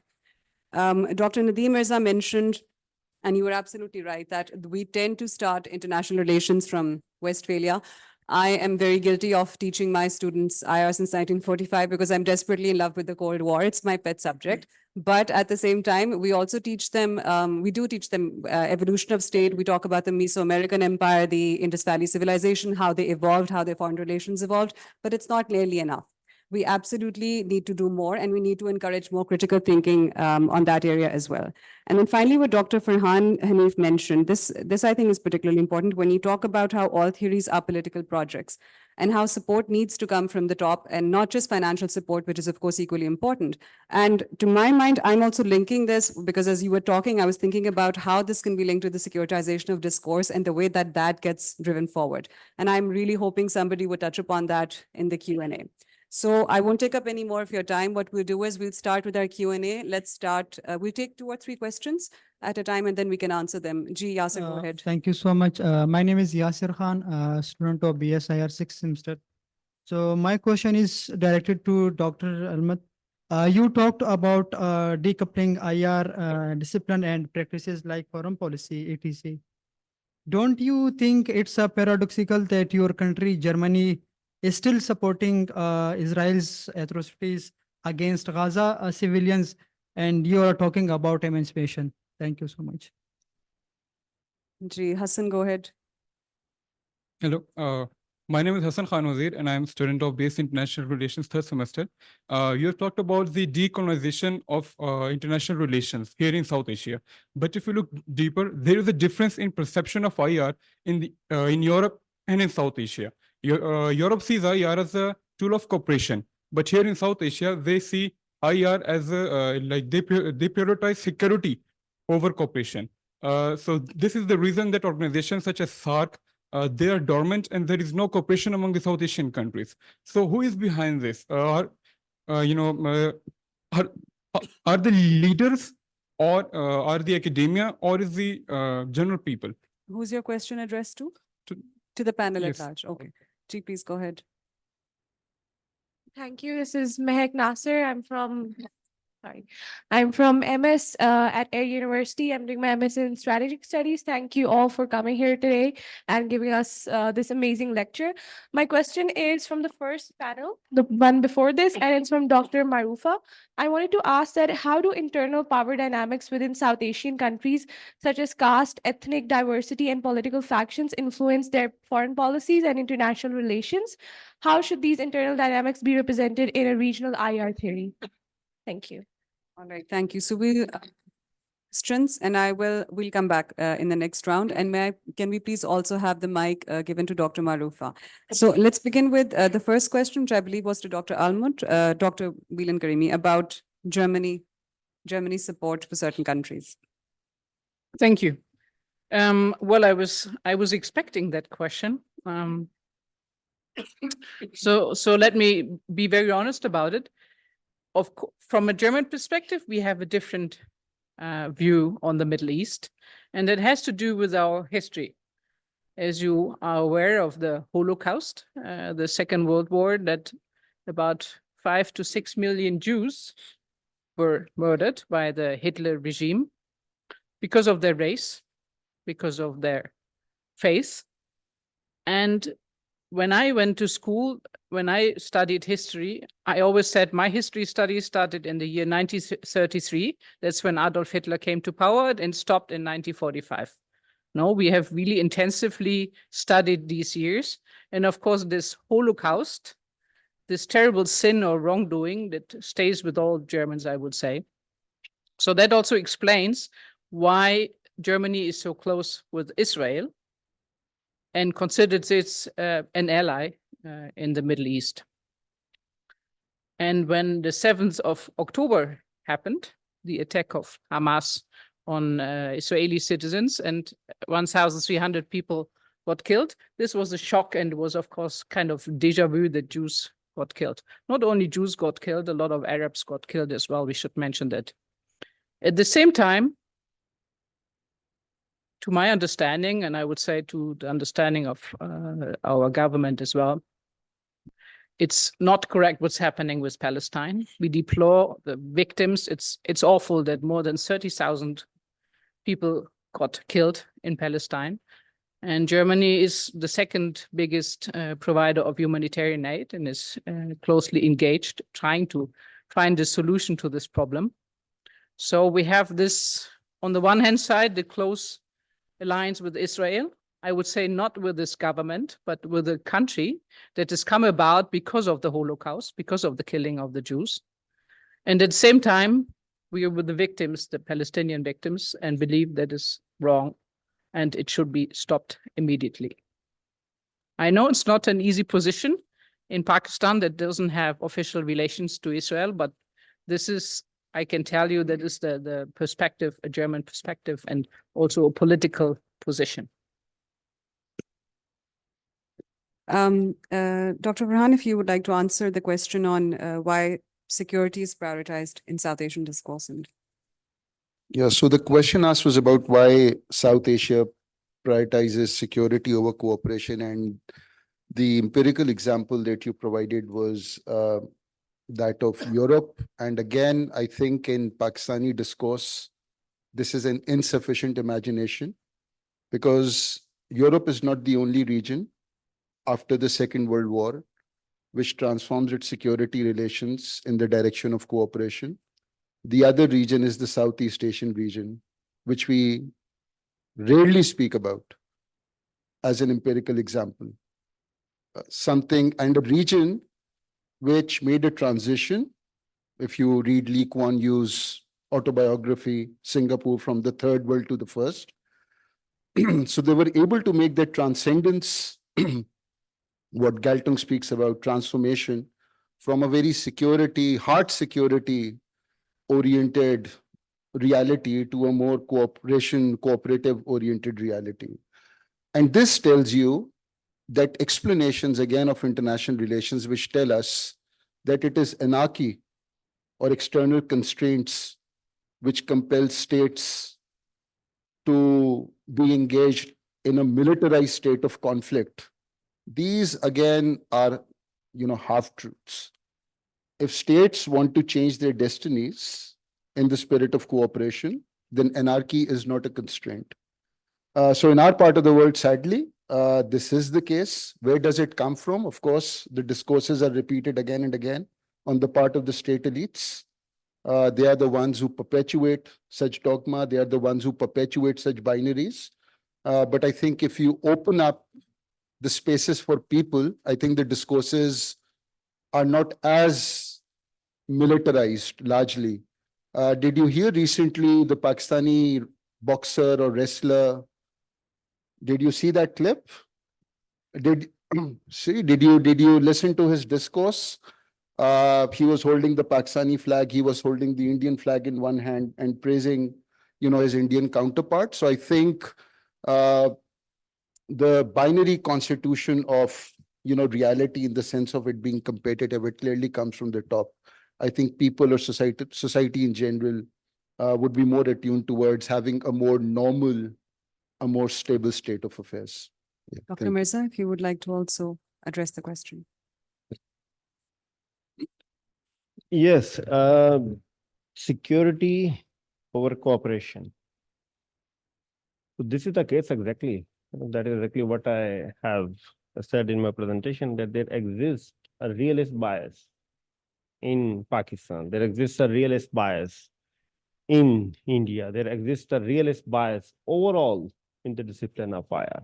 So this is the reality, of course. It's there. So security, intrastate conflicts, interstate conflicts, these are again one of the major hurdles for creating a new South Asian episteme.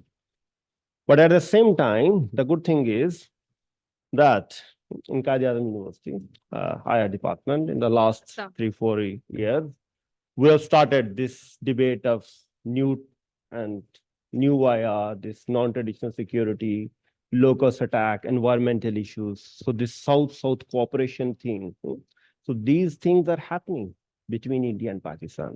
So India and Pakistan cooperated on locus attack.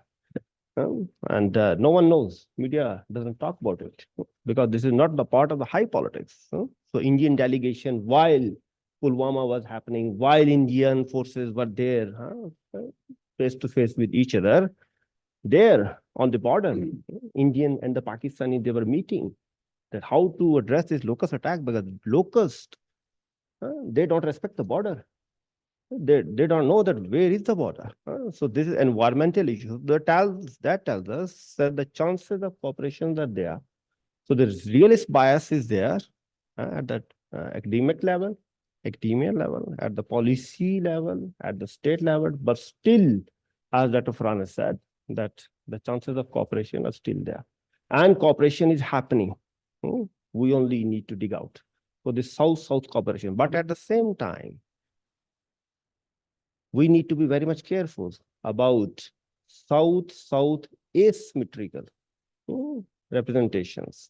So when we say South-South asymmetrical representation, I'm not talking only about India, that India is trying to become a hegemon. I'm also talking about China.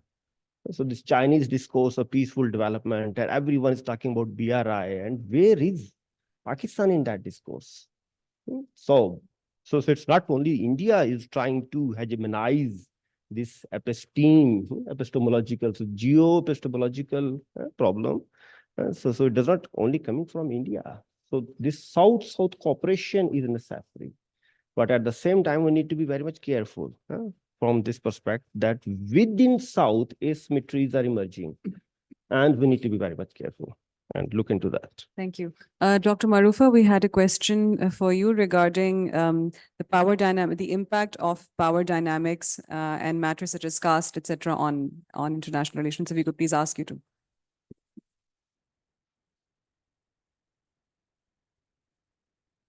Thank you for the question. I think the question was how much the diversity in terms of ethnicity, language, and religion is impacting our foreign policy, right? Where is that lady? Yes, is that right? I think, oh, sorry? How can we make a theory out of power dynamics is a big question, but let me answer the first part. I think those cultural diversity, language are very much part of our identity, is inherent. Definitely it has an influence over how we are performing internationally, interacting with each other. A small example that language itself, like when I go abroad and speak Bangla, another person from India who speaks Bangla also feel connected. And the recent example of the Rohingyas, accepting Rohingyas in the Bangladesh is also the reason that we wanted to stand by for the oppressed community. And because we were also oppressed historically by the different powers. So that was also our foreign policy influenced by that internal dynamics. Power relation turned into a theory. I think I may not be the best person to answer, but I want to request any of the professors to answer this question if you help me out. There are two things. Either we come up with the new theories or we reorient the existing theories. So that is what I suggested in the end. that instead of coming up with the new theories and thinking, and the first step that, all right, I will become Kenneth Waltz. Come on, try karo, koshish karo. So you can, of course, become Kenneth Waltz, but start first reorienting the existing theories as per the South Asian experiences, South Asian representation. Bring the South Asian representation, reorient them theories, and then automatically you will reach to that level that you can come up with your own theories. And so that's a very interesting project. You can, of course, do that. But first, reorient, then go for bringing something new. That would be very welcoming. Right. So the questions are piling up. I have several hands raised from the audience, but we're going to go first. G, go ahead, Noman. Sorry, just a reminder, please keep your questions crisp. Thank you. My name is Mohammad Naman Mushtaq, and I'm a student of BS International Relations, 4th semester. My question is directed towards Dr. Karimi. We're here to discuss the indigenous epistemes and the local sources of knowledge with a concern about the Euro-American knowledge hegemony. But when I see FES, a European organization, funding this event, don't you think it's a serious paradox? And I am interested to know the motivation of FES behind funding this organization.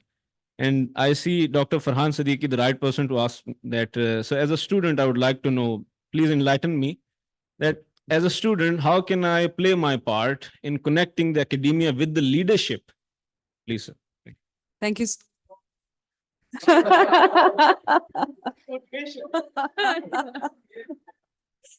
Thank you. Thank you, Noman. And we have a question from our conference convener, Ms. Aisha Malik. I know they're all your teachers also. Please go ahead. Thank you so much. This is Aisha Malik, and I was standing right behind Noman. Okay, so the question would be, I would try to be absolutely brief.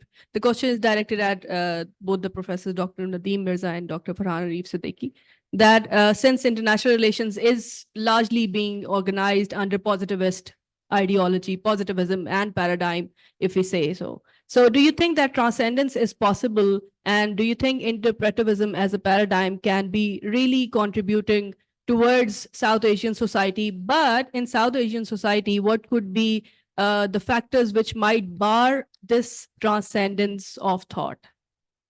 Thank you. Thank you. The gentleman, please. Hello, everyone. My name is Matiullah Safi, an Afghan student from the University of Lahore. I would like to ask a question from Sir Nadeem, but I also like to highlight a few arguments from ma'am. She was thinking that she is the only Orientalist among us, but I'm sorry to say that we are here in Pakistan and also in the whole region. There are millions of Orientalists, and you are currently surrounded by Orientalists. There is no other scholar here.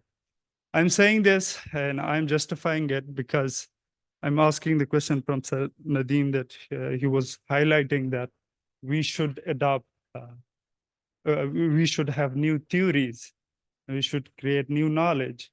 But as a student of IR and social sciences, I think that without actions, we cannot have knowledge. So if we are practicing all the Orientalist policies, even in our own country, in Pakistan, against our own population, I'm saying this, Sir Adil is here, you know what I'm mentioning it. And if we cannot adopt the policies that suit us in our neighborhood, then how we can create new knowledge. Thank you. All right, thank you. So I think we will start with Dr. Ahmed. We have a couple of 3 questions towards you, actually. One was about why FES, which I think would be good for all of us to know. And also the last question. I'm not sure you refer to yourself as the only Orientalist, but perhaps you'd like to address that also. Well, let me start why FES is cooperating on this event. When you think it's a paradox, you should give lunch back. but maybe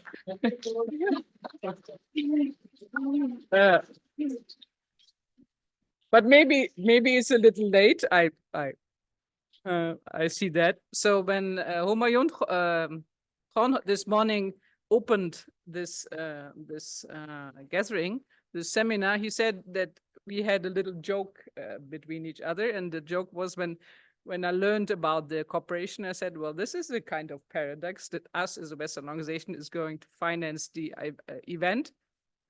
However, there's two issues which I think is important. First of all, we very much support this whole idea of decolonizing dialogues, not per se only the subject of international relations, but the dialogues as well. I think we're very well aware of it. Plus, from a Western perspective, from a Western interest, we are interested in having an eye-to-eye dialogue. We're aware why the world order nowadays is not inclusive. So in our own interest, we build contacts, networks all over the world. At the end of the day, I think we'll develop a better understanding what is being sought in other parts of the world. So it is to a certain extent a kind of paradox, but I'm a strong believer in dialogue. Plus, we really appreciate the cooperation with Air University and FASS. And since this was a suggestion for the topic, we said it's an important suggestion. So keep your lunch. I'm happy with that. Secondly, I never said that I'm the only Orientalist. I just said I feel I'm the only Western speaker. And my subject is not international relations, but Orientalism. But as I said, it's a really problematic word. So I'd rather use something else as regional studies or something. So it's good that the awareness is here in the room, what the Edward Said concept of Orientalism really means. Thank you. Thank you very much. And I'm going to just add on to what Dr. Veelan Karimi said. The other reason why we're so glad if FASS did decide to fund us for this conference. I've been in the system, and as my colleagues, we've been in the system for a good, 10, 15 years now. And we know that funding for subjects and topics such as these doesn't come very easily. Funding actually comes for other issues. I don't suppose I'm going to mention where the funding comes from, but getting funding for subjects like this, it's quite difficult because it has a lot to do with, for example, certain optics that we are interested in pushing. So I think we're actually quite fortunate, and we're grateful that somebody did decide this was an interesting enough topic to actually fund it and to allow us to have this conference with all of you. Dr. Farhan, we had Ms. Aisha's question regarding whether transcendence is possible, if I got that right. Yeah, and I think there was And the gentleman also asked what he can do. So your question was how do you connect with the leadership? What would between academia and leadership.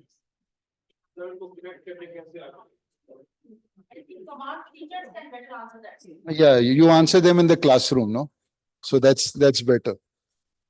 You see, the only thing that we do as human beings, whether students, whether faculty, is we reflect on what is happening around us, right?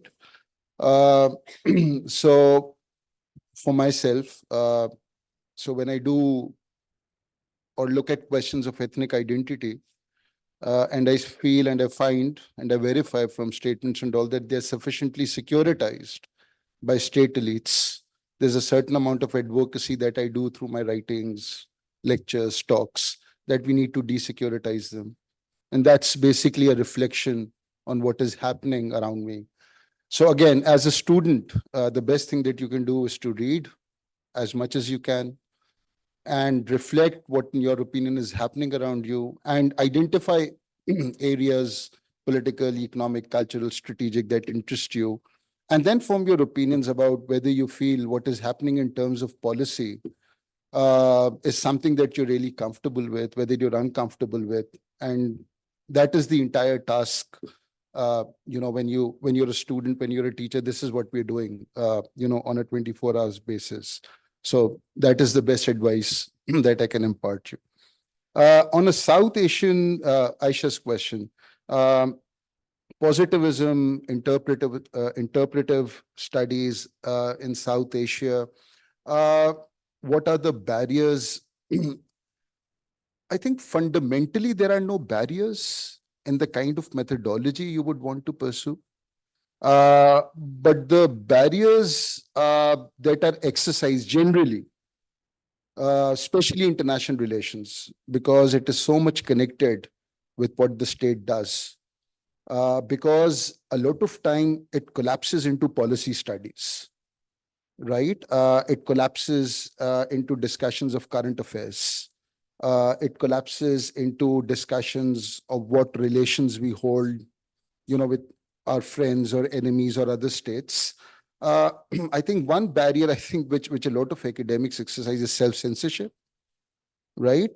Just say as much as can be tolerated by the powers that be and not be critical or radical enough to invite any sanctions in that senses. But I think in terms of methodology, if you ask me this question, if I compare whether positivism or whether interpretivism is a better way moving forward, I think the positivist inquiry, it's very empirically focused on very small questions.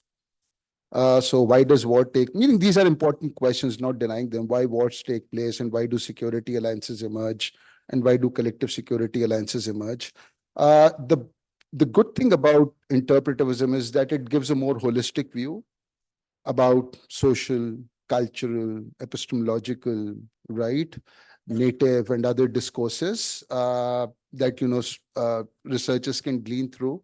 And that sort of knowledge, I think, advances the notion or the quest for indigenous knowledge more than what a positivist inquiry would do.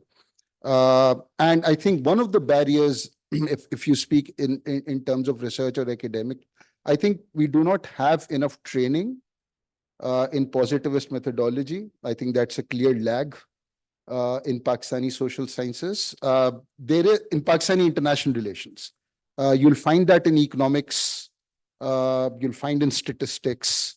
Maybe you'll find it a bit in management sciences, but in Pakistani international relations, there is still a lag on the kind of quantitative studies that need to be done. But again, that's a question of what an individual researcher is more comfortable with.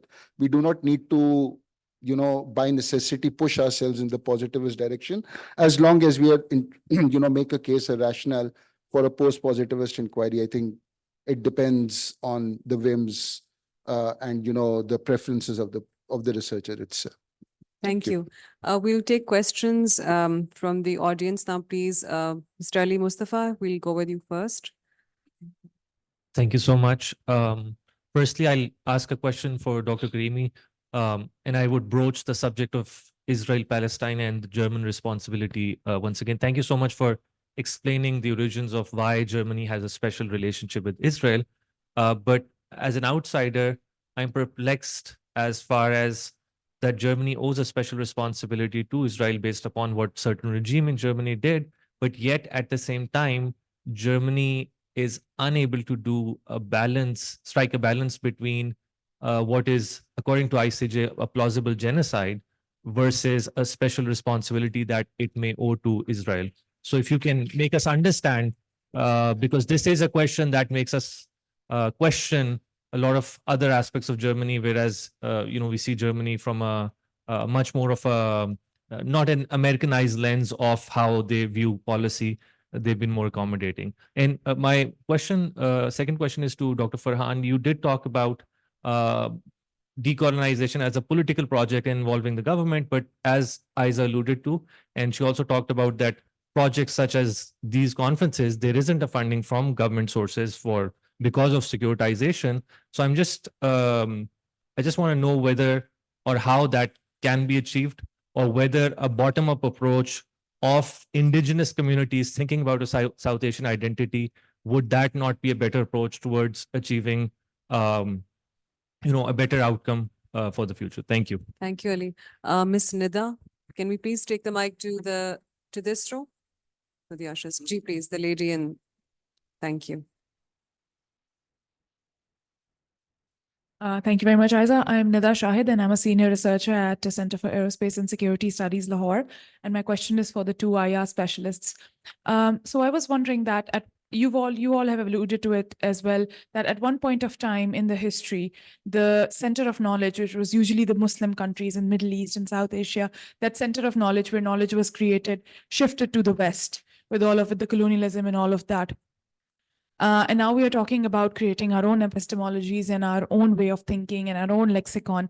While all that is well and good, my question to you would be that we can create all of that, but how do we create the appetite for that? And not just in the West, but also in the East, because there is a certain students and people here see the West, quoting the Western scholars as the gold standard. So I think there's also a need to create that appetite. So how do we create that appetite?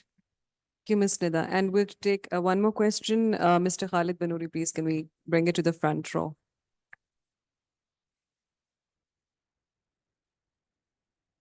Thank you. Thank you very much. My name is Khalid Banouri. I teach international relations and human rights and use of force as visiting faculty. My question emanates from what Dr. Farhan said, the pathways to what you can do, but I'll be very happy if the other panelists also take this on. And the question is very simple, but it kind of makes me wonder. It also makes me think of a similar conference that I attended in Pakistan 24 years ago on this kind of subject. And it's been a long, long time that, so it's this very fascinating discussion.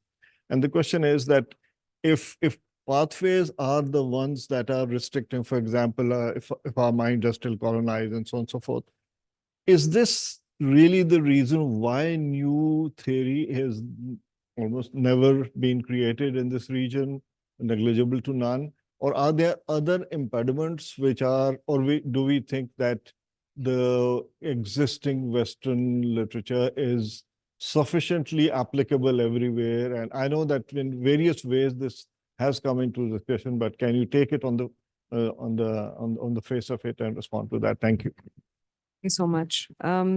We'll begin with the questions to you, Dr. Ahmed. Yes. Thank you for the question. I understand that explaining the German special relationship to Israel is not a one that is satisfactory to you. So let me say that from my perspective, the attack on Israel on 7th of October was wrong. Innocent people got killed. The counterattack of Israel against Palestine, killing over 30,000 people, is even more wrong, and it shouldn't happen. I think in modern times, this is totally the wrong reaction. At the same time, President Netanyahu, he wouldn't even listen to President Biden from the United States of America. So our foreign minister, our prime minister, they went there, I don't know, 5, 6, 7 times. They even have a problem to be received by him, and he doesn't listen. If we talk about international relations, and well, I'm just speaking on my own behalf, not on behalf of FASS, he profits from his political isolation, because once this war will be over, he will be removed from power and he will be put on court because of corruption. So he will lose his possession, everything. So his position being isolated makes it so terribly difficult to make him stop. And nobody can do it. The UN Secretary General tried, the US tried, Germany tries, because out of this feeling out of responsibility, but they even have a problem to talk to him. When we talk about German society, civil society, this is so polarized, you can't imagine. No? There's every day there are demonstrations. There are pro-Palestinian demonstrations. There are pro-Israel demonstrations. There is so much anti-Semitic attacks, even in universities. There's universities who start to have to close their doors because their Jewish students are not safe anymore. There is Islamophobic attacks against Muslim students. And it makes, for a country like Germany, it's not, you see, in your country, I think it's kind of, people agree on what they think, which I totally understand. In our country, it's totally divided. It's like 2 societies now, and really adds on to the polarization of society, which makes it a really, really difficult question. And of course, which adds on from a European perspective on the Russian-Ukrainian war, which is even closer because it's in our neighborhood. And it's difficult times as well. Understand the frustration that nobody can stop that. If anybody knew how, I guess everybody would do, but nobody really has this leverage on Israel. Unfortunately, Germany is probably the weakest agent in this whole endeavor to say to stop, make Netanyahu stop, or the Israeli government. Thank you. Dr. Farhan Hanif, the questions to you. Thank you. Thank you for the very difficult questions asked. Decolonization is a political project. What I meant to say was during the course of the presentation, that when we engage in criticism, for example, of the West and try to create something indigenous, this is a good tool in the hands of select, let's say, populist leaders in the global South, whether it's Turkey, whether it's India, who can change maybe the formal, declaratory, symbolic meanings of what their nations, what their national identity, what their state identity is, in order to mobilize the masses emotionally. But the question that we need to ask ourselves is whether there is a liberatory, emancipatory ideal attached to it, or whether it's a continuation of the same principles of political power, which in actuality is the case. So the other part of the question that you asked, that focus on indigenous communities, focusing on indigenous people, that's a subject that the state elites generally would not be comfortable with. But yes, if we have to decolonize sufficiently, this is the pathway forward. That is where we can make a contribution in terms of maybe coming to a point where we can make some original contribution to the subject. The second question about how do we create the appetite, and I'll tie this up with the question on pathways and impediments. I think a lot depends on the nature of the inquiry that a researcher is making. So Isa, the question that you asked in the first session about Kautilya and his Arthashastra, and how Kautilya is or was the first offensive realist, something that we ignore. We focus more on Waltz or maybe Mashaimer or others. And the question that I would ask myself is that if this is the case, and if Kautilya's pronouncements and those of Waltz and Mashaimer are the same, then cultural differentiation, political differences, religious differences, any other contextual differences do not matter. And whether the Western-centric IR theory based on principles of balance of power behavior, understanding threats, focusing on hardcore security, is that the only pathway, is that the only imagination through which we should imagine or fantasize about the IR subject? If the trajectory of international relations from the time of Kautilya till President Joe Biden is same and similar. And I think that's a question that we need to ask ourselves. I disagree with that proposition because it is too steeped in realist theories and paradigms. The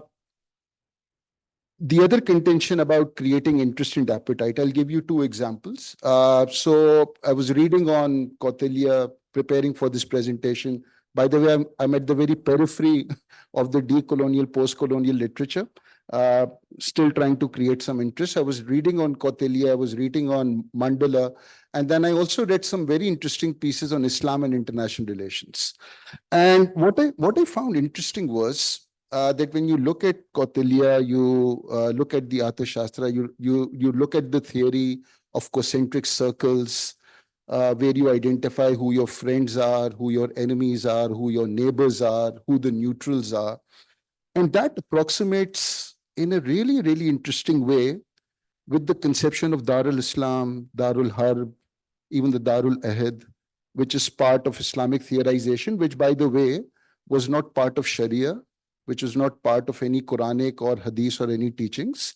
The concept developed as a result of the Khilafah, appropriating political power. So creating appetite, in that sense is, or finding a pathway is about maybe identifying commonalities and similarities, in texts coming from specific literatures, and then maybe weighing them, comparing them, and then making it a starting point for something maybe South Asian. In identity studies, identity politics, again, we have a very seminal contribution by a French sociologist, Ernest Renan, where he spoke about what is the nation. There is one lecture of his which was given in 1882, where he says that the concept of a nation is psychological and spiritual. And this assertion was made almost 500 years earlier by Ibn Khaldun, when he gave the concept of Asabiya.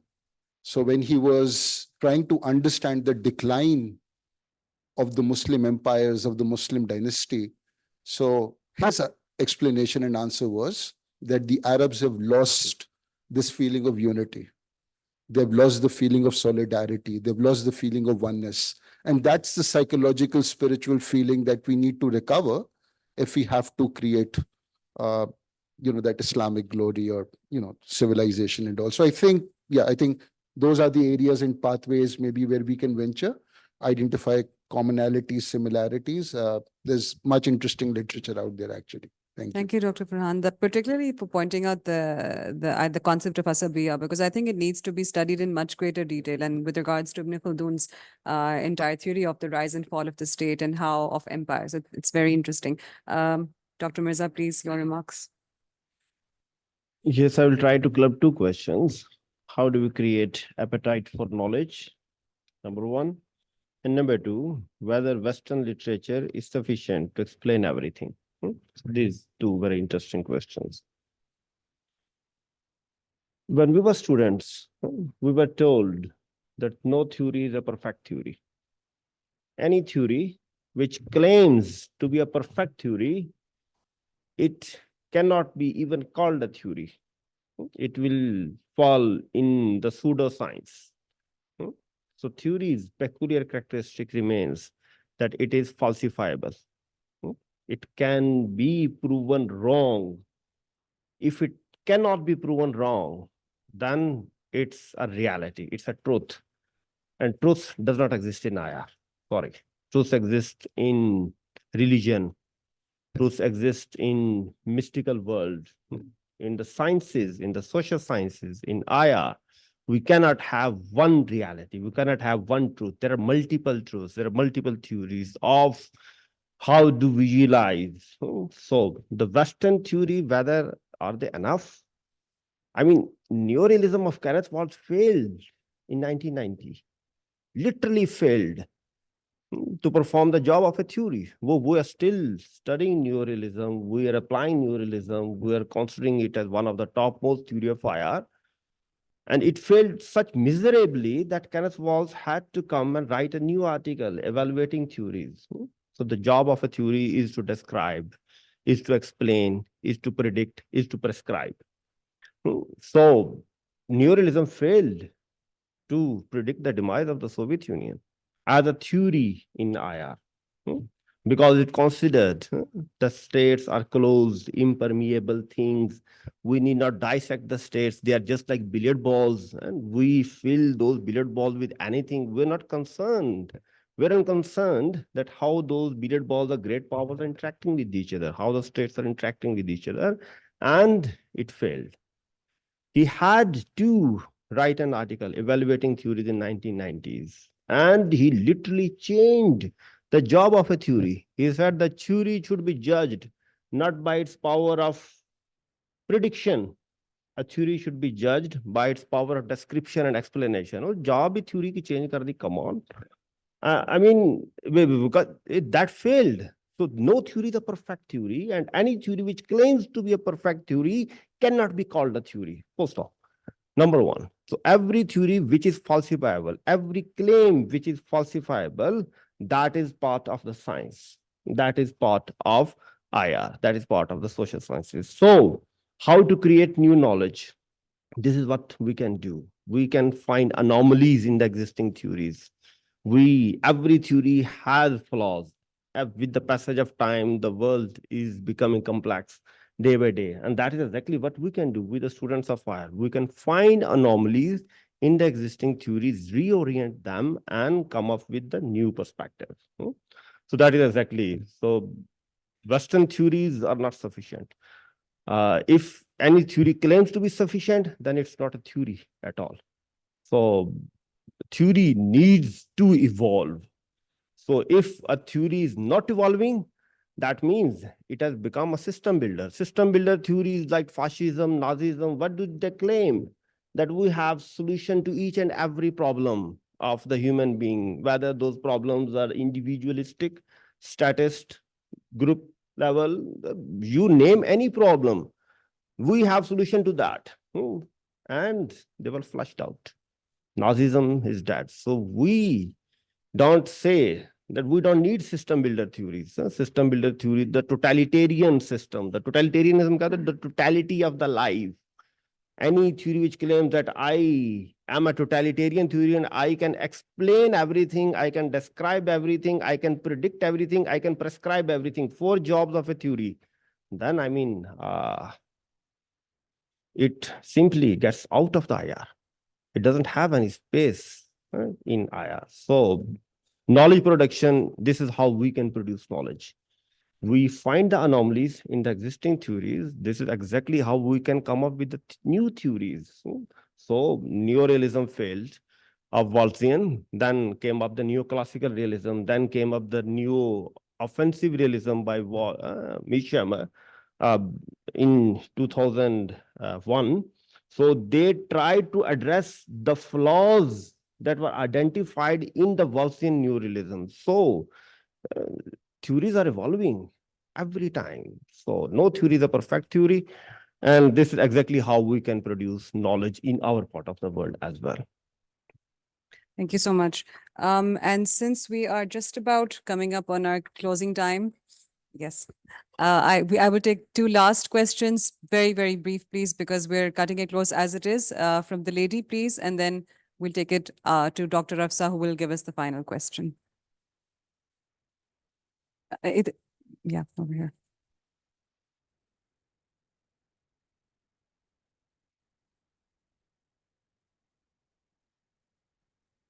Assalamu alaikum, Dr. Sir. I'm Saila Ijaz from ISSI.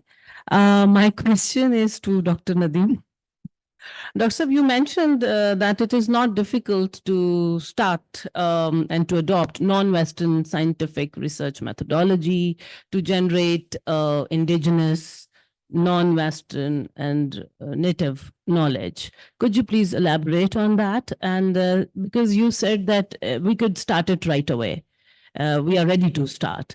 So do you think that academically and intellectually, Pakistan, in particular in South Asia, since we are talking about South Asia, is ready to generate all that native knowledge? Thank you. Dr. Afsa, your question, please.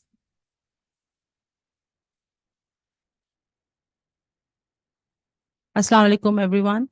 I'm Afsa Qazi and I'm a faculty member at FASS. Anyone from the panel can respond to my question, since I see there's a greater degree of consensus among all the panelists that yes, there should be participatory research and we should try to decolonize the discipline. So when I look at this from a critical and all of us from a critical and post-structural perspective, we are approaching this problem where we see that the knowledge that has been generated in the West is incommensurate to the realities of the South. And that is why we are all here discussing the ways to decolonize the discipline. And then from the audience, there have been several questions about the barriers to decolonization.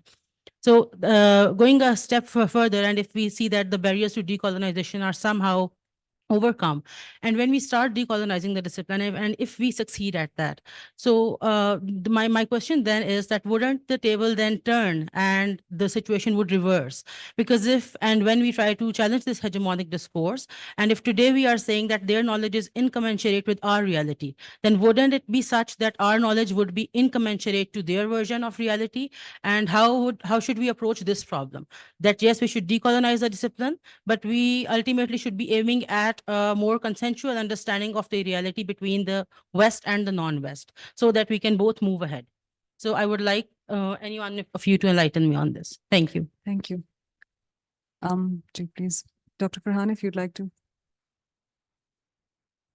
No, sir, that's it because that's all we'll be taking. Yeah, so the question about the incommensurability in case, let's say you have a South Asian IR, which then stands in opposition to, Western IR per se, right? This is, if you see the trajectory of how knowledge evolves or has evolved, and there's this argument about how started with the Greeks. The Muslims learned from the Greeks, advanced upon it, and then the Westerners, the Europeans, took it up from the Muslims, advanced upon it, right? And if you take up the production of knowledge in that sense, it seems as a very linear process, and that is how it continues on one plane. The other element, the decolonization and denaturalization that we're speaking about here, is what I stated at the very end of the presentation, that knowledge can only become knowledge if it expands upon previous knowledge, that we can find gaps, right? And the debate about decolonization and denaturalization is exactly about this, finding gaps in existing knowledge. So the gap is that we in the periphery or we in the global south are missing, and we need that inclusion. So again, for scholars working in this tradition, I think there's still some divide in the sense that those who pursue a very decolonial lens, they're very rejecting of Western theories and Western epistemology. Those like Buzan and Acharya who speak about a global IR, they speak about a pluriverse or a multiverse of knowledge. They speak about how these different diverse elements, cultural, theoretical, others, can be integrated and incorporated together. And that, in my opinion, is the better way and the best way to move around with knowledge. So I think incommensurability only comes around with arrogance. And when you do academics, it's better not to be arrogant and do it with modesty and humility. And as long as we can stick to it, I think we can overcome this problem. Yeah, thank you. Dr. Mason. Yeah. Thank you very much, Sarah. Very interesting question. How we can start right away? So I've given 4 or 5 suggestions. Dr. Farhan has already answered this question. Inclusiveness, not exclusiveness. Selving, not othering. So this is exactly what West did, othering and selving. So they otherized the non-West and they kept it self for themselves. We are not saying that when the non-West episteme would be developed, then we are going to otherize the West. That is not the perspective. So West has produced knowledge. We need to accept it. And we can build upon that knowledge. We can continue. So that is exactly what Dr. Franz said, that every MPhil, every bachelor's, every PhD thesis written is a contribution to the existing body of knowledge. Every thesis, hypothesis is a theory, new theory. What is the characteristic of good hypothesis? A theory is a generalized statement. States pursue power. For example, that's a generalized statement. Theory never said that Pakistan should pursue power. Our US, our great powers pursue power. So states, generalizability remains a characteristic of a theory, every theory. And that is exactly what a hypothesis, characteristic of a good hypothesis, that hypothesis should be generalized statement. They should not be specified with Pakistan, that should not be specified with India. So generalized statements, so every hypothesis is a theory in the making. So knowledge production, we are already producing knowledge, be confident, come on. Plus interdisciplinarity. When you applied for the admission, there was a huge opposition from within group. But how someone who has done masters and MPhil in anthropology can do IR? can do PhD in IR, and we supported you, and you are doing perfectly fine. So interdisciplinarity, I mean, bringing in anthropological perspective in international relations, we are learning from you, and you are learning from us. So that is exactly how.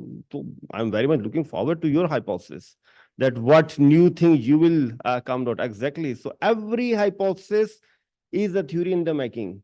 So be confident. So we're already producing knowledge.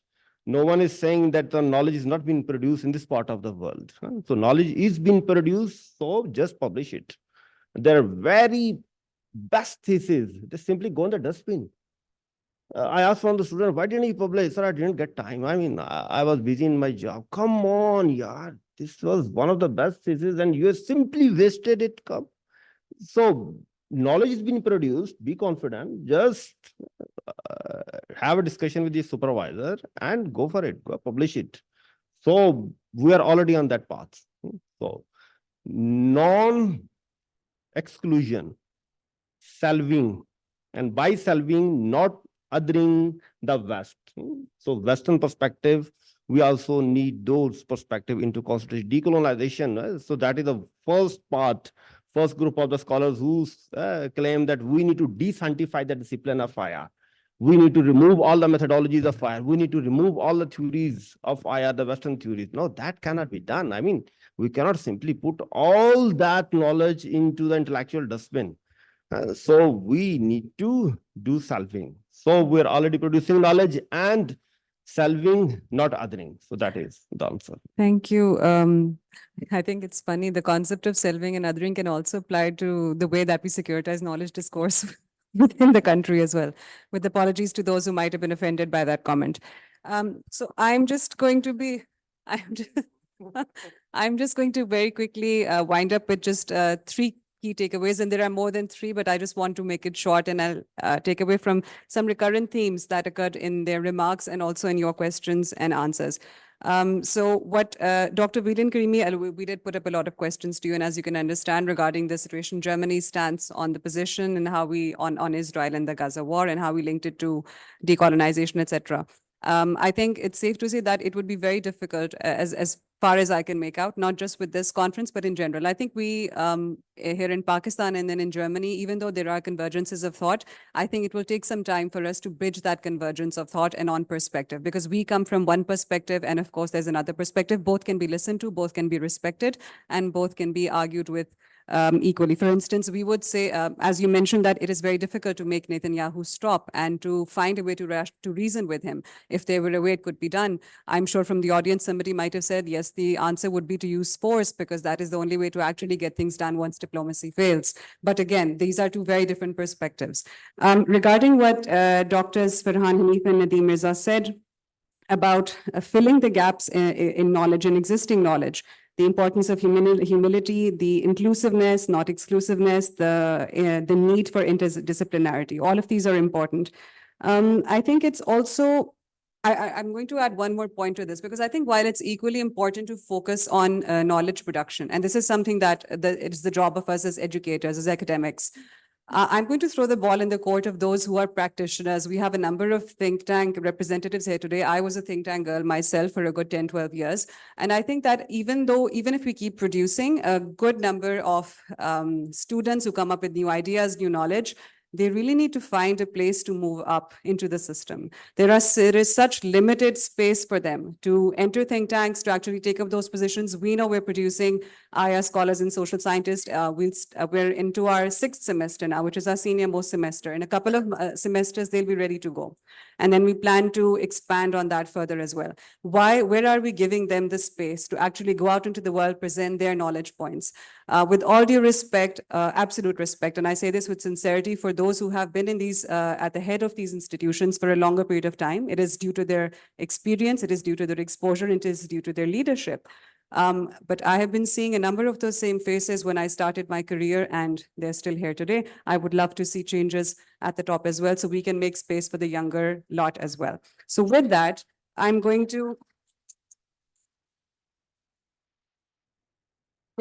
just going to quickly close our conference proceedings for today. We've had an outstanding day, I think, fantastic 3 sessions. I think it went beyond our expectations. We learned a lot. There was a lot of food for thought for all of us. So I'm just going to give you a quick reminder. The second day of our conference, which is going to be tomorrow, most important. We convene at 9 a.m. sharp. So we would love for you all to be here by 8:50. For our students, of course, it is significantly earlier. So please be here on time so we can begin on time. It is also Friday tomorrow, which means we really, really need to keep in time with the panel timings. And that is going to be the strategic studies component of our two-day conference. And with that, I think we can close and let's have a big round of applause for our panelists.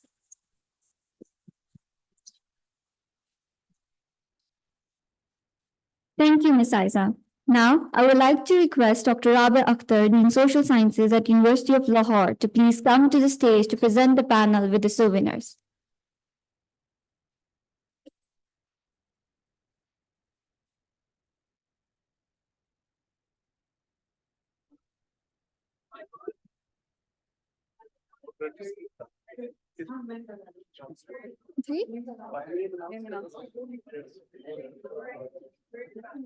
Dr. Almut Whelan Karimi. Dr. Almut Whelan Karimi.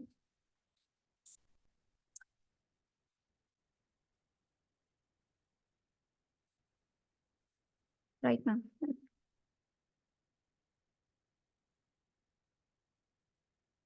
Dr. Muhammad Nadeem Mirza.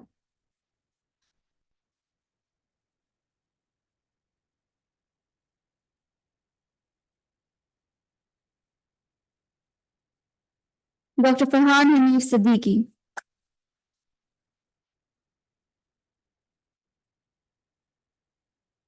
Now, I would like to announce the shields to be presented to our dedicated moderators, honoring their outstanding contributions to the success of this event. Ms. Aisha Malik.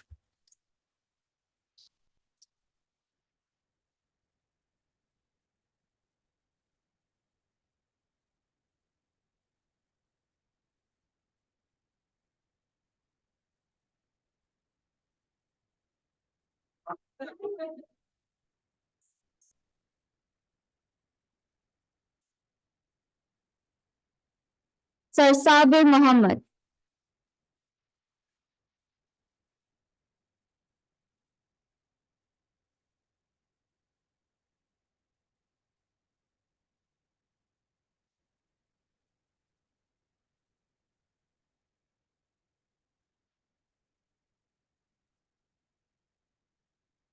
Ms. Aiza Azam.